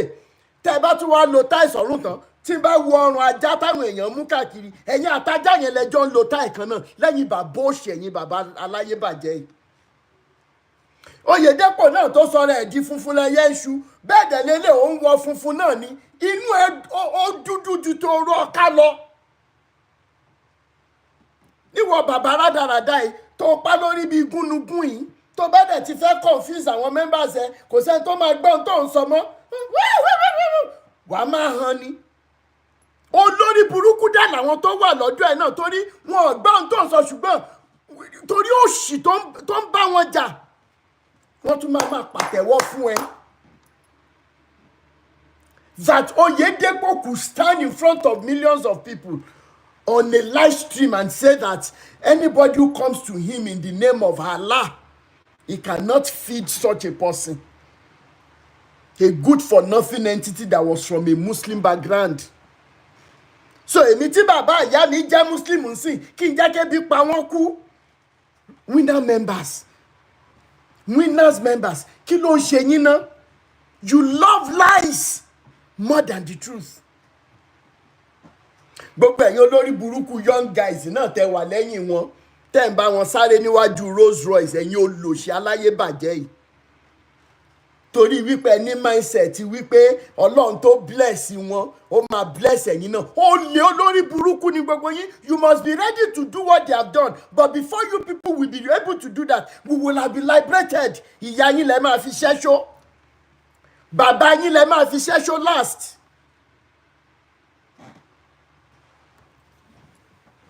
Ẹ̀yin olòṣì dédé akúmámọ̀nà ọ̀run. The video is now going viral. Pé Kúmúyì ní gbogbo tóun ṣe Ọlọ́run kọ́ ló ní kó òun ṣe. It doesn't God. I'm going to remove everything. What about the lies that you have destroyed? Ma send the voice note kan síta. This wonderful man Ondo Ekiti man wọ́n ti fẹ́ fi voice note pa mí. Experiences. Alanti yẹn ti fẹ́ wọ 50 something or 60 something. When you hear the voice note, you will laugh. Ìgbé ẹni tó ń bá àǹtí ìgbélé ara deeper life dẹ̀ ni àǹtí. Bó ṣe máa bó gbogbo ẹ̀ mọ́lẹ̀ lélẹ̀. Níbi tí Kúmúyì báyé àwọn èèyàn jẹ́dé. Àná àwọn ọmọ Nàìjíríà ò máa jáde ká máa sunkún sórí pé wọ bàbá yìí. Àníṣe ò lè kúre, ò dẹ̀ lè súnre. At the end of the day, wọ́n lẹ́ni tó ń bá àǹtí yẹn gbélé níjọ́ tó rí ní àǹtí ìpọ́n. àṣebá tí ìṣe file ẹ máa gbọ́ voice note yẹn kì í kú ṣe mi mo sọ you be surprised níbi tán bá kò dẹ̀ tí ì lọ́kọ phd kìíní ó dàdẹ ni etí ibi tí kú mú yìí bá yín dé lélẹ̀ ìyàwó bàbá dẹ́kun bàbá tó ti sáré mú ẹlòmíì wọ́n wá ń sọ àwọn ẹlẹ́sìn òṣì ta ló kàn tẹ́ bá fẹ́ virgin ìyá 62 tí ò dòkórí whose business. Where is Bimbo Odukoya today? Torí message titi ẹ̀ náà in the 90s. How many of you remember? I married as a virgin. I married as a virgin. I married as a... Ṣé káwọn tó tí ò kì í ṣe virgin? Ṣé ká lọ kú dànù ni? Àwọn tá kì í ṣe virgin ṣé ká lọ pasán ni? I married as a virgin. I married as a virgin. Where is she today? Títóbi Ọlọ́run ọba kan tún nìyẹn. That's enough. That is even enough to let you know that God is no respecter of persons. He is not. Tó bá ń ṣàmì ẹ̀ṣẹ̀ ta ló lè dúró nu gbogbo wa yìí? Who? Give me one person that can stand. So as many people that are listening to us today, you are seeking God. You have to seek God. You want to seek God. You have started seeking God. Please, I am pleading. There is no true God in all these denominational covens and shrines that you think God is. God is in your house. I am pleading with our young men and young women. Ẹ tètè padà sídìí orísun yín, bàbá àti ìyá yín tá bá ṣì wà láyé. And we use this opportunity to plead with us. It is not even because the pastor or prophet told you, but something happened when you were growing up. Your dad didn't take care of you. He abandoned you and your siblings with your mother and everything. So you are still carrying the guilt. And you are in church thinking that the church can fill the space. You are the biggest liar. I know it is not easy. Come and ask me. And I will round up with this experience. Your mother has offended you. She abandoned you to your fathers when you were growing up, and now that you have arrived, you don't want to have anything to do with that mother. Yes, it could be very painful. Family love has been eroded. Members. And that is where we are going back to it. 2015, a year after I got here, I was in that warehouse, I was working. The intuition that I jokingly say, Alijonu brought something. Tí bàbá ẹ bá kú lẹ́ni, kí ló máa jẹ́ kó sunkún kíkó rojú? Mo fi títóbi Elédùmarè ṣe ẹlẹ́rìí lónìí. I didn't need anybody to tell me the answer. I just went straight to my supervisor and said, I needed to make an important call. Ìyá tó bí mi lọ́mọ máa ṣe ẹlẹ́rìí nǹkan tí mò ń sọ yìí. Then I went outside. I picked my phone. I called my mom. I said, ẹ bá mi wá phone number daddy. Kí ló dé, kí ló ṣẹlẹ̀? Mo ní ẹ bá mi wá. Tí n bá ti ń fi pocket money yín ránṣẹ́, ẹ máa bá mi fún wọn ní nǹkan. Was it easy for me to do it when I think about my growing up experiences? No! Was it easy that I was working in -20, -30, -40 to cater for a man that didn't cater for me? No, it wasn't easy, but it was a must. And finally, we started communicating. I started realizing that, see, most of our parents, no, I won't lie to you, you don't know what happened when they did what they did to you that is making you to be hungry today. So I am begging you and pleading with you, do all you can to locate them. Let's start the healing process. Let's start to forgive, even when it means in tears. And finally, I went home. I had to locate my dad. We had to talk. Then 2018, I arranged that we'll have the family get together. And that would be the first time that we were together. We arranged it in Ghana. And that was the day I was able to tell my dad my mind. Ẹ mọ dúpẹ́ lọ́wọ́ Ọlọ́run pé gbogbo nǹkan tán lẹ́ ṣe ń gbà yẹn Rótìmí ò tí ì dàgbà o. My dad replied, kí ló bá ṣe mí?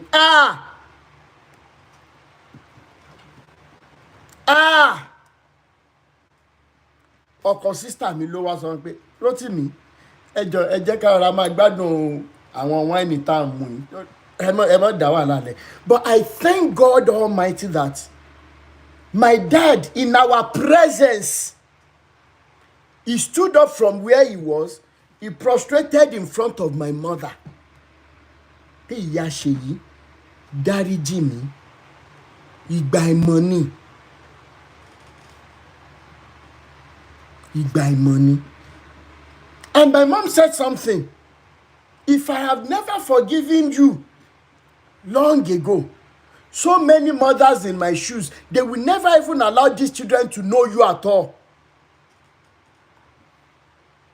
I am telling you, and I saw the soberness in my dad, and you know, I went outside my sister's house and my in-laws' house.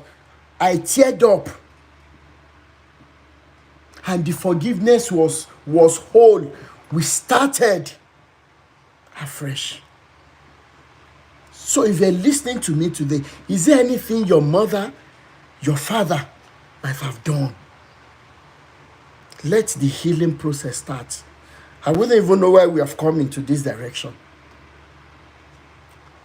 They didn't know any better. Some mothers had to run for their lives. Don't think that it was easy for her to have left. It wasn't. Some fathers told Rarekiri, you don't know what happened. Yes, the fathers were supposed to be there. They were supposed to protect us. They were supposed to make us feel confident of ourselves. But they didn't. Some things happened. I am begging us today.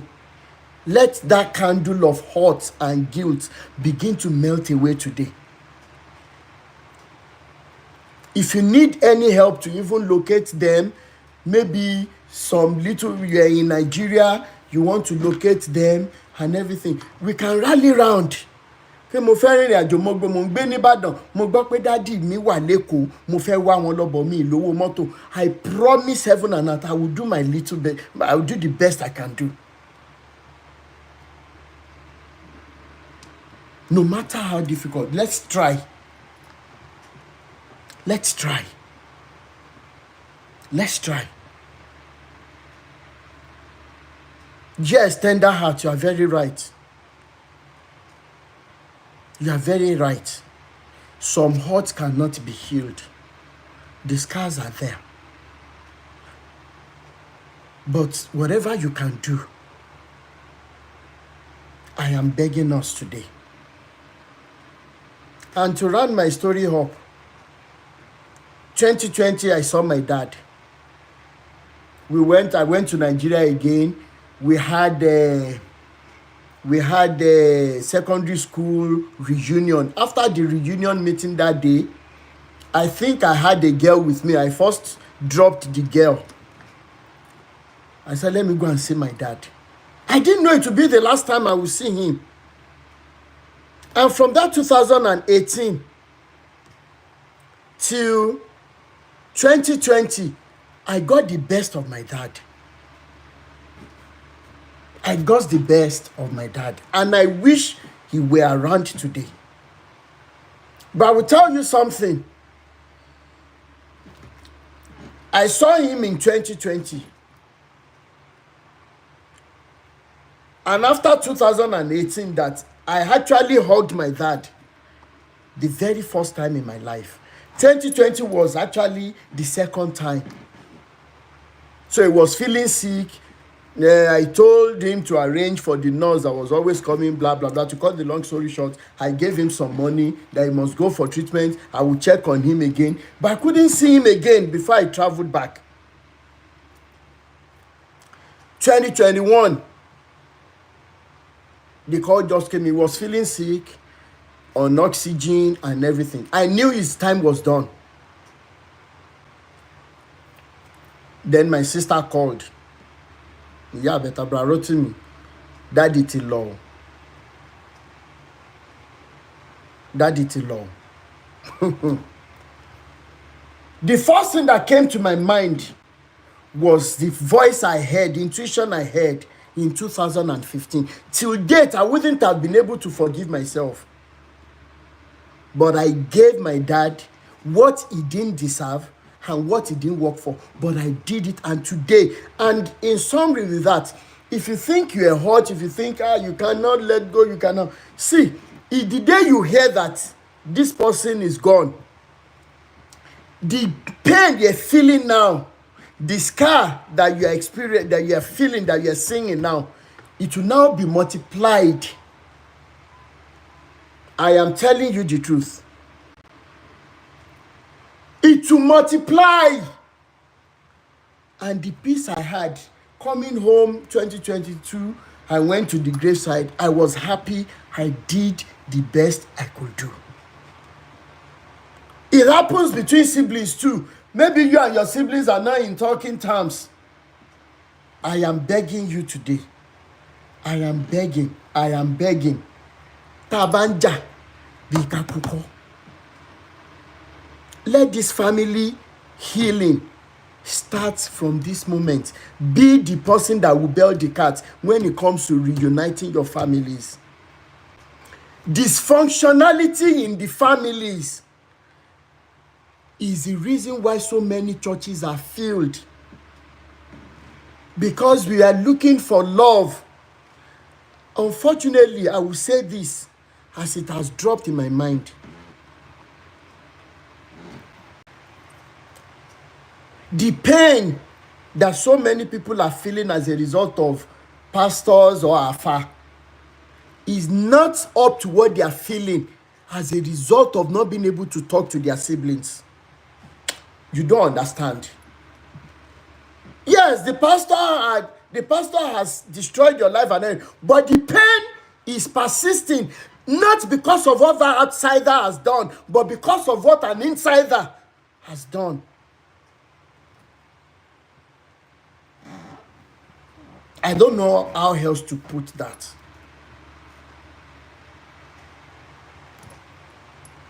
If you truly love someone, you're expecting so much from them. I don't know how to explain this. Èékánná tẹ́ni yẹn máa já ẹ. Ó máa dùn ẹ́ ju ẹni tó gún ẹ nígò, but ẹni yẹn kì í ṣe pé ó nífẹ̀ẹ́ tó ẹni tó já ẹ léèkánná. I don't know whether that is making sense. Family healing. And immediately you begin to heal up. Immediately you close that gap. You are going to be amazed as how fast the whole thing. And most times it is ego and pride. Oh my indawa, oh she can buy for me, oh she buy for me, oh dominga. And I won't lie to you, when that moment comes, allow the tears to roll. When you remember, allow the tears. I had my own moment too, concerning my dad. Those days I needed a fatherly figure to come out and say, yes, I'm his father. Be so proud of me. Or maybe when they said my result came out in Songo High School. You can go to Songo High School, Ibadan, that is now Humani Alaga. I don't think anybody has beaten my result till date. And I wrote my WAEC either 96 or 97. I think 96. Say one wrote to me. There's one man there who was our chemistry teacher. Mr. Tijani. I think he was the principal some years ago. Amoradada. I was waiting for that moment. I wanted to make my own dad proud. But it was not there. So those moments were there that I would cry, I would weep and everything. But I still had to be there for him when I didn't have to. And when he was gone, the pain was lesser. I was happy that I did the little I could do. So, I am begging you, if you can use the power of communication, don't use destructive method. Use the constructive method. People start all over again. The betrayal of family, like Mo Samuel just said, oh, lágbára gan. ó lágbára. Even my own sibling that were here together, and if I thought about the fight we've had before, me too bẹ́ẹ̀ sọ̀rọ̀ ọmọ láyé mi, kíní kan ó ṣerú nǹkan báyìí fún mi, kíní kan. But we're here together. And when they came in, oh, this is what you've gone through to be there for all of us, blah, blah, blah, blah. Thank you so much. So I am begging us today, family love. Thank you so much, MC Jerry. Jami tí n bá parọ́, MC Jerry. Nítorí ẹ̀ ní ò ṣe dá kéèyàn máa parọ́. In the history of that Sango High School that is now Mani Alaga, Mr. Tijani knows me very well. When we had our reunion 2020, ìwọ ọmọ oníjọ̀gbọ̀n elélé. Ìwọ ọmọ jọ̀gbọ̀n elélé. And we hug each other.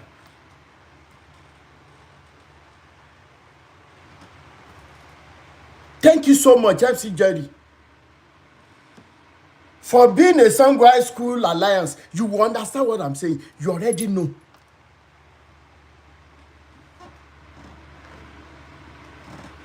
Even though people were celebrating me then, the best graduating student, you cleared your results once.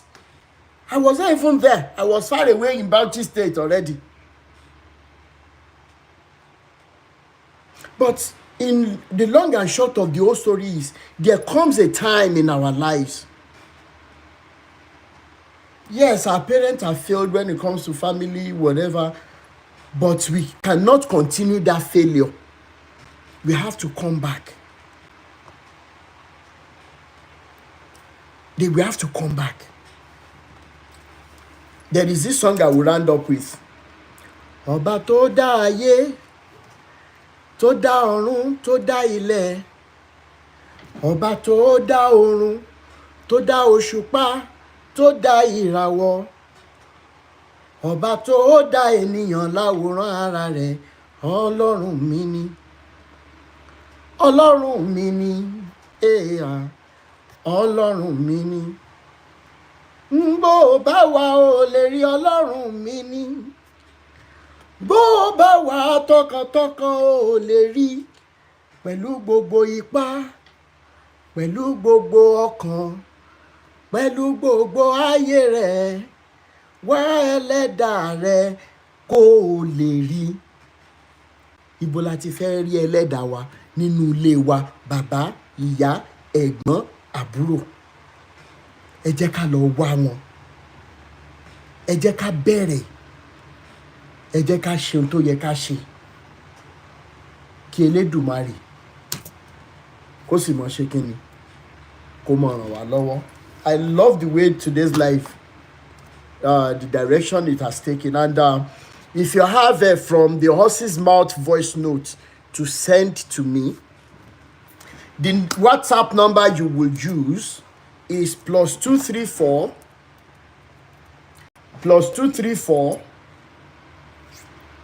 81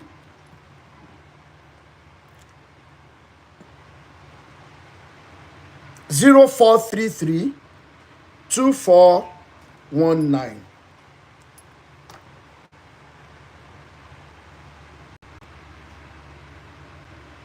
Oh my God, I should read this comment.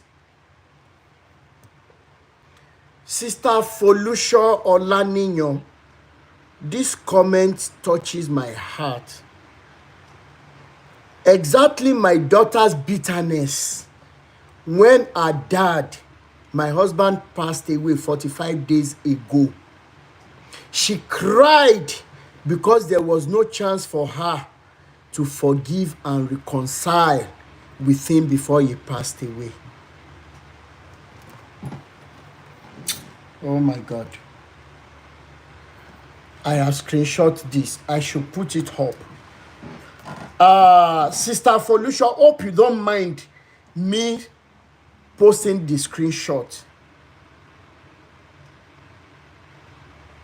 Please, hope you don't mind. This is one of the most emotional comments that I've seen all my life. The dad passed away 45 days ago. She cried because there was no chance for her to forgive and reconcile with him before he passed away. Thank you so much. I will post that. I already made a screenshot.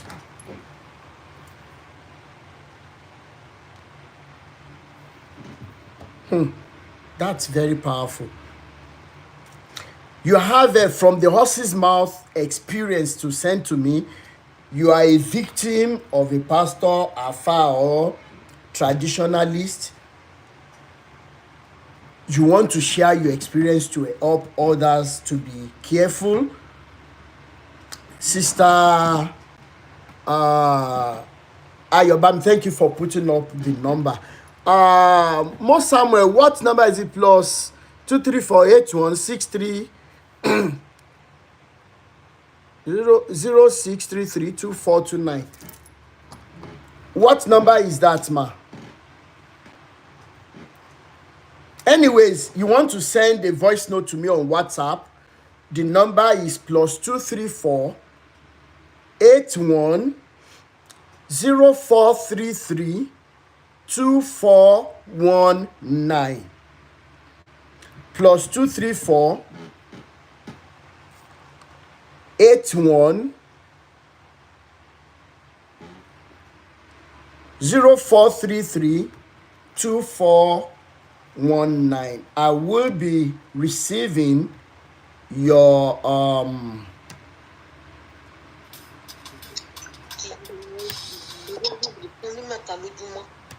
Timi underscore baby.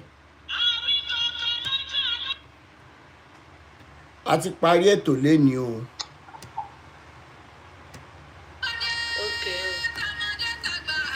Ṣẹ̀gbọ́n, tẹ́ bá fẹ́ send voice note sí mi lórí n tó ṣẹlẹ̀ plus 234 81 0433 2419. Thank you, Mo Samuel, for putting that up as well. Thank you so much. MC Jerry, I will private chat you of a lady that is trying to connect with the first born of their family in life. Thank you so much. Drinks Galleria, thank you so much. I appreciate every one of you. YouTube was so massive today. At the time, we are having like 148 people watching. Thank you so much, everybody. And TikTok family, I appreciate every one of you. If you have not followed this page, please follow back. I will follow immediately. I end the live stream now. I will follow back. And Facebook family, I appreciate every one of you, even though time will not permit me to mention all the names. I appreciate every one of you. And this liberation, good evening, Indukwe Mabel, thank you so much. I appreciate every one of us standing in gap to make sure that this liberation reaches everybody. And one of the things we can always do is to continue to spread the tentacles. I have a friend who Oluwaseun James. Actually, it's not every day because I go to work. For example, I'll be going to work tomorrow, Monday, and Tuesday. The next day is going to be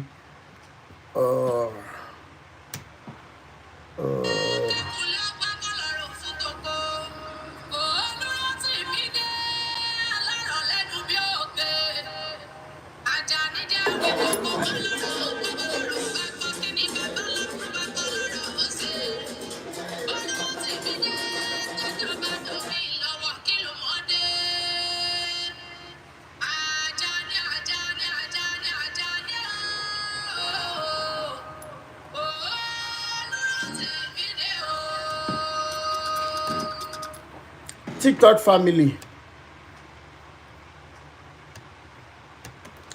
I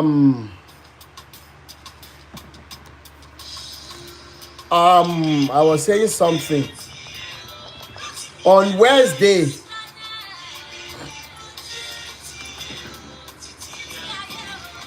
On Wednesday, I will be having on Wednesday I'll be off work, or Thursday.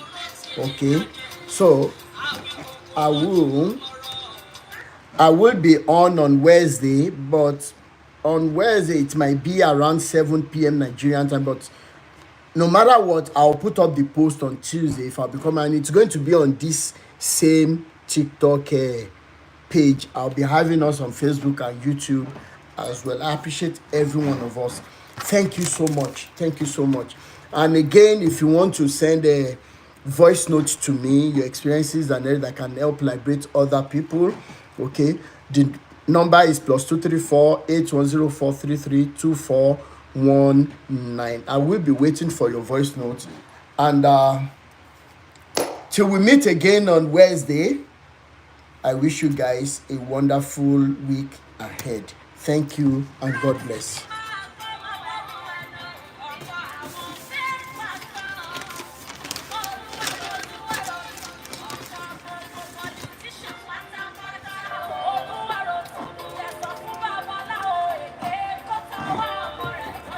Mm-hmm.